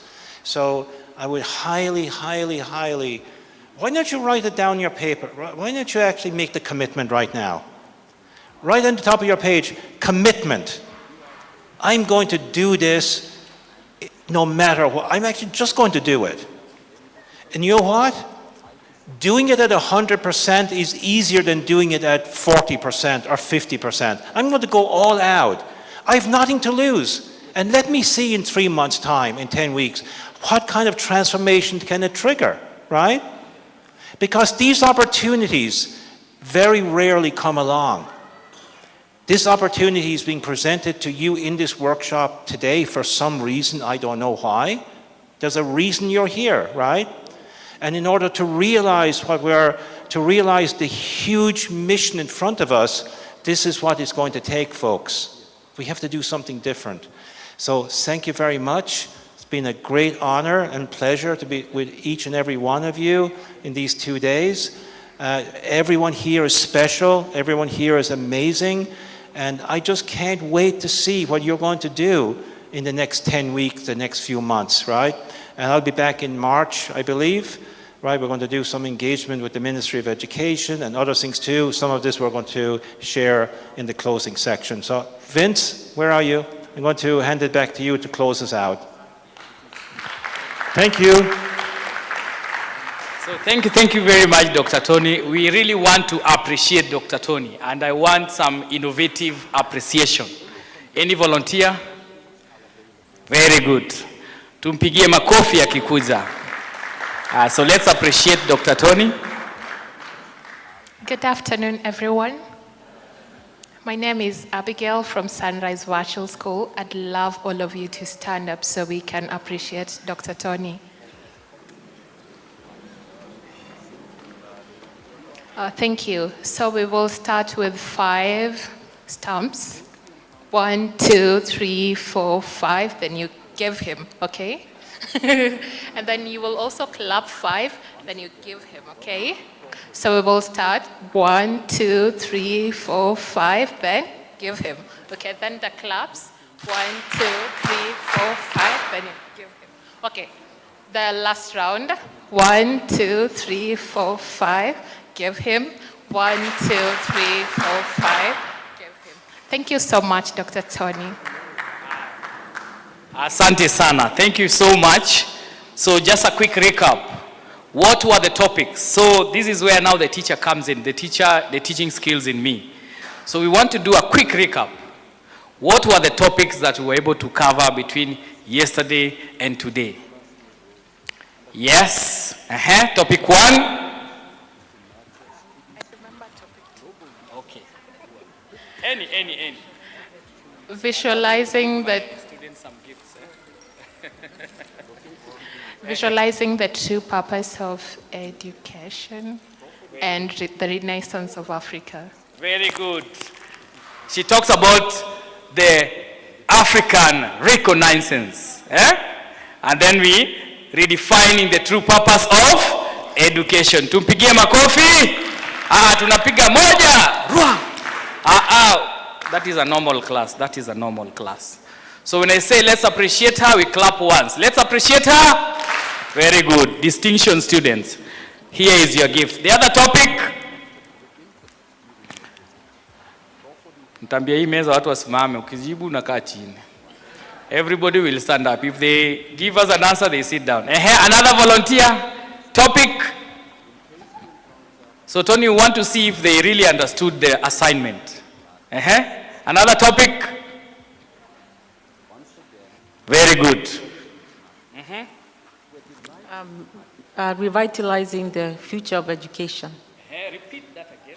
Revitalizing the true purpose of education, actually. Revitalizing the true purpose of education. Makofi kwake moja.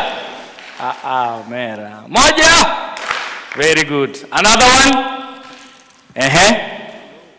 Foundations of character. Foundations of character. Moja. Very good. Zawadi ndio hiyo. Another topic. I can see Mrs. Dorothy is also wants to give a response. You first. The case character. The case of character.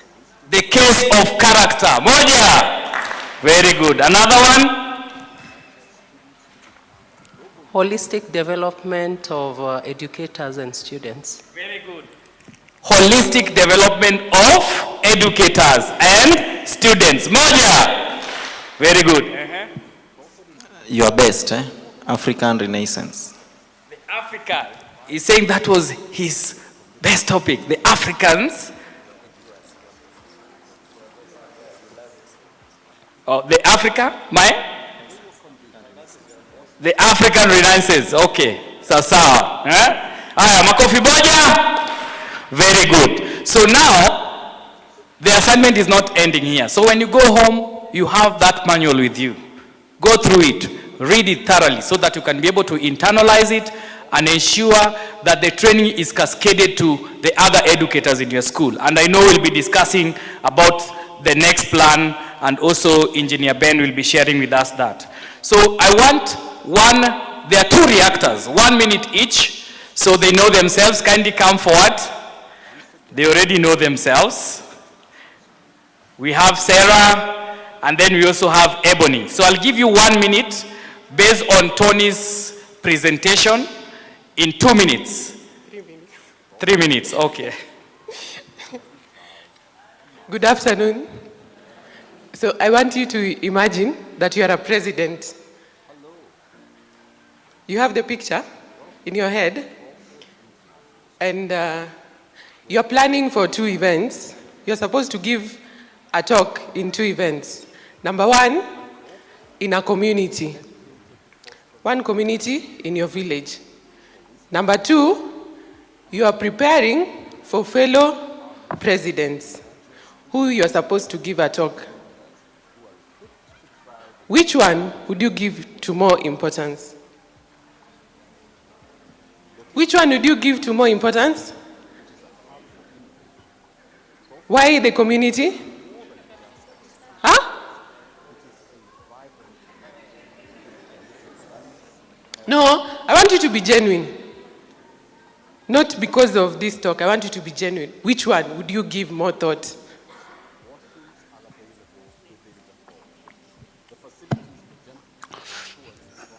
I hope you're a player. One day it will happen. I'm the president. As the president, I'll prioritize the community because I need first to transform the people that I serve, the people that give me the mandate. And if I'm able to develop them, then they will also continue to transform other people within their neighboring communities. Okay, let me ask, which one would you take more time to prepare for? Yes?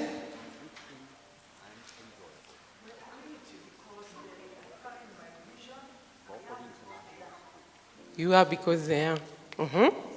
Anyone who thinks they'll prepare more for the president's talk?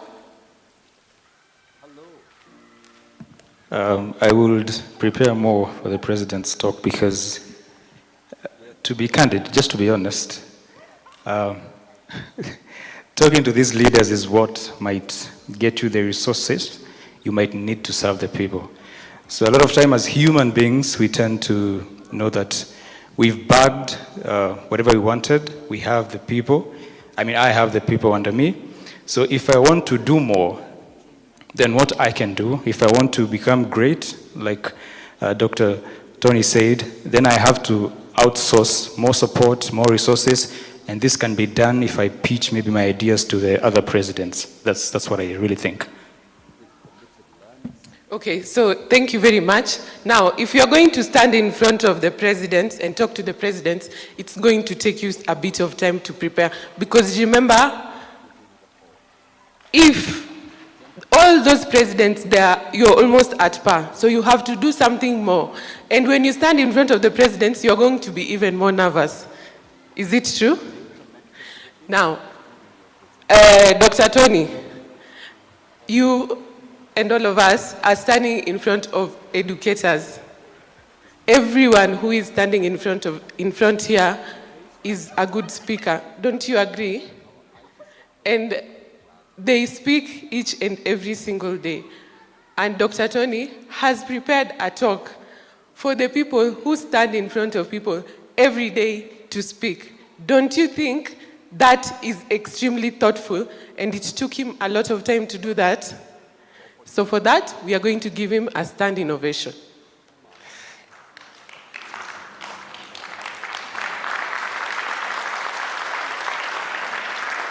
So thank you very much, Dr. Tony. You may sit. So I was given 3 minutes. I'll take the first, just 1 minute to say what I do. I'm an education consultant, and I have started an initiative called Beyond the Classroom. Now, what does Beyond the Classroom do? Beyond the Classroom comes from my childhood, whereby I grew up with a single parent, and at some point, she was my mother, and she passed on. And when she passed on, the education system demanded the same things that they were expecting from me when my parents were there. They never took the opportunity to understand that something had changed in my life. So growing up, fast forward, I became a teacher and teaching students, starting to understand where they come from. You look at a student, they've been giving you homework 6 months, 7 months. One day they come, they don't give you homework. The teacher still expects the same from this student. And we don't try to understand that maybe something has changed at home. So sometimes the financial issues have changed at home. Sometimes a parent has become paralyzed. Sometimes there's an alcoholic parent. There's divorce going on. So what does Beyond the Classroom do? We raise children beyond the classroom. What do we do? Number one, we train teachers on conscious teaching. Number two, we train children on life skills. We do time management, we do resilience, and we do a lot of that. We also raise parents. So we do parenting talks where we raise parents. They raise themselves so that they can raise the students. So we just give out a lot of parenting talks. And the last thing that we have that we introduce to the schools are journals. We have a class teacher guide where they sit with the children and they mold the children. If you have circle time in your schools, this would be a good book for you. 15 minutes, you talk about the simple life skills. For example, setting time to spend on technology or that. And then as you do that, we also have journals for kids, which your children can buy. I think I have taken more than your time. Thank you. Thank you very much, Sarah. So did you share your contact? So if you want to engage with her, she's seated there next to Omondi. You can always chat. No man is an island. This is what she have, you don't have. This is what you have, she doesn't have. So it's complementarity. So our next reactor is Ebony. Tumpigie makofi. So we'll only give you 2 minutes. Thank you.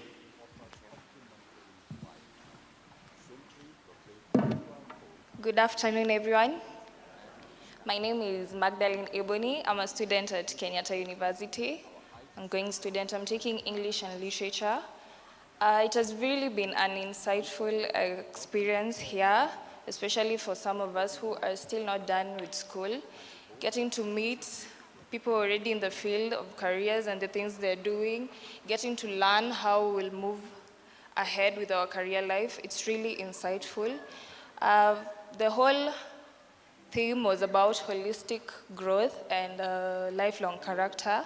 And I really think it's important for our generation, especially as Gen Zs, because it's been there that we lack character, and also for everyone else, because character is something that is needed in every other field.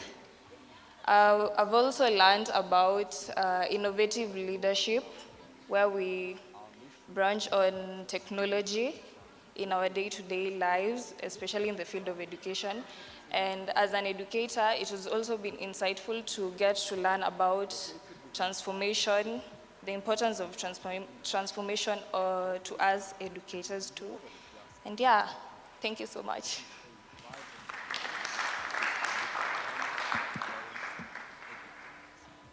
So where are you studying? I'm at Kenyatta University. So Kenyatta University are our good partners. Through the fellowship, I know also with the university, we're going to work together more in 2025. So let's appreciate Ebony. Thank you very much. Thank you very much. Let's appreciate her again. Now that's like it. So we are going to the next phase. We are going to be making remarks. So I'll request them to be quite brief, because I know we also have to beat the jam, right? And also to get home early. So I'm going to invite first. She requested to make her remarks first, because I know she's going to another county. It's like you're going to pass how many counties? 3 counties? 2 counties before you arrive to the county that you are. And before you make your remarks, I really want to thank you. You've been here from yesterday and today. Of course, courtesy of the Regional Director of Education whom we met, and also MOE, and also Regional Director TAC. You've been very patient from yesterday. This is a true ownership that we really want in government offices. So let's appreciate Jairia Kerubo from the Ministry of Education. Tumu-appreciate vizuri. Let's appreciate her as she comes. Thank you very much. Karibu. Yeah, thank you, sir, for the opportunity. The organizers of this great workshop, we have the invited guests and the participants. Good afternoon. God is good, and all the time. Yeah, due to that, let me take this humble opportunity and thank God for the Father He has brought us. And also thank God for being with us since yesterday up to this moment. There were some people wanted to see this day, but they didn't. Allow me please to especially thank the organizers of this wonderful workshop, which is about cultivating lifelong character and holistic growth. And I think I've learned quite a lot because since yesterday I've learned that there are 4 components that contribute to the strong lifelong character and holistic growth. The key one is the parent. We have the teachers. We have the religious leaders. And finally, we have the peer counselors in each and every learning institution. And there is also one, the other thing that also I've learned, that the 21st century is a very challenging century. Why?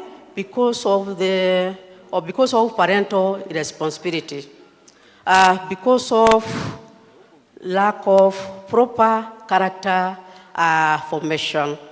And due to that, allow me please to thank sincerely the forerunner of lifelong character formation, Dr. Tony. Can you clap him?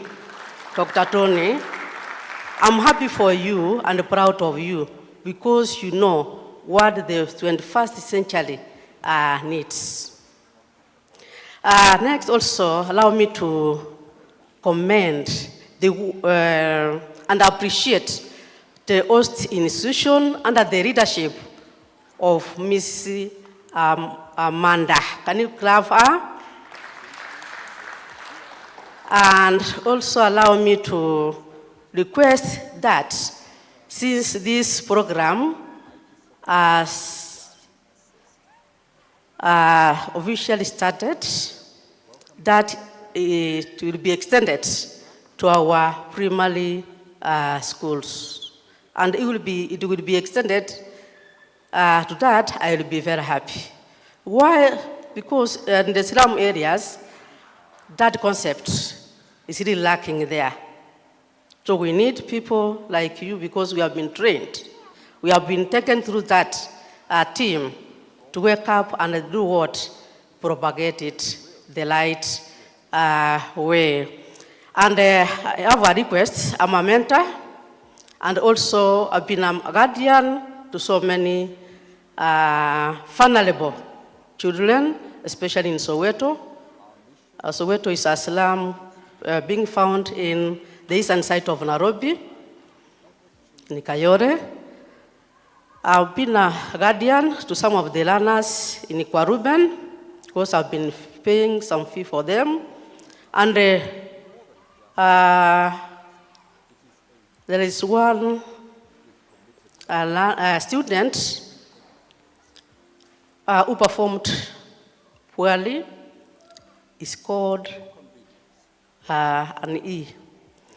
That thing has been giving me sleepless nights. Why? Because I really wanted to assist that young former street boy. Anyway, we started with that boy when Madam Luce Ocho was the sub-county director of education.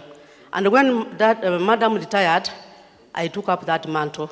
Kindly, for your kindness, if you happen to get an opportunity for that former street boy who scored that grade that I've just mentioned, kindly assist.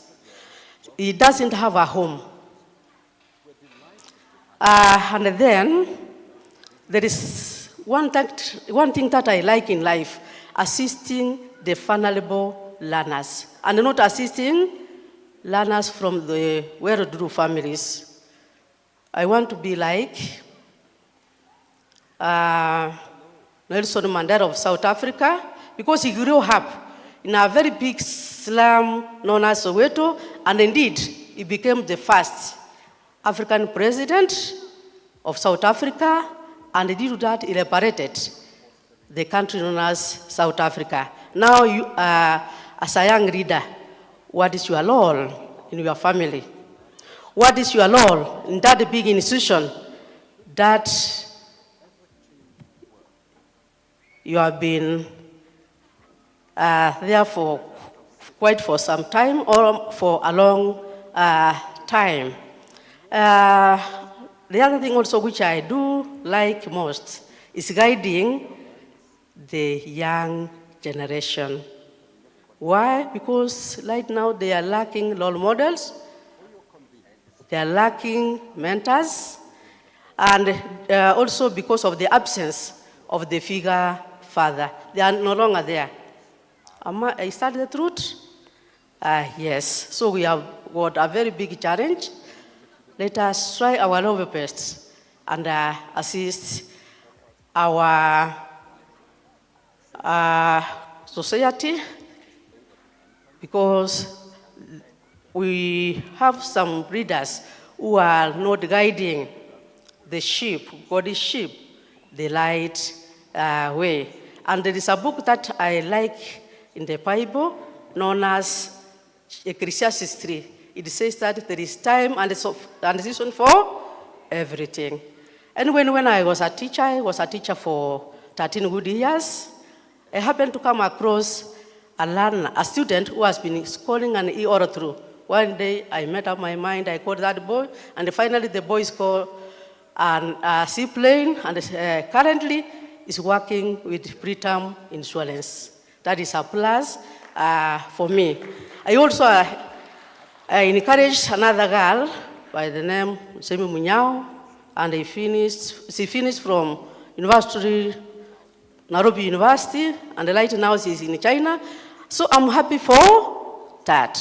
So each and every one of us here is coming from some community. What impact have you caused there? So I don't have much. Let God bless each and every one of us.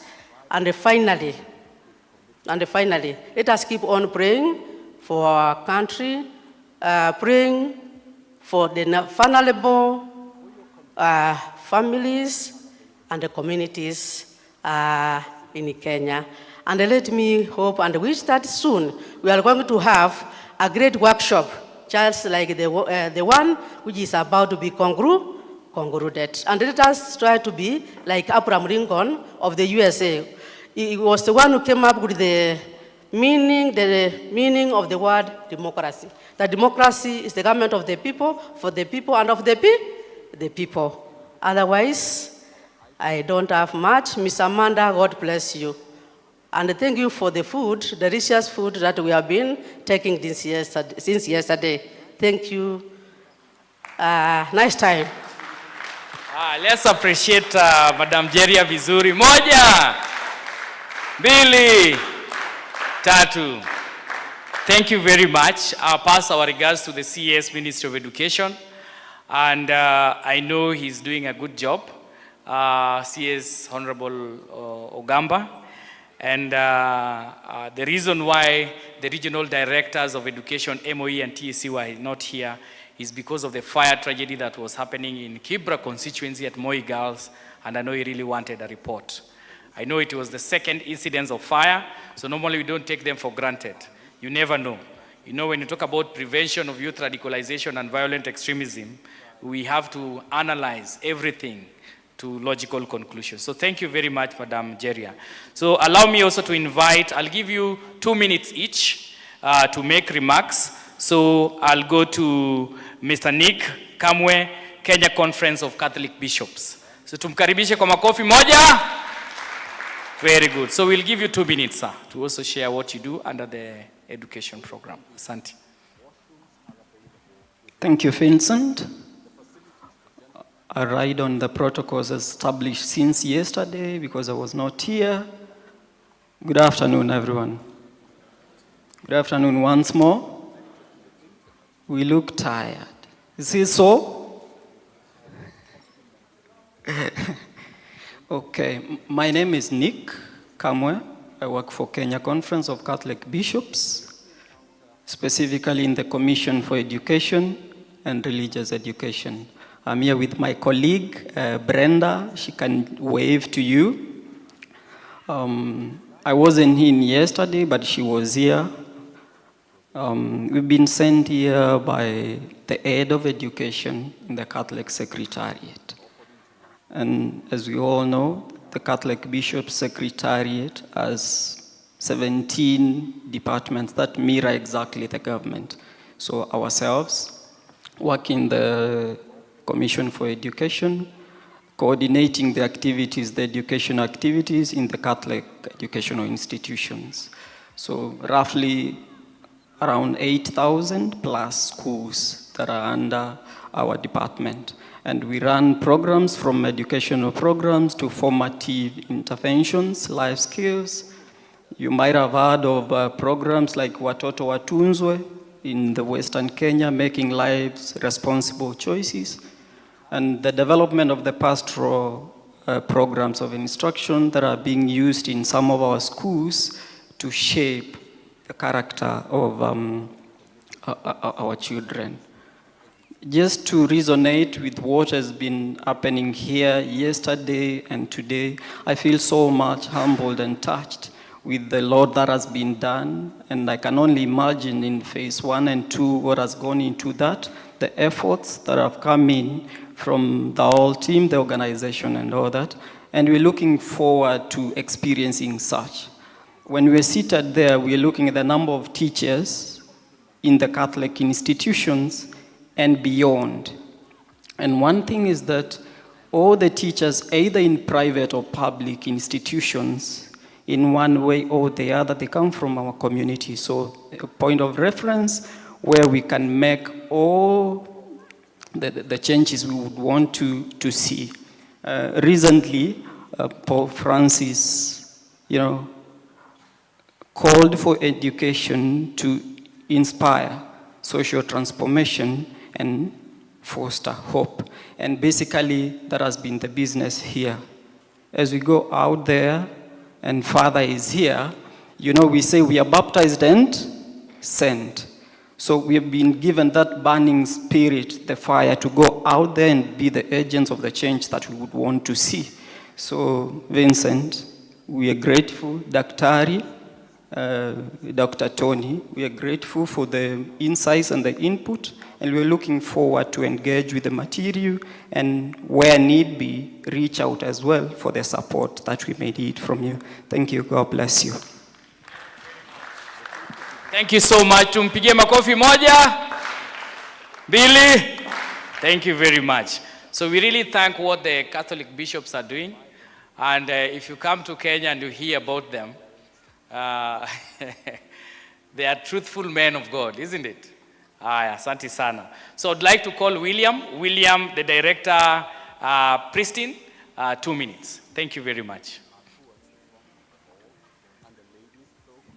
Good afternoon. It's actually been a privilege being part of this conference. I've learned a lot. And over the 2 days, I think with me, or rather I'll take with me the talk on African Renaissance, and I think I'll sum it up as homegrown solutions for homegrown problems. We can find all the solutions we need be it in education and all other sectors, by looking internally. Then the other one of the other big points I've picked up is on character. I mean, you can never exhaust this. This topic is limitless. It has so many facets to it.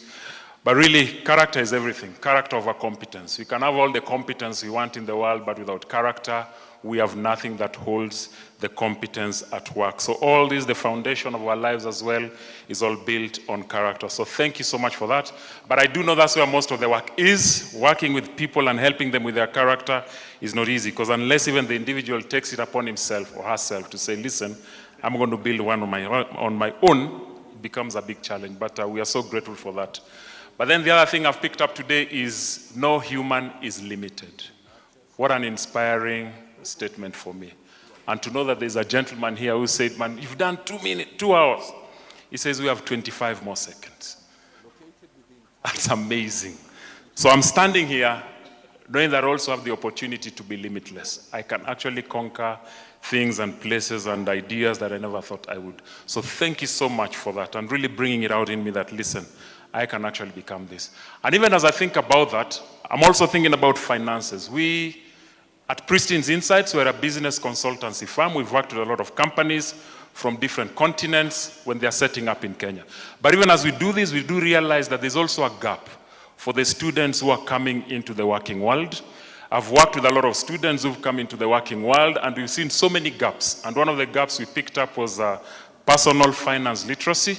I know it's something that we see out here, we read, we talk about it, but it's never really been quite infused in our curriculum where we're able to direct children or students, in ways to understand what money is, how it runs, and what it does in the society as a whole. So at Pristine's, we came up with a curriculum where we talk about personal finance. We're hoping to set up clubs across different schools, and we're working in partnership, or rather we're working on a partnership with Global Peace Foundation and other schools out here that are interested. So we'll be touching on so many areas. We'll be touching on just budgeting, saving. You can imagine if your children are going into the world with this kind of knowledge, it becomes very easy to fit into the business world. So there's a flyer that we've put across different tables, so please feel free to pick it up. The contact numbers are there as well, but we are looking forward to working together with those who are interested. Please feel free to contact us as we look forward to forming great partnerships out here. Once again, thank you. What an amazing conference, and blessings to all who have arranged it. Thank you very much. Thank you so much, William. We are looking forward to working together, especially on areas of business incubation and acceleration in various schools. And then to the Great Commission, his name is Silas. So when you've read your Bible and you talk about the Great Commission, which I call the 222, Timothy, 2 Timothy chapter 2, verse 2. And the many things you've seen me do in the presence of many witnesses, entrusted to reliable men and women who are qualified. Are we qualified to do the same? So allow me to call Silas David, the National Chair, Parents Association, to also make his remarks in 2 minutes. Tumpigie makofi akikuja. Yes, your name is Silas. So you know the story of Paul, Barnabas, Silas, and John Mark. Yeah, you can sing and the doors can open. Thank you very much. I have very little to say. First of all, I want to say that good afternoon. My name is Silas David Obuhatsa. I chair the Parents Association of Kenya. And actually, I'm the second president of this country. I come after Dr. William Ruto. He's the head of state, my president, but I'm the president of parents. So him being a parent, he's now under me when it comes to parents' issues. Tony, Dr. Tony, Engineer Cairo and your team, Ministry of Education officials and other government senior officers in the midst, Vincent, our MC, and my CEO, George Sikulu. President Justin George, that's my CEO. You saw him yesterday, those who were here. I want to say this, that the talk in this room has been transformation. it's us to be transformed. It has to begin from here. If you came here without transformation, you are now leaving this place a transformed person. Education is the key to success in every child's life, and therefore it's a means to an end. Parents ought to understand why children go to school and why their character must reflect that of any child who has gone through a learning institution under the educators we call professionals, and who are the teachers. We learned yesterday that we don't call them learners, we call them students. The main topic I enjoyed was about character formation. Sometimes I walk in schools and I hear teachers calling children names. You hear teachers abusing children. You hear teachers telling their children how their fathers and mothers are ignorant, how they never went to school. I was standing in a school one day with a principal, and a parent walked in carrying a child. And I thought that this lady, maybe this principal was the father of that child, because she walked where he was standing with a baby. And I got shocked. I asked the principal, could you be the one receiving this child? Maybe, you never know. And just before that head teacher addressed the parent, the first thing was, why are you coming to school right now? You are behaving just like the way your father behaved when I was with him in school. He never used to come to school on time. So you are coming again. And that's even how your children behave in this school. They look at you and they do what you do. This is a professional principal telling a parent, and more so a female parent, without knowing the background of this parent. I liked what my principal said yesterday, and I'm so humbled. We have to reach the parents. Tony, Kenyan parents need to be reached. This morning, I have been attending a government function, and the talk in this function was inculcating positive values in our children. We are going to carry this activity in the 47 counties in the country in the next 3 years with the government. We are going to spearhead this as Parents Association. And what we want to do is to bring that lost glory as far as character formation is concerned. As I finish up, I want to say this, that Global Foundation and any other stakeholders that can work with my organization, our doors are opened. You're welcome. You can get to us. You can call me on this number. My number is 0722 40 2182. 0722 40 2182.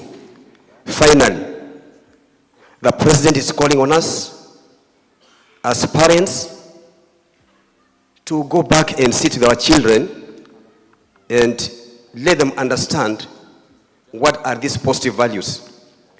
So it begins with us as parents and teachers. We have to be the role models.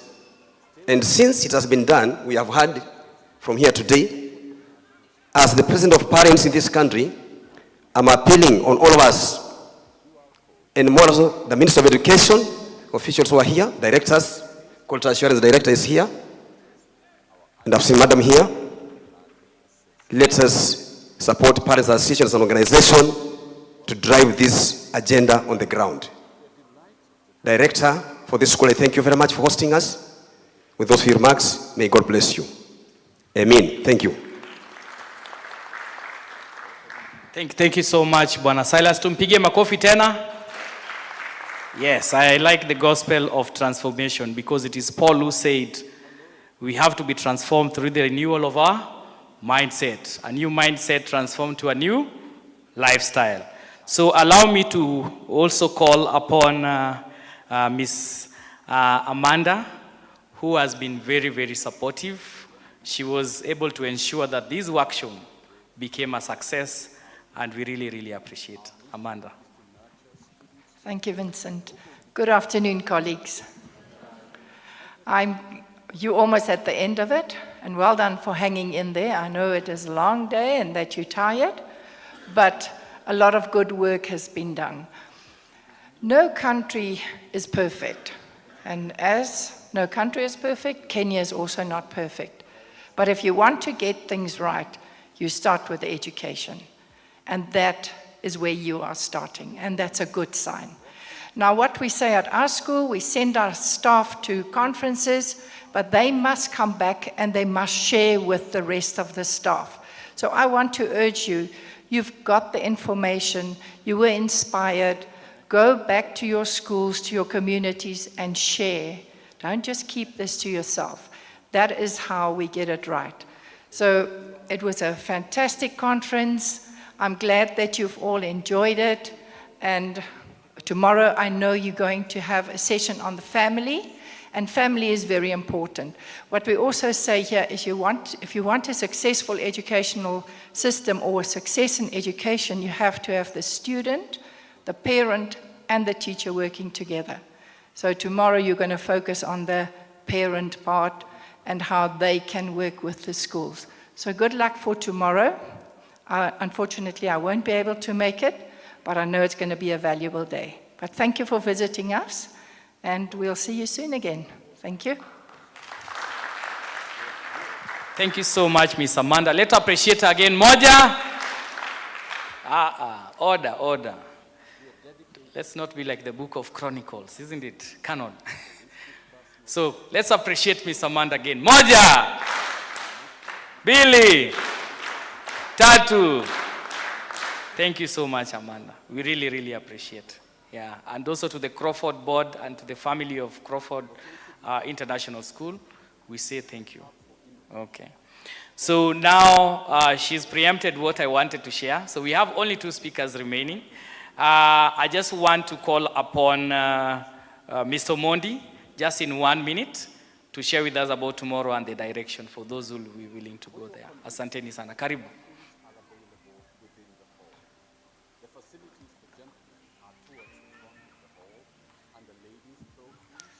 Good afternoon.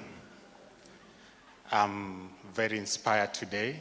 Tony, when you started yesterday, you gave us a story of this school leader at 35 years was called for a promotion, and he didn't believe that he was ready to take up the mantle. But then he was told that if he has already gone for transforming education workshops, how many of them? 3 of them. Then he was ready. He was already qualified. Those who attended this workshop will attest to the fact that it has been mind transforming. So thank you so much. Amanda, I wish you could have had 1 more day so that we enjoy the food, but unfortunately, thank you. So we relate to this, I relate to this very well, Vincent. Moral and innovative school leadership. During the last Great Places to School Award, we were seated somewhere, and we were just behind Crawford, and he was really clapping very hard when you received the awards, because I have a couple of friends in your school here, Kizito and a few others. But then when it came to our time, I thought we were going to win the STEM award because we had really invested in STEM education. Parents Association even gave us an office through Dr. Mboya, community of practice, and we could sit there for days really planning for a lot of STEM activities, but it did not come. But then we won the Moral and Innovative School, Innovative Leadership Award. And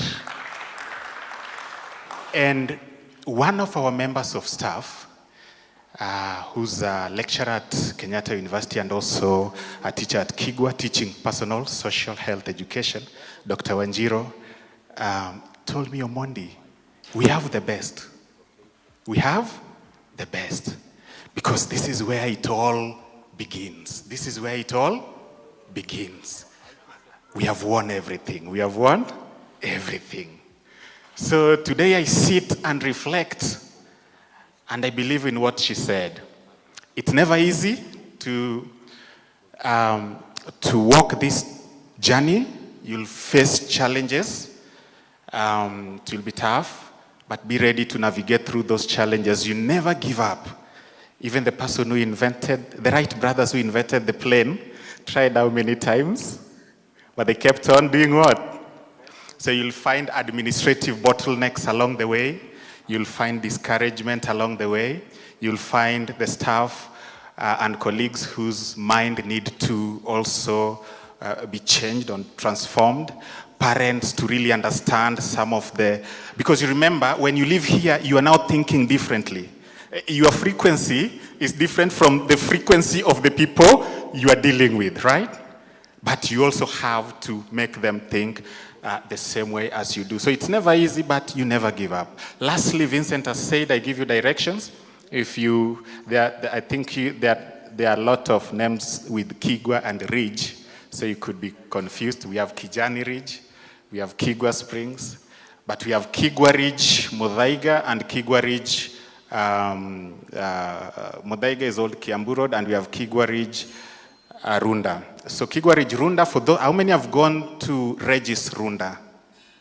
If you've gone to Regis Runda, then you know where Kigwa Ridge is. You will pass Kigwa Ridge before you get to Regis Runda. If you've gone to Elysian Hotel, right next to Elysian Hotel. So it is on Kwaheri Road, Kwaheri Road. At the Four Ways Junction, just take Kwaheri Road. We welcome all of you tomorrow. Amanda, when you go to sleep over it, think through, your chance is still there, and the entire team. Thank you so much. God bless you. We're looking forward to hosting you tomorrow, Nancy and myself. Thank you. So thank you very much. Thank you so much. So the story of how this came to be, Tony, when we were at the Daystar University during the Transform Education, at the Nairobi World of School in Karen, and we asked, who is willing to host the third phase?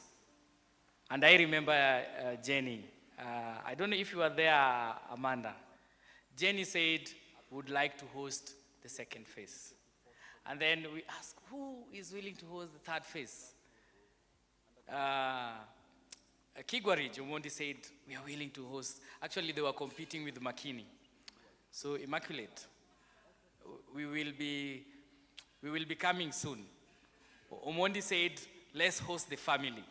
So I'll pose that question again for the March workshop, and then we'll be able to see who is willing to host the March workshop. So thank you so much, Omondi, and also Nancy, for your support. We really, really appreciate you. We are looking forward to coming there. So to the next speaker, I'm going to invite the board chair of the Global Peace Foundation Kenya, Canon Rosemary. Tumpigie makofi. Moja, mbili, tatu, nne. Asante sana. Karibu, chair. Good evening.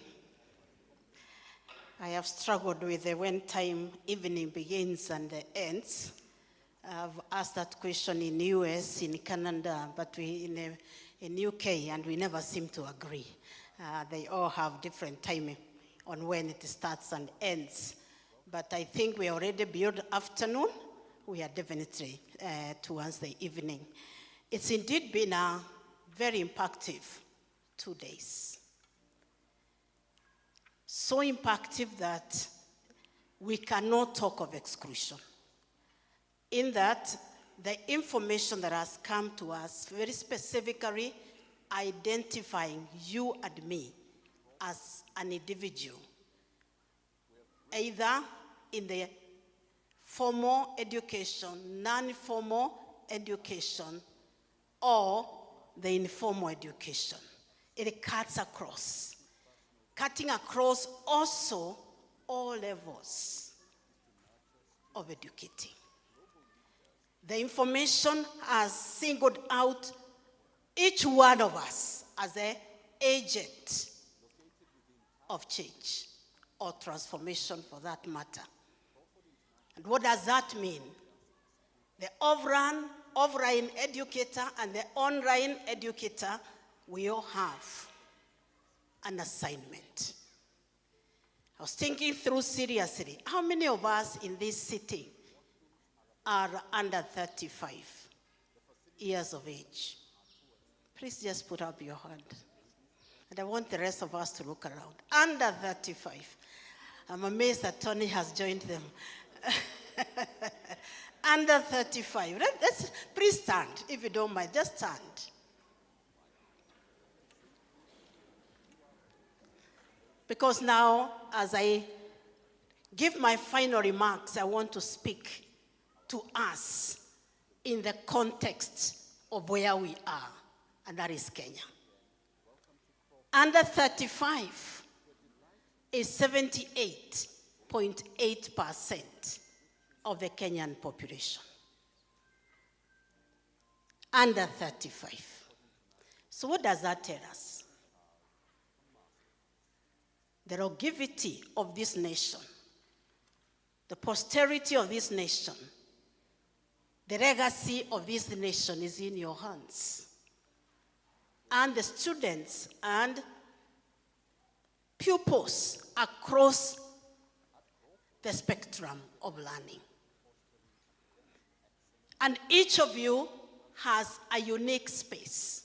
The space is not uniform. We are called to that space that is cut out for us to make a difference.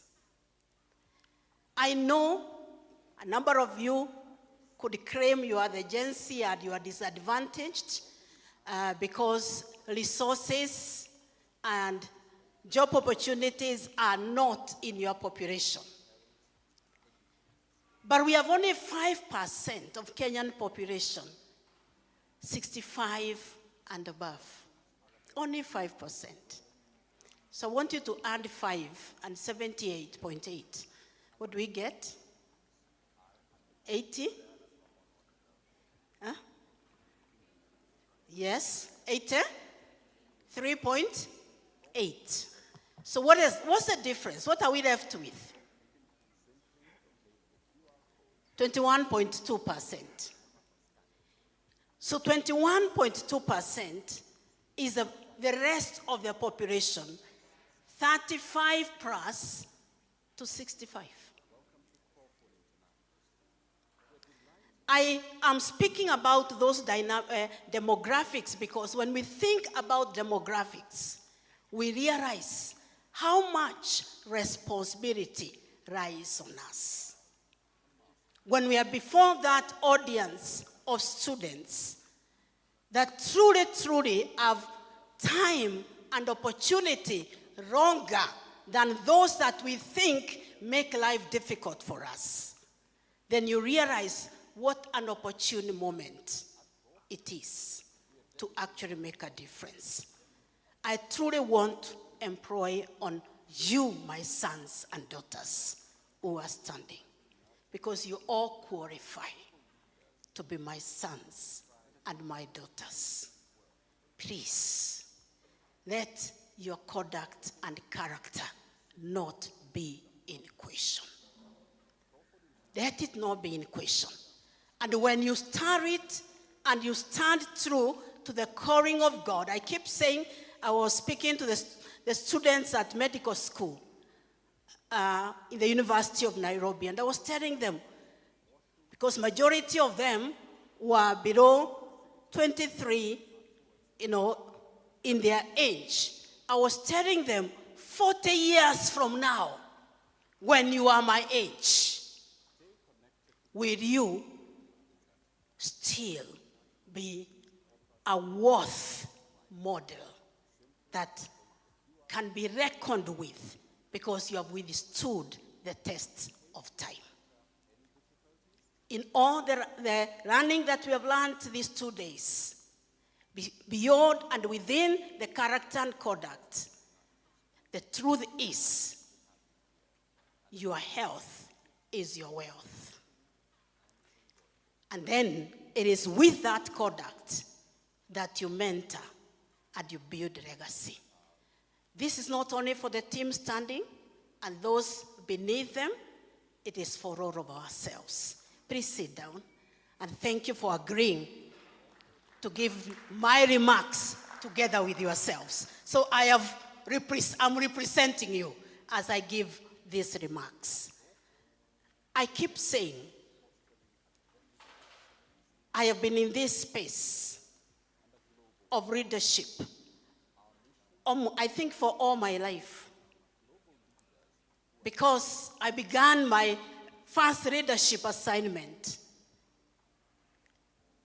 I think when I became conscious about the wakefulness of my spiritual domain, and that was at 14 and a half years of age. Since then, I have been in leadership at different facets. And I look back and I see the growth, the multiplication, the increase, the expansion that has happened over the generations of time. And I cannot stop until my last breath, because that is the only reason I'm alive. Even when I think about my own family, my husband and I, he would have been here, but he's in another assignment. We work together most of the times in this calling of duty. And we have been blessed with 4 children. Then they have brought us 4 grown-up children. And then in the 4 families, they have brought us 8 children. So how many children do we have? How many children do we have? About 16, not about. Yeah, right now, it is 16, because when you are a grandmother, you are still having that child as your child. And we are told that those who walk the path of righteousness, they will be blessed to see their children's children.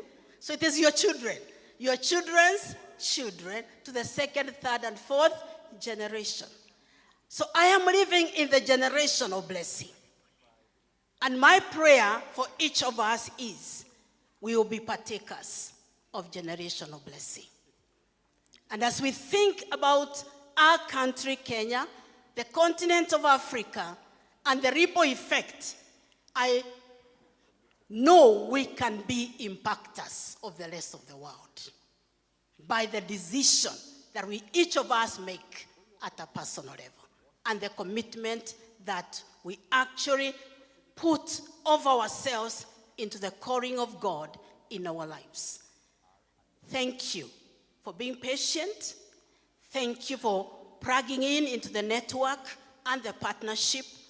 I can assure you, Group of Peace Foundation, Kenya, and the group will continue to enjoin you and to call upon you to be a partaker in this assignment. And don't fall by the wayside. Let's join our hands. Let's make influence, because with a wakeful spiritual self, all other things will fall in place.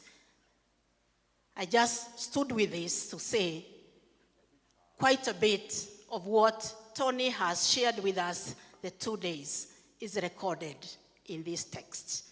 The praise of your character and conduct, your health being the one which is your key facilitator of your wealth, and you living a legacy, and practically the wheel of life. How you balance the wheel of life so that none of the part of you is not running. You'd rather have 20% of your spiritual moral being running together with all the other facets, or else you'll be stuck. And I like what Tony has said this afternoon. You'll not actually be stuck. You'll be dying, because you'll be totally on the retrogressing path to the negative, which has no drive that is required of us. And then a portion of scripture that was so powerful, just a part of it which says, the person with the Spirit makes judgment about all things. A person with the Spirit makes judgment about all things. But that person is not subject to merely human judgment, which means when your spirit is awake, you're way above any other standards, because your spirit man is the force behind who you are and what you stand for in life. I want to speak a blessing over every one of us, our partners, our organizers at Global Peace, led by our CEO, Daniel, our Global Peace team that came all the way, and the sacrificial giving, and of course, Dr. Amanda. Wow. Thank you. Thank you. Thank you. Let's clap for each and every one of ourselves. God bless you exceedingly.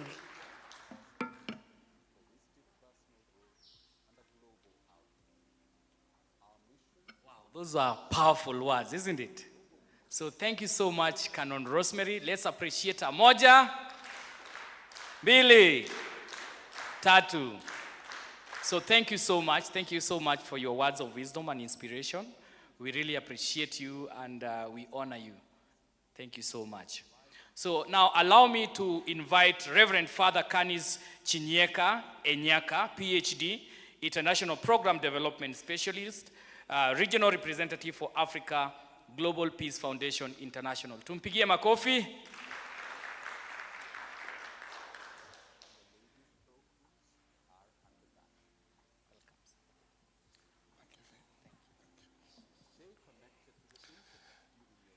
Good evening, my dear brothers and sisters.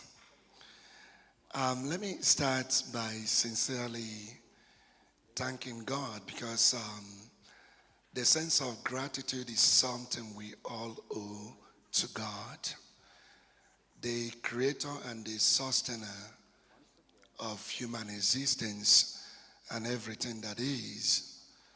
From there, I'll move to our dear sister Amanda and her team. You know, after the first lunch yesterday, Tony said to me, you know, we can make this 4 days, right? And this is 5-star hotel lunch. And not just the lunch. You walk into this facility, you see neatness, you see serenity, you see order, the beauty of life. The employees are very respectful. The students are very welcoming. What a great job. Please keep it up.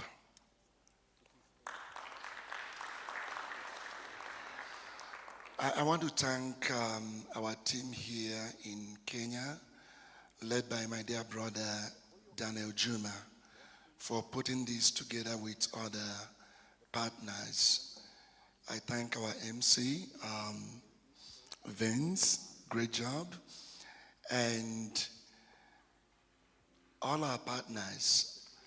We cannot take your presence for granted. Thank you very much. To the educators here, you are the reason we're here. And thank you for the great work you're doing, those in the classrooms, those in the offices.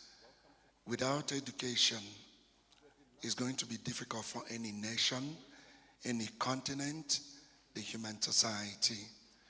We appreciate all of you. To these past 2 days, and where we're heading. Tony is a colleague. We share a lot. I don't want to keep talking about him. You have seen him for more than 10 years in this part of the world. He's a great man.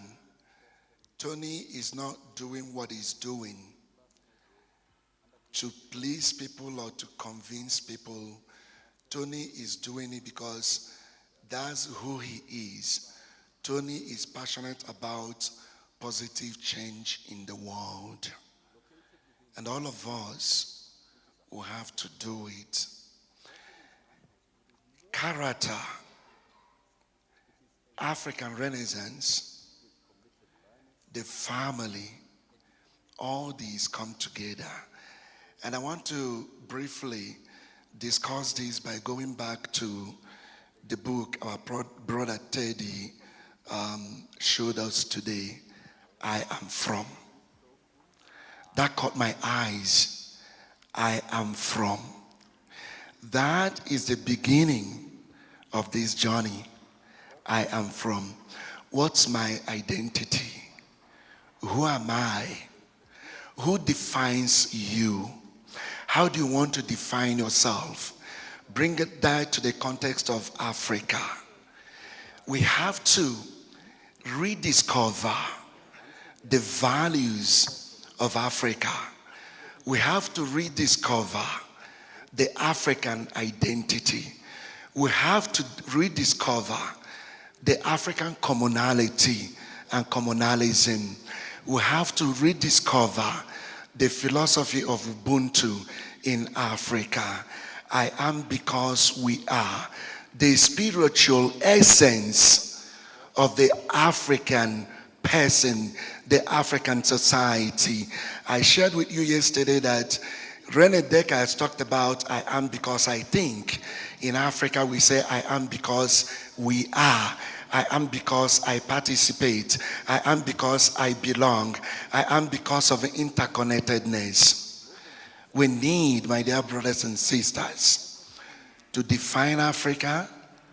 We need to show the world the true African identity located within the African cosmology, guided by the idea of the supreme being and the spiritual essence of Africa, which is built on character. And then we can renew Africa. African transformation is not beyond reach, but we have to tell ourselves this is our responsibility, this is our mission. Don't always think to change your whole village. Begin with yourself. Begin with your family. Begin just with your classroom, not the whole school, just your classroom. And then know that if we're able to use African human and natural resources, no continent will stand close to Africa. Look at what is happening to us. The challenges we face today should give us opportunity. Let us not succumb to challenges. Let's transform challenges to great opportunities. Our resources are taken. Somebody wrote a book called A Continent for the Taking. We cannot be a continent for the taking. We have to lead. We have to define ourselves, going back to I am from. Let's renew and rebuild, according to Nelson Mandela, the ruins of Carthage, and we can do it. Thank you very much.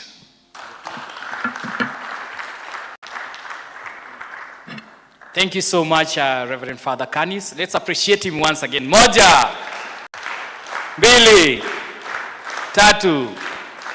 Thank you so much. It's called the African Renaissance, redefining who we are. And finally, I would like to invite our engineer. We want to know what are the takeaways, isn't it? What is the take home? So today we will be launching the National Transforming Education Blueprint, a pathway to national transformation. We want to launch our position paper on the same. And I don't want to let the cat outside the box, isn't it? So let's put our hands together to welcome Engineer Ben Cairo, the CEO, Sunrise Virtual School. Moja, Billy, Tatu. Thank you so much. I think we all agree that this has been just phenomenal. It's been phenomenal. We've learned a lot. And, like I said, for me, it's all about what do you do after you learn. Like I said, the word I use most, and my team knows, urgent diligence. So after you learn, then you move to the next point, which is a step, which is the next, how to take steps on what you've learned. So I just want to go through what we believe in consultation with some of the leaders here. It could be the way forward for this conference. Global Peace Foundation has been running now. This is a third track, that conference on transforming education. And every time we gather, there is a lot of excitement, and you can see it in the faces of people. And you hear the kind of comments you've had here today. And we can't wait until now, the next time, probably we have the next forum for us to now have another 3 days of excitement, then we degenerate back to, another season of being inactive. So we think we should be able to take solid and concrete, real steps forward, and our proposal is as follows: that there's going to be a Transforming Education Caucus, and most of these people, most of these players have actually been active, but we just want to make it official moving forward. So moving forward, we want to make sure that we have at least 12 members of this committee that will sit in this committee and just be able to chart the way forward on this conference. So number one, we are going to have, of course, GPF will be the, we are your guests, we're in your house, you're doing this. So you own the curriculum, you are leading the discourse, and on that journey, will be, UNICAF will be among the first partners that will be there. Number two, we'll have the Ministry of Education, we'll have the TSC, we'll have the PTA, George and Chairman. We'll have KAVU. We'll have Kenya Private Schools Association. Sunrise will be on the table. Crawford will be on the table. Kigwa Ridge will be there. We'll also have one public school. So we are going to have State House Primary and Secondary School on the table. We'll have Lukenya University and Desta University, because we also want to make sure that we also bring along the tertiary and university level. Then, of course, we'll have the GPF, and on the table we'll have Dr. Tony Fadhakanis and Daniel Juma. So this will be the 12-member committee that will essentially be tasked with making sure that they develop and guide, on the issue, on the discourse for character in education. One of their work will be to monitor the efficiency and uptake of Transforming Education Initiative in Kenya, and campaign for character with stakeholders. We want them to mobilize for technical and financial support to make sure that these conferences do happen. Then they'll document and share best practices as we collaborate with each other. We are going to develop guidelines and standards on the areas of, the practical areas on making sure that we integrate character with education. And then lastly, we'll provide support to the school members, to the members who will be the schools. So we are going to be forming a WhatsApp group on this, and just making sure that we'll just be taking at least a month, just one meeting in a month, to just be consistent about it and make sure that we are monitoring the progress as we go along. So one of the things that this committee will be doing will be able to work with members and the schools that have participated previously and those that will participate in the future to make sure that they feel totally supported to implement the guidelines. So, and to do that, we feel strongly that there should be some kind of recognition for schools that will adhere to the things that you learn here today. So we are establishing a basic minimum threshold to make sure that those of you that go out and take practical steps to ensure that this is implemented in your schools, get recognized somehow. So we'll be looking for three things. Number one, we are going to be developing the character pledge. This will be the first order of the day for this committee. So we'll develop the character pledge, and once we curate it, we'll share with all the schools that have participated, and we expect this to be emboldened and to be adopted by the schools. We are requesting the schools to adopt it and, print it out, frame it nicely, put it on your main notice board in the school. We just want to make sure that it's clear what we stand for. then we are going to be requesting and we are going to be looking for schools that participate. The schools that actually stand in to get recognized must have at least 50% of their teachers trained through this program. So we are asking at least 50%. And now today we'll be launching the virtual side of this program. So it will be easier to take this program online virtually. So there'll be no excuse as to why somebody will not be able to do that. So these schools will be required to have at least 50% of the teachers to have gone through this training. Then they are going to sign a commitment form. And this commitment form will have various parameters that will make sure that, we radicalize the environment in which we teach behind our convictions on character. So that will happen starting immediately. And to do that and to help that become a reality, I just want to give you a little background on a journey we've been known as Sunrise. So last year, June, on the GPLC, we collaborated very closely with African Union. And African Union the theme of the year in 2024 was Educate an African Fit for 21st Century. So what we did was, when they learned what we do and they were very excited and they came to the office and they told us, would you help us organize a forum that we can be able to engage educators directly? And we rose up to the occasion and we were able to organize webinars that ran in the month of November and December. We celebrate UNICAF was part of the sponsors.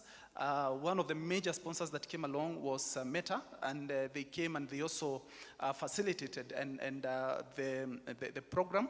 So we carried that in the month of November and December last year.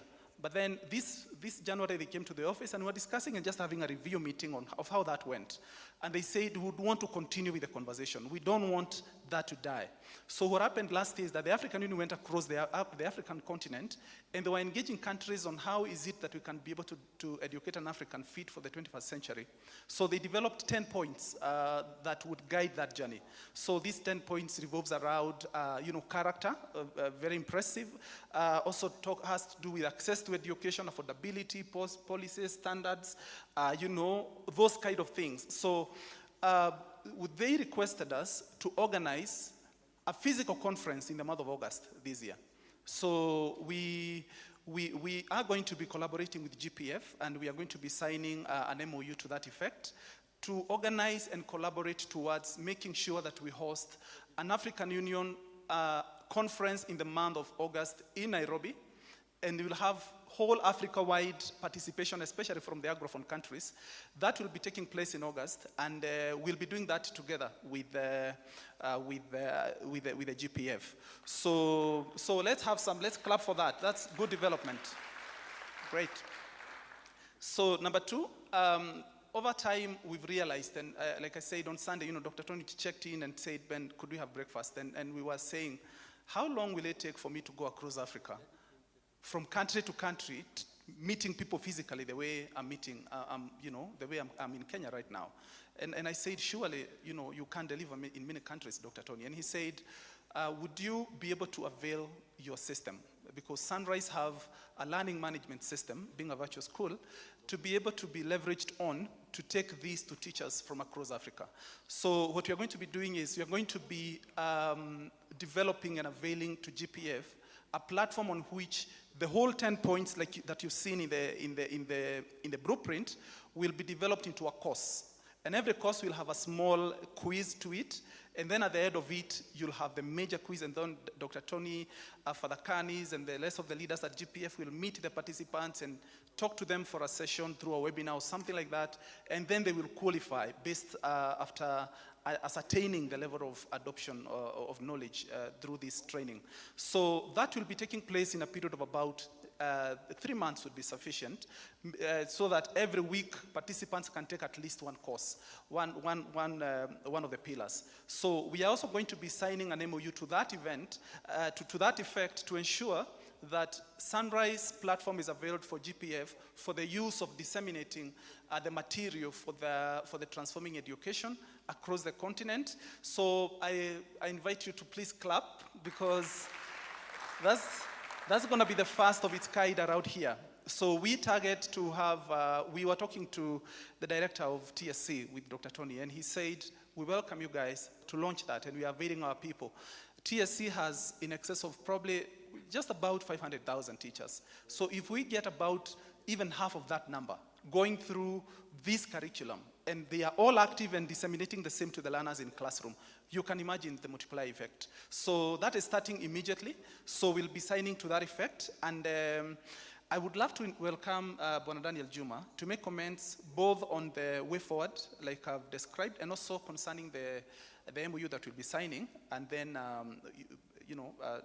Vince, you'll guide us to the next steps. Okay, Daniel, please. Thank you, Engineer. Thank you. So, on behalf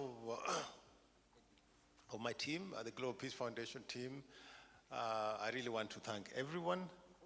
I want to thank you all for your humility, the fact that you were able to sit here for the last 2 days to learn. Sometimes they say, even those who know need to learn. So every day, even as teachers need to learn and relearn. This is the best way we wire our brain. So I really want to thank all of you. I know you are most likely conversant with this concept, but you were able to sit down and learn something new. And I'm very, very sure that you have learned something new probably. Yes or no? Yes or no? Yeah. So mine, again, is to reinforce, all protocols observed, reinforce everything that has been said by Canon Rosemary, Dr. Divine, and my regional director, Reverend Canis, a New Yorker, and all of you, that this is a movement, and this is a movement. And if we take seriously what we have had, actually what we are doing is just to ignite you, inspire you to take ownership of what is happening. I want you to be angry. I want you to be hungry for success. And I want you to, if you are angry about the things that you see in our education and that you're not happy about, I want you to do something about it. You need to do something about it. My brother, Engineer Kairu, he saw something in our education system. He had this vision of starting homeschooling education where students can learn from home. There are those who do not want to take their kids to school. And so he started Sunrise Virtual School. And now he has students from all over Africa, even some from Philippines, from China. During the COVID days, this is what people are looking for, because the government's closed schooling. So I'm sure if your school was existent during the COVID days, you would have been busy, you'd made a lot of money, right? Quite a lot of money. So this is what I mean by taking action. So all of us, if you are seeing something that you're not happy about, what are you doing about it? If you don't like it, God is showing you the problem because God wants you to be the one to change it. If you don't like litter, God is showing you to be the one to pick it and take it to the dustbin. So we are creating a movement of people who are not happy about what we are seeing and are ready to do something about it. Okay? So also let me reinforce what engineer has said about the need to come up with this transforming education, task force, caucus, and all the groups that have been mentioned. I hope we can all join hands and be able to see how we can take this conversation, and be able to practice the things that we have had today. I'm happy just Crawford's coming here. You can see how Crawford's school, they're actually practicing, you were taking around the classrooms, and you see the students are very happy. They're trying to say hello to us. The learning is well organized. This discipline, the staff are happy. The school is clean. you know. I was just afraid if I came here with my daughter, she will say, I want to study here, you know. So I really want to thank you, and even by us coming here, we are able to see, you know, and we are able to learn, and they can actually be able to copy, you know, some of the things that you're doing here. Yeah. So I think this is the journey that we have to walk together, and all of you, you know, we are in this journey together. I am sure if we start the movement from the ground, bottoms up, you know, then the other people will join us. The Ministry of Education will join us. The CS will join us. The President will join us. So we have to be confident that this is what we want to do. If we believe in it, you know, my boss, my chairman, Dr. Eugene Preston Moon, says that if one person has a dream, then it is just a dream. But if each and every one of us share in that dream, then that dream can be achievable very, very quickly. So I want all of us to own this dream. Let's own this dream and let's achieve it. So I think at this moment, I think the MOU is ready.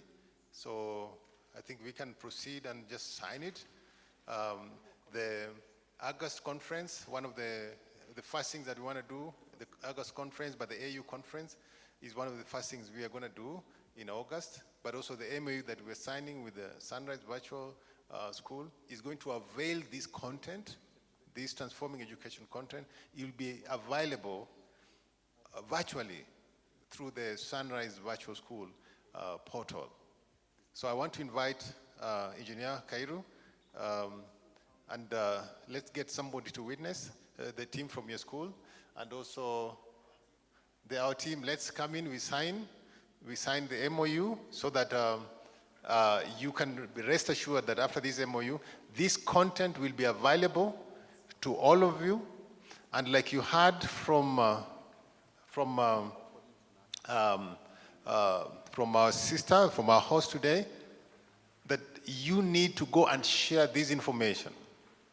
Actually, we can't be inviting Tony here every year, right? Every other time, right? Every month, right? So what we want to do, can you download this content, understand this content, and give it? If you go to your school, collect your fellow teachers, and give them this content.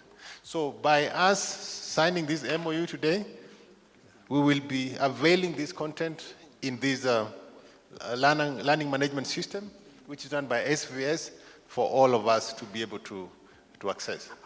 So thank you so much, and let's get ready for the signing. Please clap for us. So I would love to correct something, and Dr. Tony is very particular about that the theme for this year, the theme for African Union for last year was Educate an African Fit for 21st Century. But for the conference that we'll be handling in August, we have deliberately changed the theme a little. So it's going to be Educate an African with Character for the 21st Century. That is it. Thank you very much. Tuwapigie makofi. The guys who are having the certificate, kindly come with them forward. Maweu, wavumbuzi, si unajua venye tunafanyanga. So Dr. Tony will request also you could join. Mr. Njoroge, Canon Rosemary, you can also join as we sign the MOU between the Global Peace Foundation and Sunrise Virtual, where we are going to have this content put online. So especially now when you're going to work with the TSC and also support them in the training of the teachers, it will be very good to have this platform to help us reach not only all the 47 counties, yes, Chair Karibu Bwanasila. Jenny, please. Reverend Father Canis, kindly also join the team at the top. Yes, please also join. You the host. Yeah.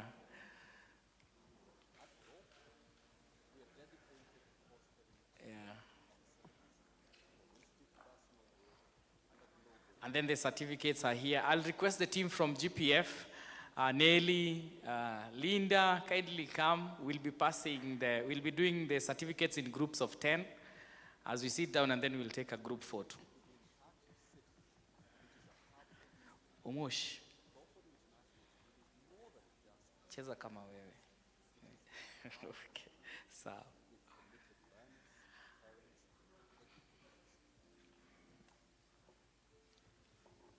Haya, tuwapigie makofi.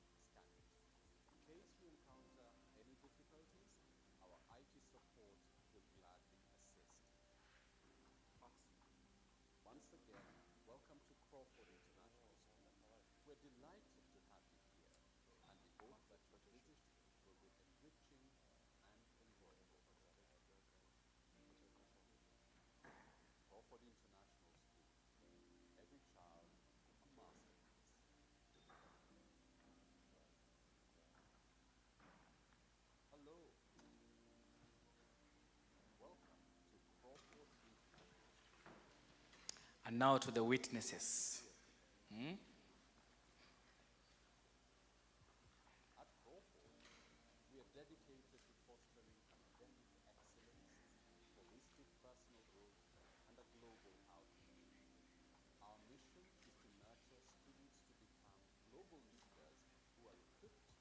Okay, you've signed.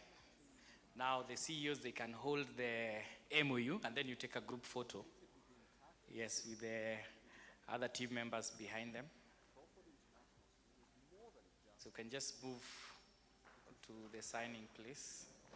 It's okay, let me help you with this. So thank you, you'll do a group photo. I hope you're capturing everything, Mike. Eh?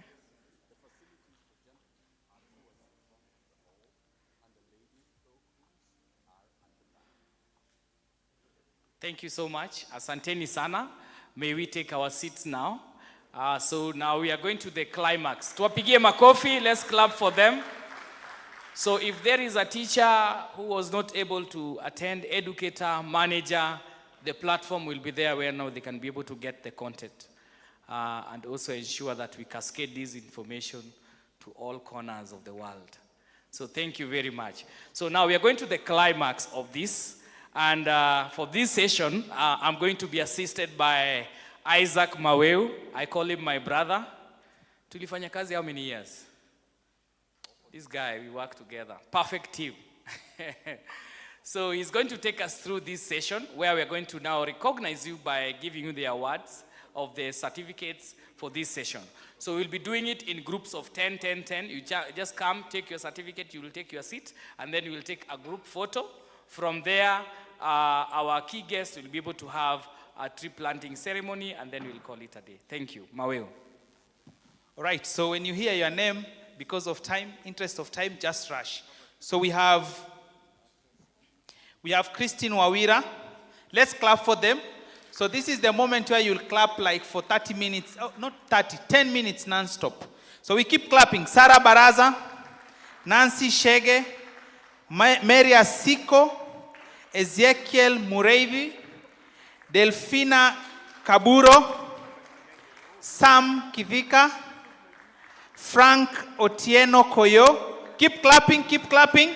Mary Olubai, Claire Wanjiku. We have Leah Gathuku.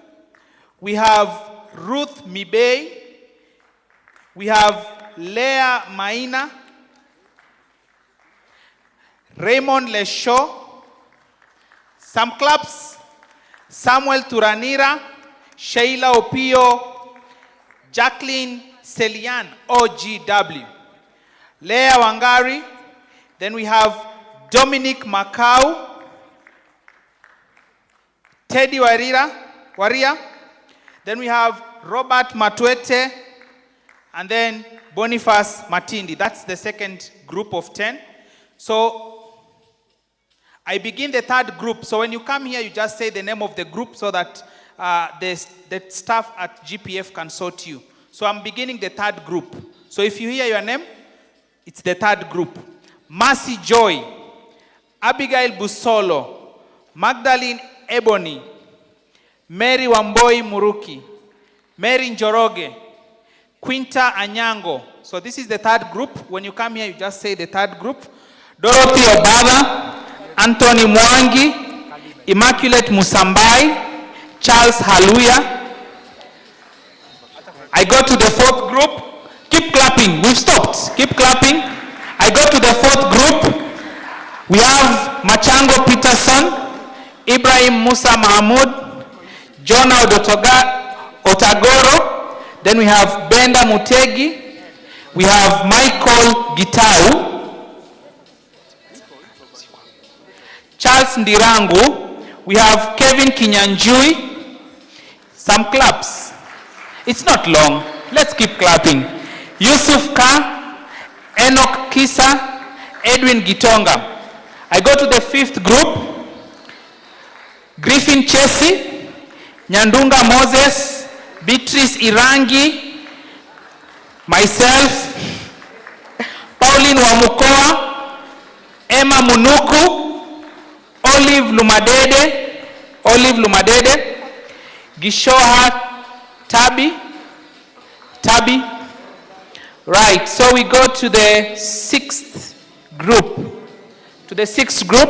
Yvonne Owendi, Jen Wafula, Michael Wambui, Victor Omondi Otieno, Eunice Nzioka, Ruben Wambugu Mwangi, Felix Kimani Kariuki, Matia Zuliani, Daisy Achieng, and then Flossie Chepngeno.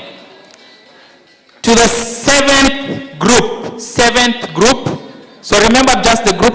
Dr. Paul Wanjohi, Stephen Odhiambo Ouma, Damaris Isaac, Agnes Wanjiku, Paris Kemboi, Sila David, Nicholas Moasia, Catherine Wangoi, Grace Ngugi Maina, Duncan Deda, and then Martin Mugambi.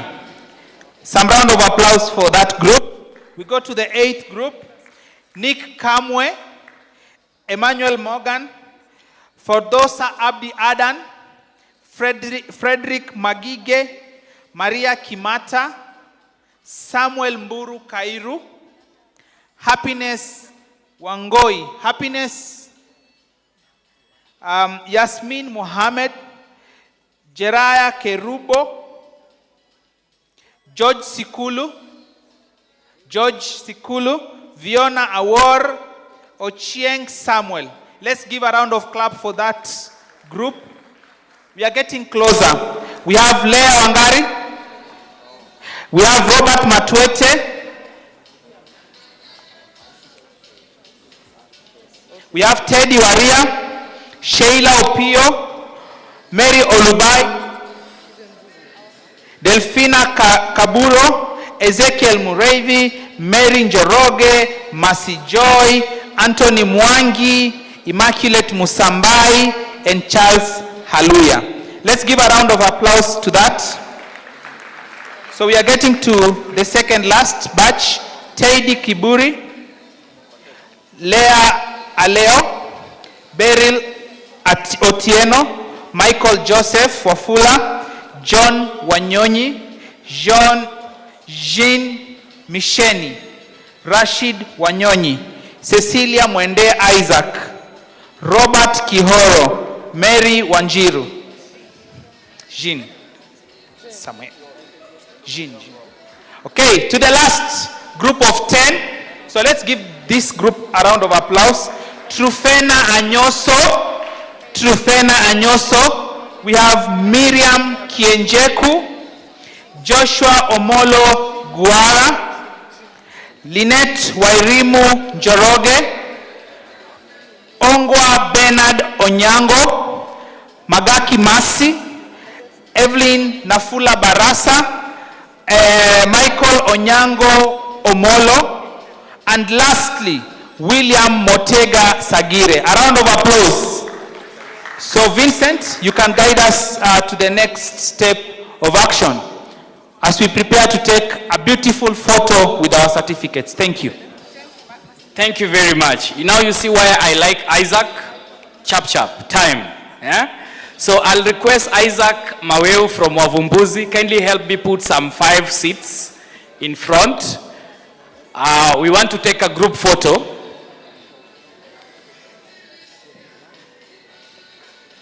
Yeah, I can put this. I can do six. Yes.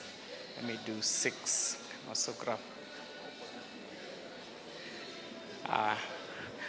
Amanda, please come. Just come, sit in the middle. Mr. Njoroge, Canon Rosemary, Daniel, Dr. Tony, Ben, please come in front. Are we in the middle? I hope so. I hope so. So Japheth, you can help me with the other seat. Dr. Tony, please have a seat. So I'll request all of us, for those who are blessed with height, they say God give you big things in small packages. You can stand at the tallest stairs. So all of us, I kindly request we join. Bwana Saila, kindly join the photo.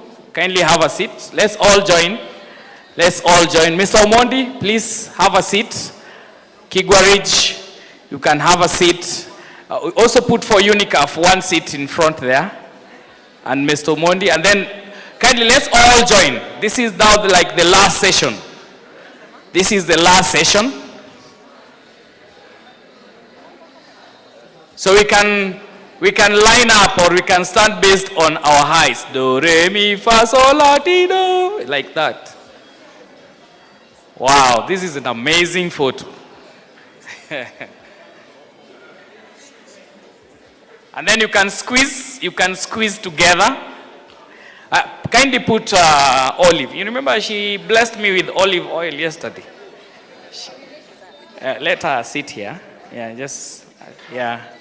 Oh, yes, Reverend Father Canis, you can sit. We can put for Daniel 1 more seat there. Put for Daniel. Yeah. Thank you, Reverend Father Canis. Daniel, please have a seat. The seats are more than enough. UNICAF, Daniel, Solo, you can sit there. Sawa. So before we take this photo, I would like to request Engineer Cairo kindly stand. Miss Amanda kindly stand. Solo kindly stand. Kigwarij kindly stand. Just move forward. Kindly move forward. I would like you to turn the other way. So I'd like you to just appreciate them. Tuwapigie makofi. Tony, please join. Kindly also stand here.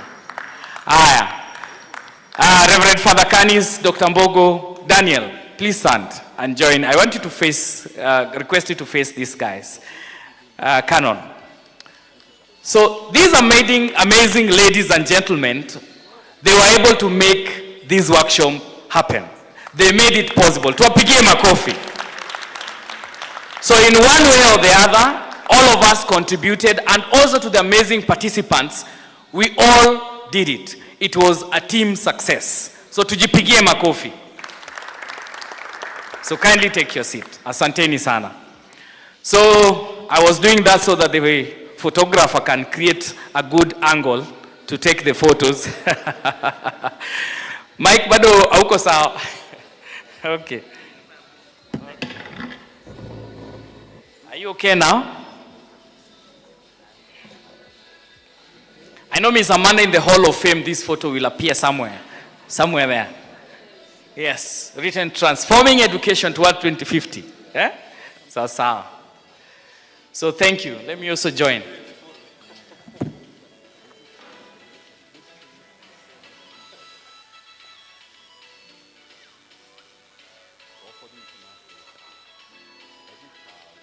Kindly display your certificate and ensure it's not upside down.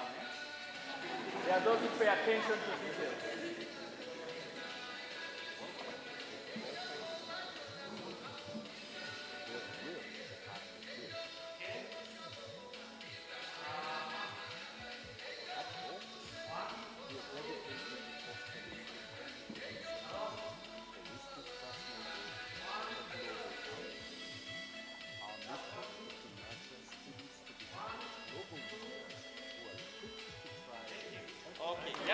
as you are still standing there, I would like to request, we appreciate one lady. Where is she? Where is Maureen?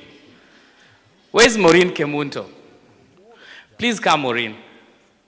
Maureen is our Minister of Education at the Global Peace Foundation Kenya. Where is Faith? Nasra, Vincent, Linda, Lynn, kindly come. Team GPF. They're guys who always at where rubber meets the road. They always lead from behind. If you are from Team GPF, kindly come. Please come. So this is the team that is working in the office of GPF Kenyan chapter. So naona sisi ni Gen Z. Tunaweza anguka nayo videdly, si ndio? So I'm saying we are still Gen Zs, they are young people. So this is the team that was able to make this happen. So I'll just introduce them, maybe let them introduce themselves in 1 minute. Okay. Hi everyone. First of all, I'd like to thank you once again for attending the workshop. We are honored to have hosted you at Crawford International. My name is Lino Duor. I'm the Executive and Programs Assistant at Global Peace Foundation Kenya. Thank you. Good evening, everyone. My name is Maureen Kemunto. I'm the Education Program Manager. We are so happy for your attendance to this workshop, and we hope to work with you in future. Thank you so much. Good evening. It's a great pleasure to be here. Japheth Oza is my name with the Global Peace Foundation. I'm the manager in charge of environment. After this, we'll be doing a tree planting, which is one of the signature programs we do as part of this learning that we'll be carrying on. So I'm glad to be part of this. Thank you. Hi, everybody. Thank you very much, Madam Amanda. My name is Vincent William. I'm in the M&D department. We are very grateful for the reception. Thank you very much. Hello, my name is Nasri Hassan, and thank you very much for attending the workshop, and thank you very much, Crawford, for hosting us. And I'm Nasri Hassan, and I work under the Peace. I work under the Peace Department under Vincent Ayako. Hi, everybody. I am the Finance Manager at GPF, and thank you all for coming. Good evening. You all look so good. Tony, thank you so much.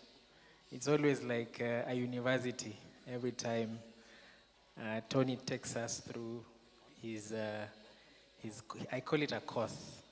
So thank you guys for coming. My name is Daniel Ruto.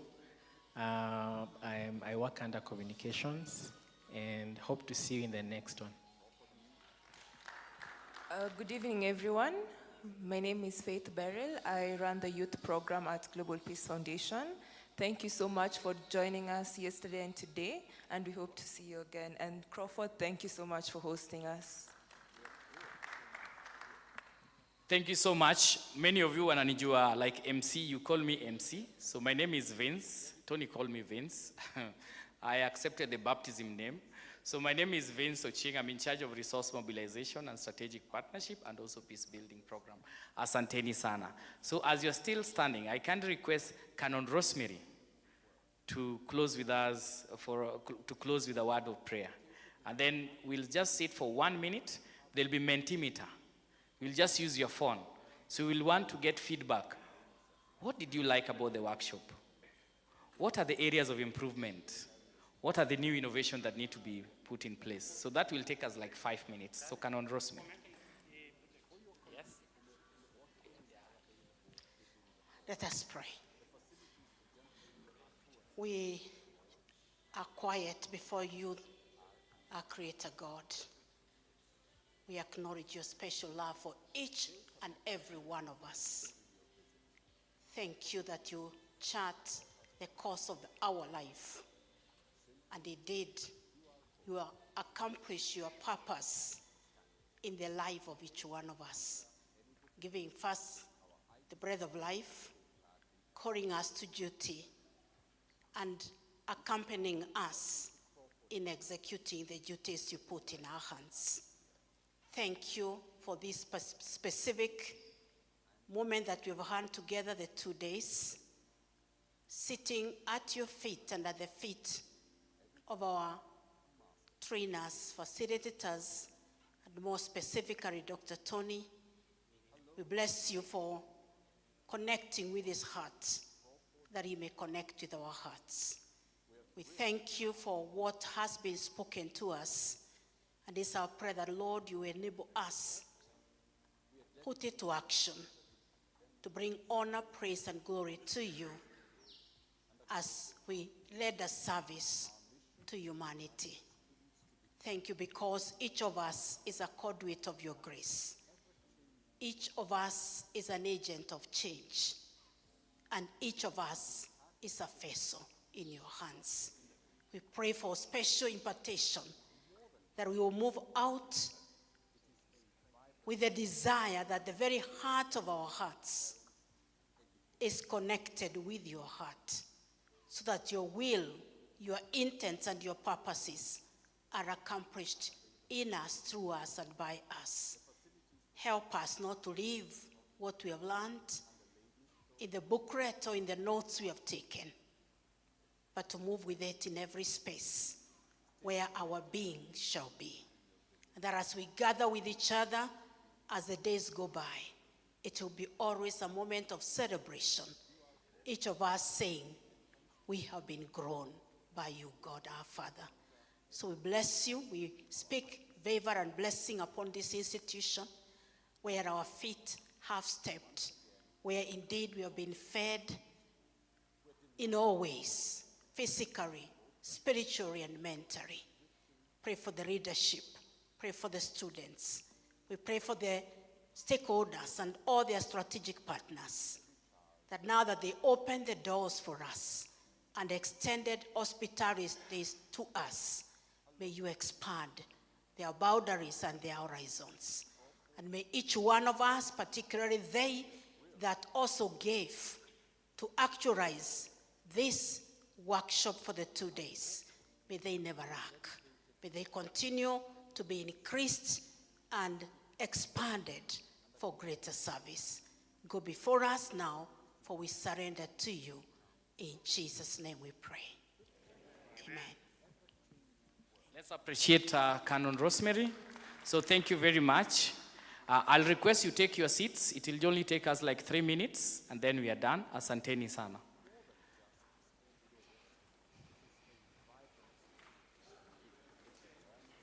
Some of you can help me with the seats here.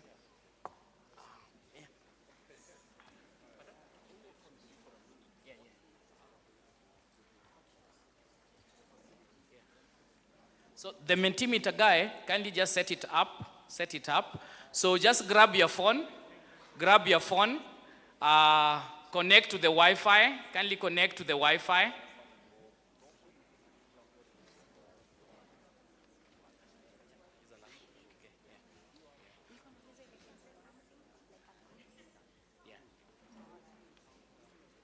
Okay, so kindly grab your phone. Are we all having our phones? Connect to the Wi-Fi. I hope all of us scanned the QRS code. So it's time for reflection. So where is Mike? Mike, kindly come. Kimbia huku mbele. You know, some of us, sisi ba millennials, bwana, tupeleka polepole kikama mambo ya technology, si ndio? Wacha tupatie instruction on how to do the evaluation. Hello everyone, my name is Michael Gitau. Grab your phone and scan the QR code. If your phone cannot scan the QR code, go to Google and search menti.com. M-E for elephant, NTI.com. Then sign in and put that code.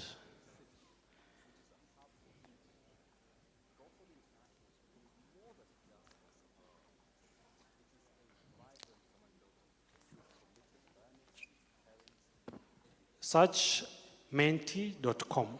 M-E for elephant, NTI.com.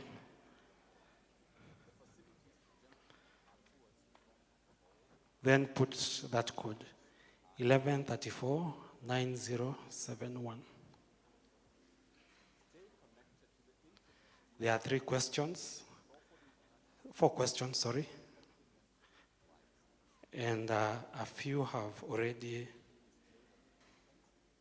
So question number 1 is there.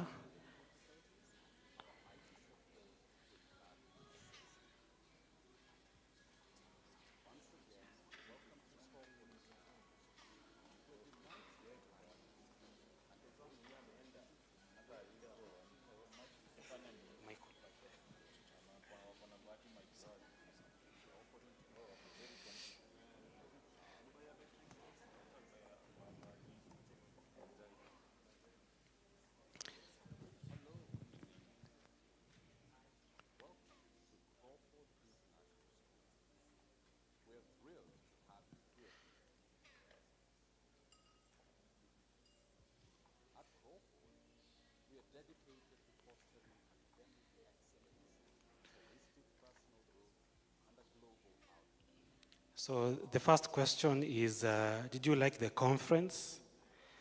What did you like about the conference? So far 20 responses.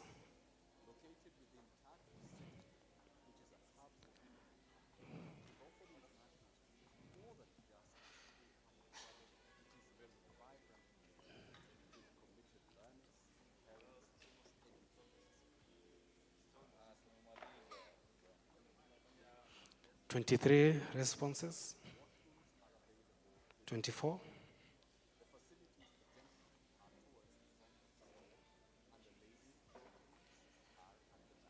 25. 26.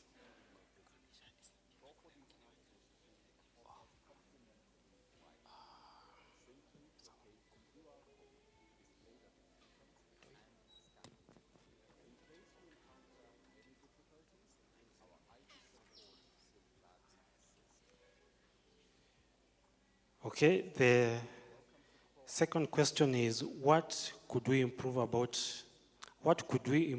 to make your experience better? So far, 23 responses.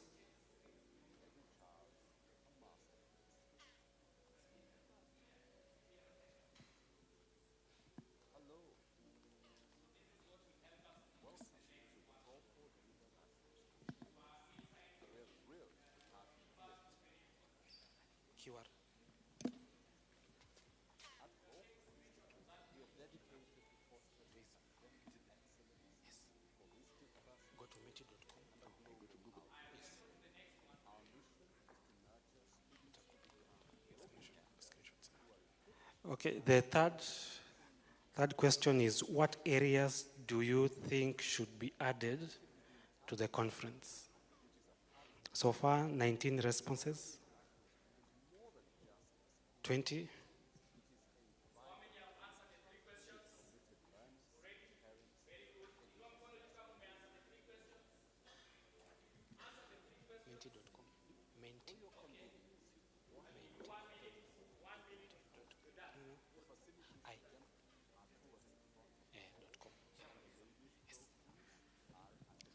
Okay, so thank you very much. Thank you very much.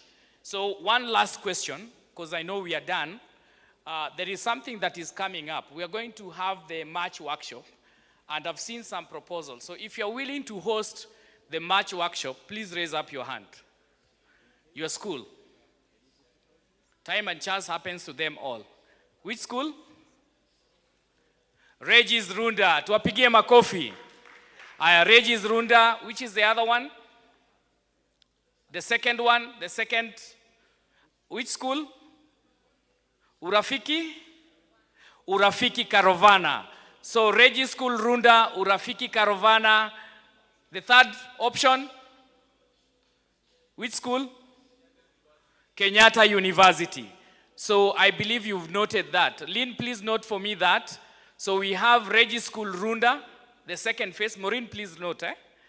Regis School Runda. And then we have Urafiki Karovana. I got it right, right? And then we have Kenyatta University. Have I locked anybody out? Which school? The University of Nairobi. So those 4. I hope, Maureen, you're okay? So now I'll request the following. Where is Japheth? Japheth, kindly stand. So I will request the following to follow Japheth, because we are now officially done. So I'll request Reverend Father Canis, Dr. Tony Divine, Canon Rosemary, Engineer Ben Cairo, Daniel Juma, and Silas David. If I've mentioned your name, kindly follow Japheth. Give us instruction where we are going to plant the trees. Thank you. Thank you. We'll be doing a ceremonial tree planting just besides following Lynn and Amanda. And actually the encouragement is, out of what we are doing, this should be a service learning that we do for every training. The encouragement is we want to support the goal of raising 15 billion trees by 2032. So that should be part of our action. So thank you so much for your participation. We are doing 12 trees for today just to mark this day. Asanteni sana. So thank you very much. Kindly follow Japheth. And then I'll request these tags, because we want to take care of environment. We will be giving them to Faith at the door so that the school can always use them again. Sawa sawa. So that's the spirit of sustainable use of resources. So thank you very much and God bless you. Asanteni sana. There is somebody who has donated for me their phones at table 16.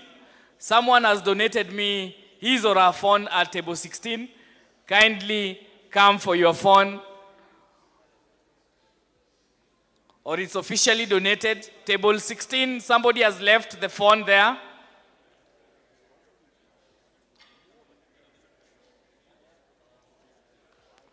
Table 16. Ni yako Bro, hii simu ni yako. Hebu describe. Weka fingerprint bana, tuone. Ni yake. Sawa, asante. Haya.